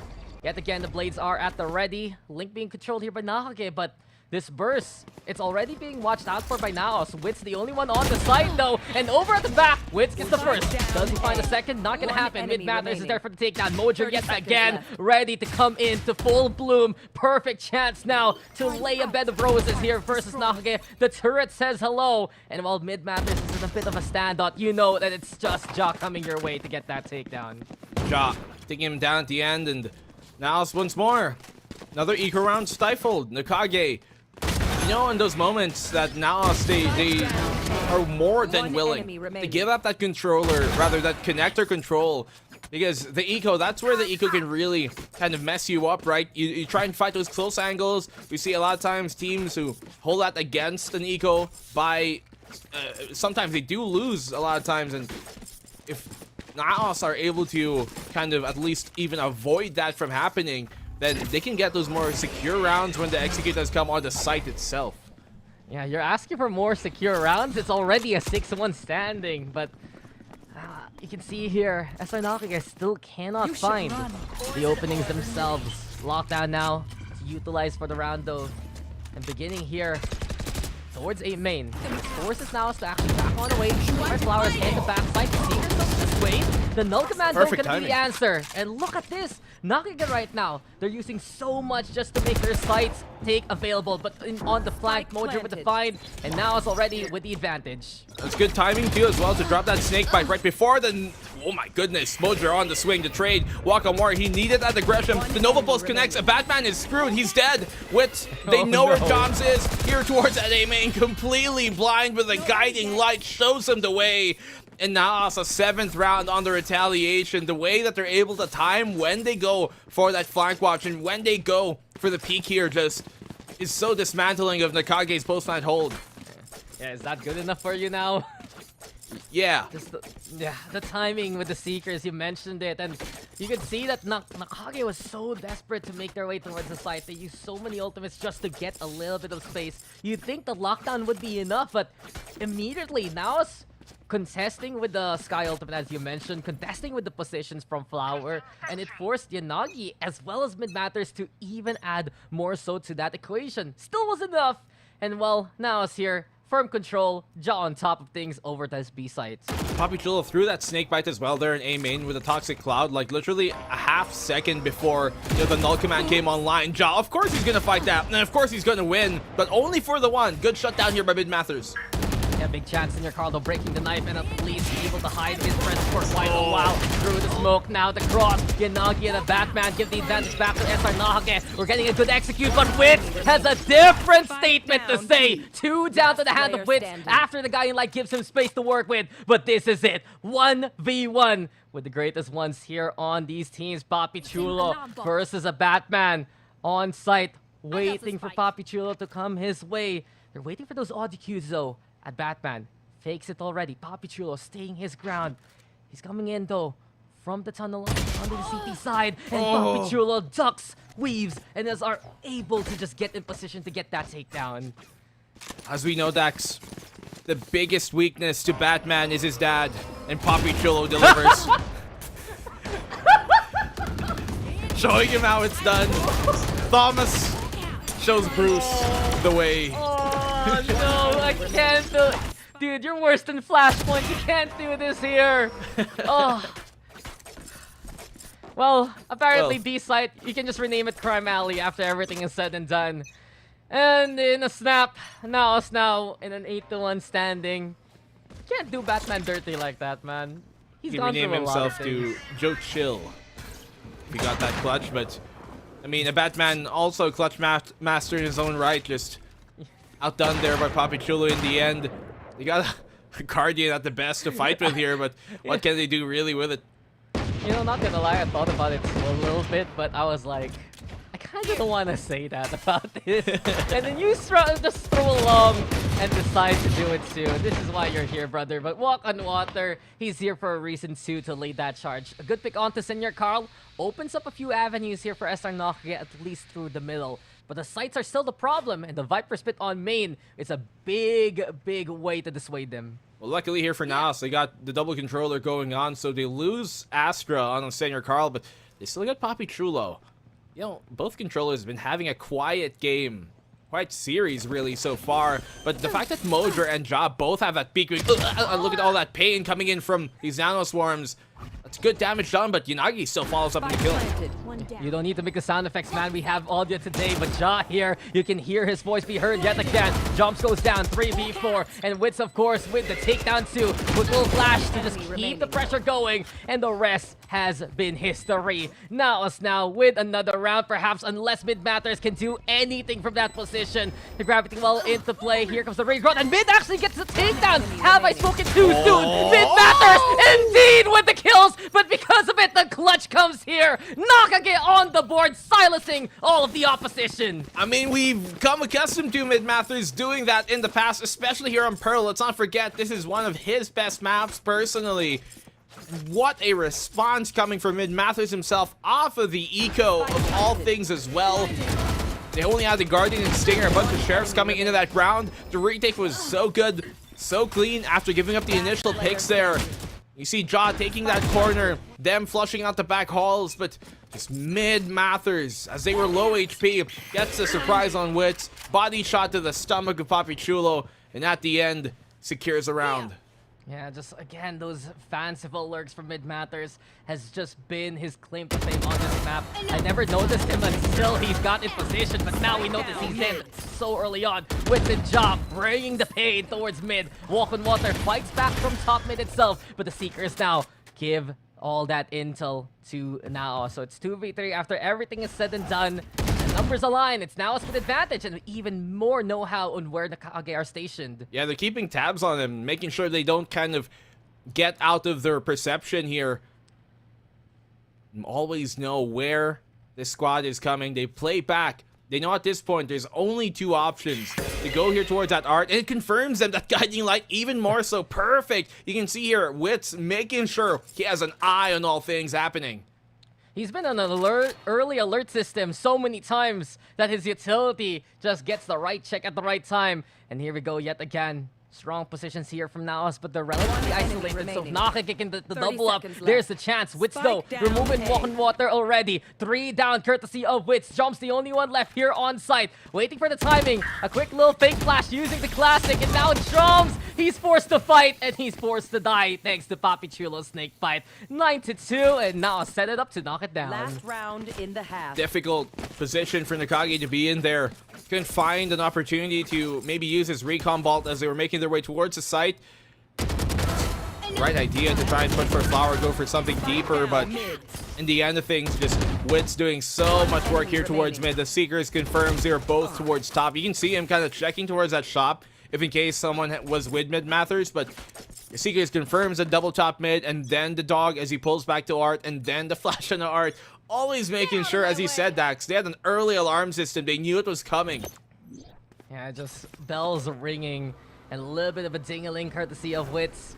Last round, though, of the first half, and it's a similar scenario from what we saw on Lotus. Just some incredible efforts from Nacague to even get on the board. The rest, though, has just been hit the panther, standardized by now to get these rounds going. Ja with 2 before he falls. Mojer's there already with the trade. Immediate action, courtesy of NAOS. Oh no, Yanagi. You lived such a full life, but now you will die to the hand of Mojer. Mid, though, still fighting. It's 3v2 as the Cosmic Divides do crisscross one another. One dissipates, the other still standing, courtesy of NAOS. Does Nacague dare cross this as we get the Nebulous set on up? Corner being taken here by Mid Matters. One more time, Wits here with the alarm. The guy in the light gives the intel, and the positions from NAOS, they're so sound here. You see their Wits as well, playing close when the star was placed. He knows that Mid Matters loves to push within that smoke of his, and Papi Chulo secures it on the Batman once more. 10-2, and NAOS an even more decisive half than what we got from Lotus. You know, what have we just watched here from NAOS Esports? They dropped the ball a little early on, sure, but they recovered from that fumble so quickly. I've effectively cast the curse in the second round that SI Nacague got. It was an incredible effort from Mid Matters, but the rest of this story has been written by NAOS. Yet again, Wits now taking top frag honors. He's having such an incredible day. Mojer getting that amazing ace. Ja just so reliable at throwing for his blood. What's not to love with what NAOS is doing so correctly? 10-2 here. What aren't they doing correctly, right? It's just everything going the right way here. In tune with the force, and at some point Nacague might be forced to force by here if they don't take these next few rounds. That they absolutely have to take this pistol round. This goes against them. I'm not too hopeful for Nacage's chances if they don't take this opening pistol. The B site is where NAOS want to go, and there's nobody to stop them. Yeah, NAOS on site getting the plant going. Nacague over by Link immediately. Nakino searching for a target on the pistol. Really a big chance for Nacague to at least get a bit of momentum to rally for the comeback. That first kill helping them out in the pinch.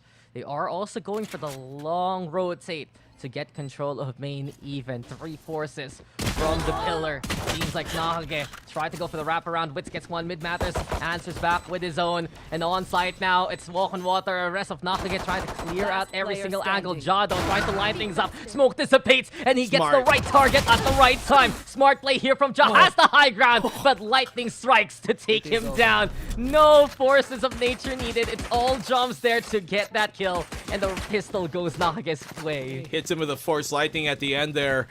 Good shock dart here coming from Joms.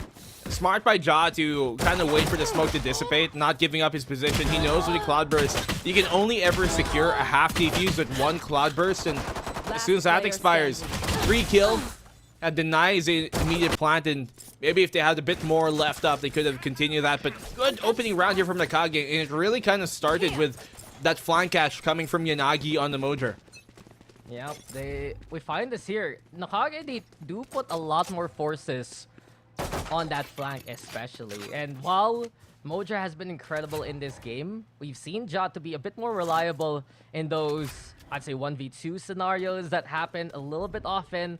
So perhaps that's one small opening SR Nacague can take right now because of that small little roll shift. Here we go yet again, though. Mid matters on top of things, playing from heaven. Ja already very low on the HP. But now still get the plant, so at least they have some space to work with. I'm surprised they don't smoke that heaven, knowing that they're on the eco and they're gonna have, you know, the weaker weapons. They want to fight up close, and because now they planted for long, Drat could have that opportunity.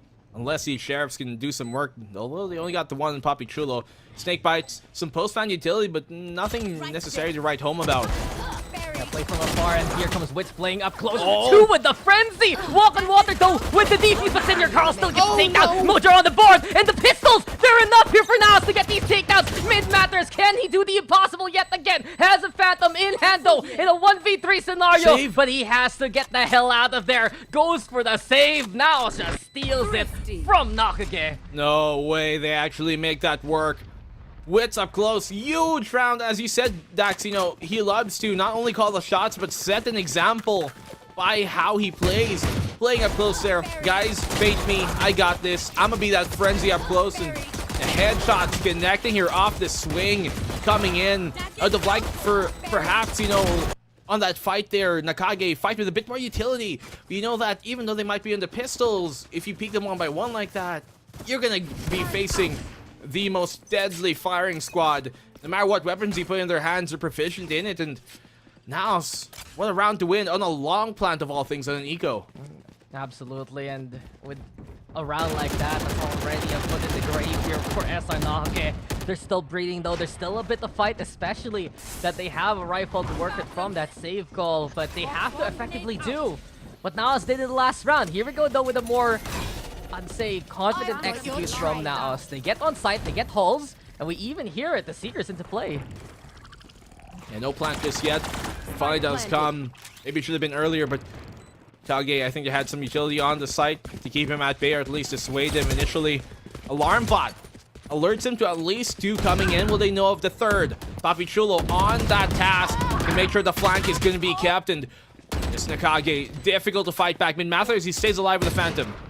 Yeah, here we go again though. Long angle, different sides for both NAOS and Nacague. But we've seen NAOS do this with the pistols. Can they do so with the rifles with an easier access to do it with? Yes, indeed. Senior Carl with that takedown. And not just match, not just series point, but for perfection in the regular season. This is it for NAOS Esports. They actually had some stars there as well for that retake to place it down to maybe cut these sidelines up. But you said it, Dax.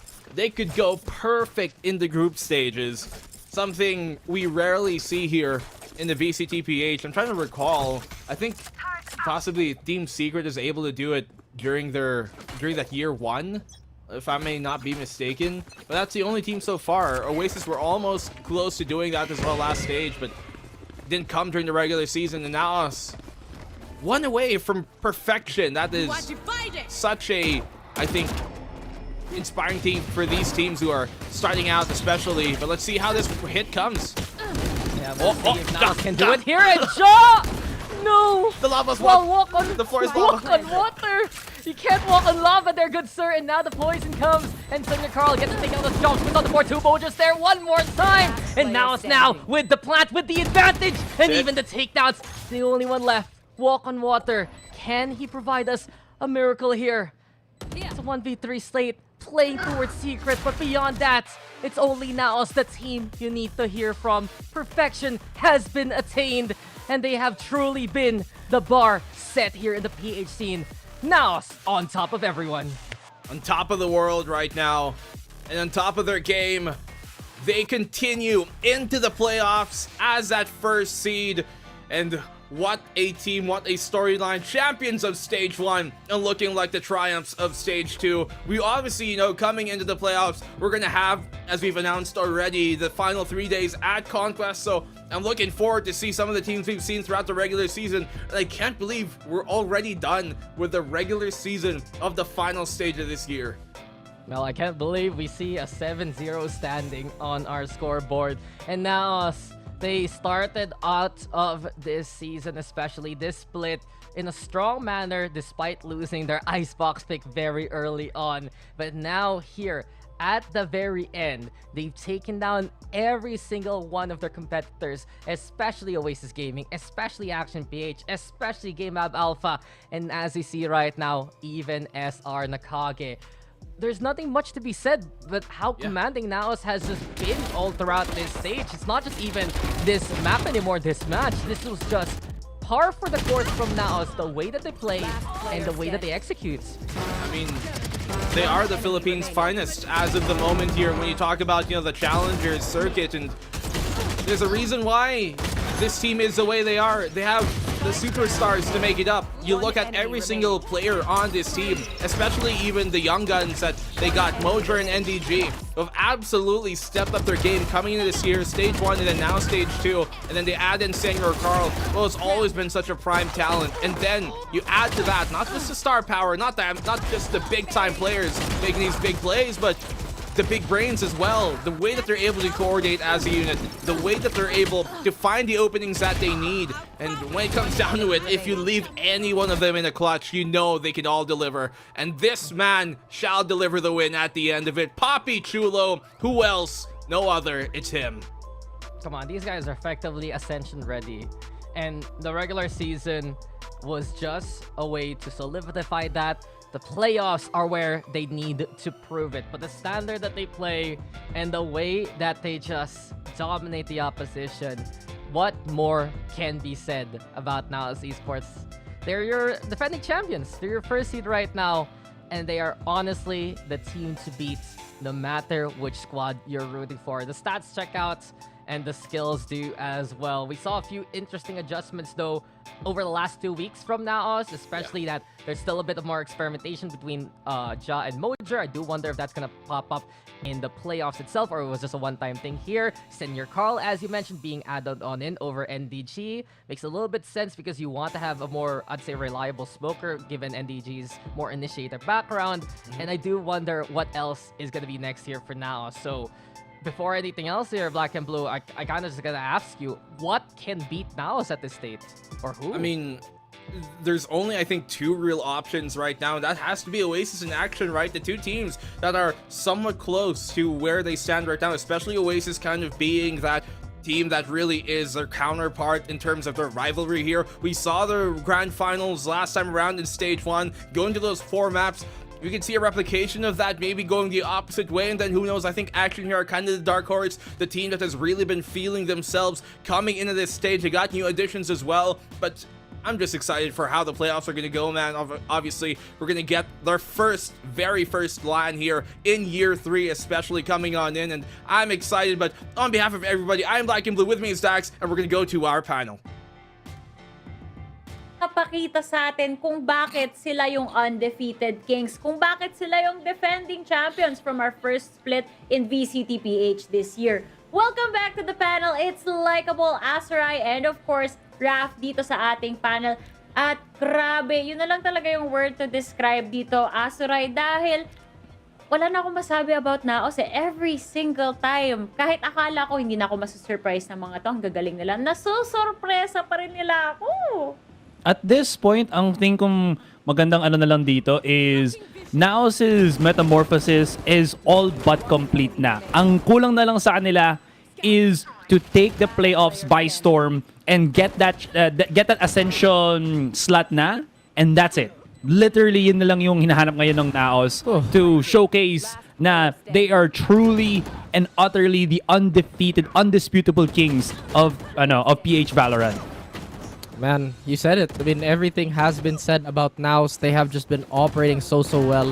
I don't honestly think that there was a problem with that sudden roster change because if anything, once they got Senior Carl on board, their response time got even faster, even during that that transitioning phase, that adjustment phase. But on the side of NCG, I feel like the biggest difference between them and NAOS, and aside from the obvious, mentally, NAOS was just so composed in so many rounds that they stole away.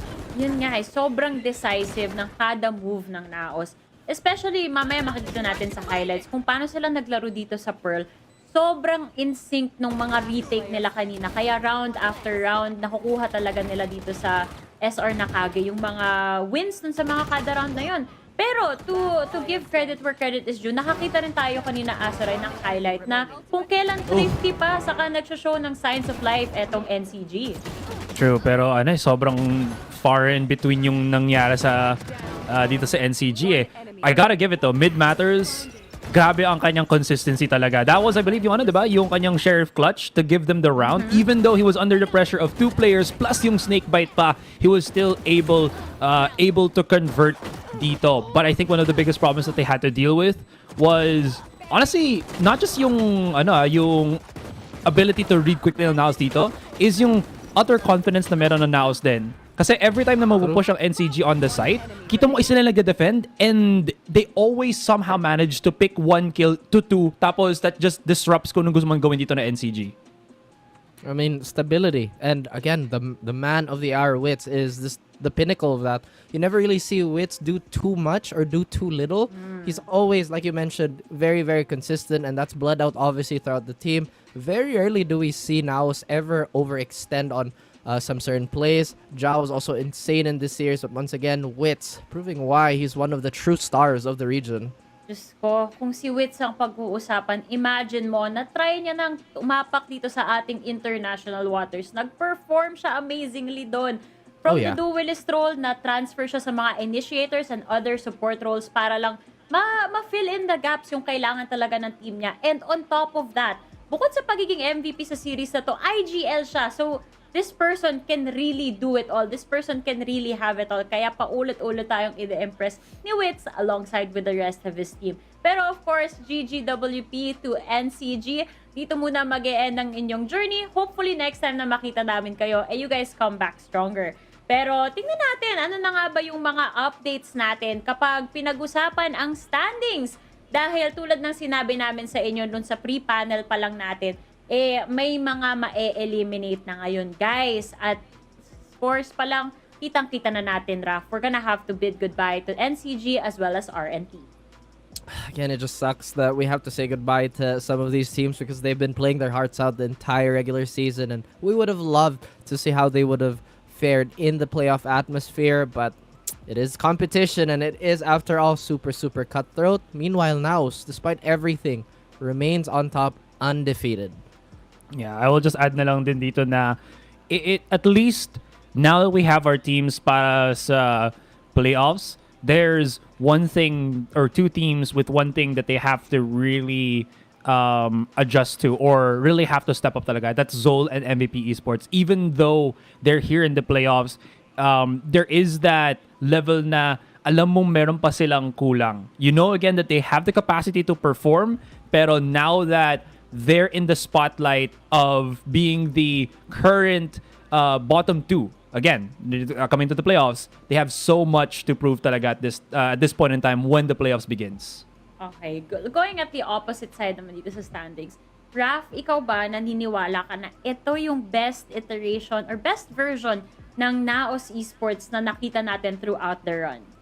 Absolutely. Them being on top and having no clear weakness has proven that, again, they are the standard right now. If you want to get into Ascension, if you want an inkling to be competitive into international waters, you have to look at NAOS, you have to look at what they built throughout the rosters, throughout the support staff even, and just the sheer support from everybody on their end. Yun na nga. Ganda talaga kasi ng pinapakita naman nila. What about you, Asaray? Other than NAOS, is there any other team na feeling ko alam ko naman yung magiging sagot mo dito na kayang i-contend etong defending champs natin? Wow. Are you putting me to pick up your organization? Honestly, I'm gonna go a different I'm gonna pivot a different direction, fine. honestly. I'm asking you. Akala ko kasi pinuput on the spot mo ako dun eh. But honestly, I feel like there is one team na feel ko can still go above and beyond. And I feel like this is Game Lab Alpha. I think this is Game Lab's Alpha's season then that they really have come into their own. Again, it's not the most cleanest of performances, but syempre somebody has to get those losses. Then the most recent matches that they've lost to was against Action PH and NAOS, but I still feel that they have the capacity talaga to perform. And since we do have, I believe, 2 weeks break, plenty of time para makapag-training sila and, you know, what's the word ba dito? Figure stuff out against NAOS that they have, as Raph would mention, a lot of information na nga about this particular team.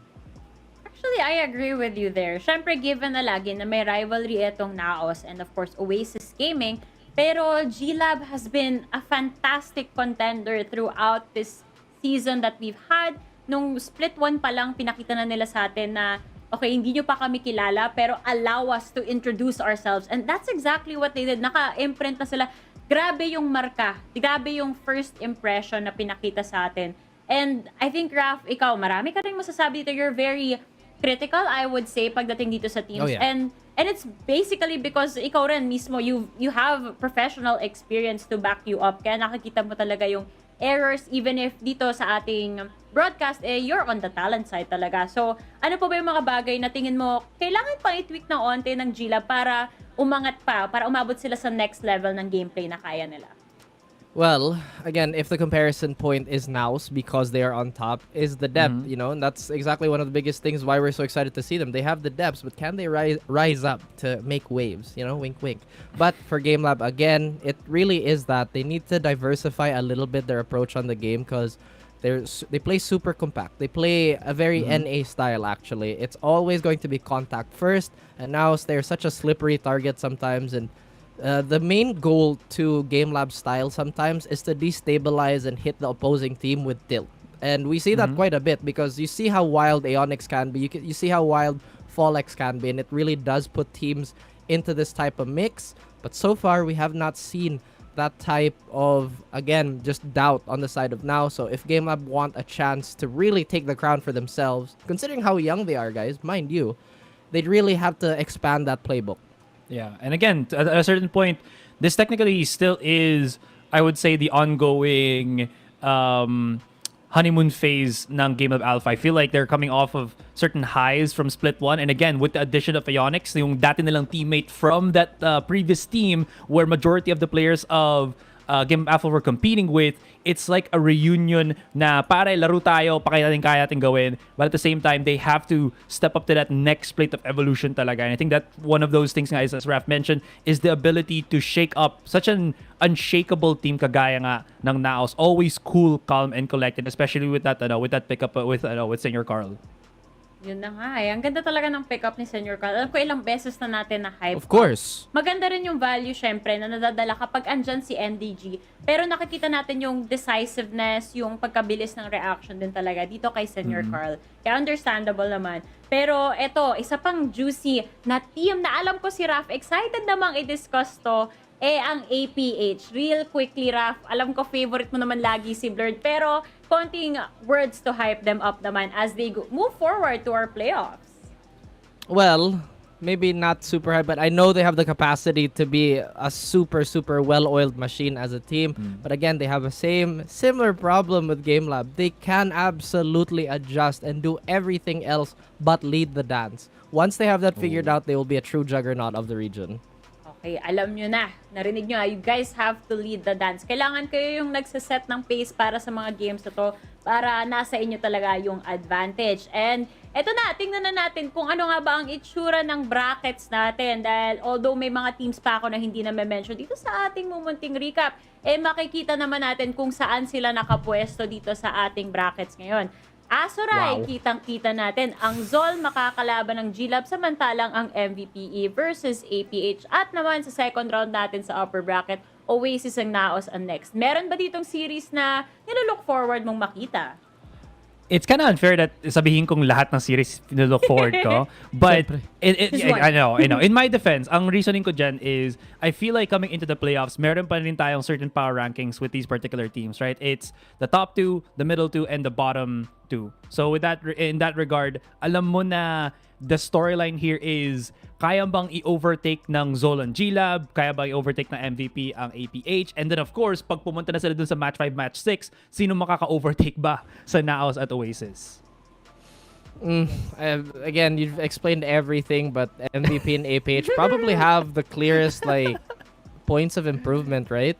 But GameLab and Zol, I'm still very interested on how Zol might handle that problem, considering they've just underwent a process of relearning who they are as a team and losing a cornerstone piece to a team they potentially could play against.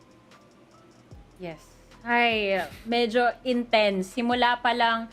Ang maganda kasi dito sa ating brackets, double elimination naman siya. So medyo may room pa for error, pero as much as possible, kung kakayanin na i-prolong or i-delay yung paglipat natin dito sa lower bracket kung dun man tayo mapupunta, let's just make the most out of these games. Either way, I'm pretty sure, I'm 100% sure magiging maganda yung mga matchups natin. So I am with Asoray on this one. Lahat yan exciting na matchups. Kaya wag na wag niyong palalampasin yan, guys. Alam ko, na-mention na ni Vil kanina yung ating dates. May 24, 25, 26, kung hindi ako nagkakamali. So, abangan nyo na lang din dito sa ating Val Esports social media pages para kumpletong-kumpleto sa updates. Ngayon naman, dahil tapos na ang regular season namin, ay nais namin magpasalamat, of course, sa Riot Games at Mineski Philippines. Dahil kung wala kayo, wala din kami. And of course, don't forget, celebrate great wins with great food and enjoy free delivery every day. Subscribe to Grab Unlimited now for free on your first month. Big thank you to the Games and Amusement Board for sanctioning our official league. So again, big thank you to everybody making this whole regular split and of course the rest of the season possible. So thank you everybody. Thank you guys so much. By the way, Sir Raf, may lakad ba kayo June 2 to 4? May lakad kayo nun? Yeah. Well, yeah. Mag-drive ako muna, tapos maglalakad ako. Parang I'll see you guys in the skies? Yeah? Why does Asar have to say something like that? You know, like, oh yeah, I have to drive and then I'm gonna walk. Dude. Because that's my mode of transportation. So of course, one of the biggest, if not the biggest event of the year, diba? For gamers. The biggest. The absolute biggest. What are you talking about? Yes. Yes, ang tinutukoy lang nila dito guys ay syempre ang Conquest, huwag niyong palalampasin. June 2 to 4, meron tayong VCTPH LAN dyan. Pero for us here on the panel, dito na magtatapos ang run namin. Na-excite ako dun sa games yan. So tara na guys, rank game na tayo. Tara na, G? No. I'm booting Valorant right now, thank you. Alright. Okay. No. Kita-kits guys, Good luck, maglalaro guys. na kami ng Valorant. Salamat sa pagnood and we'll see you guys at the playoffs. Bye!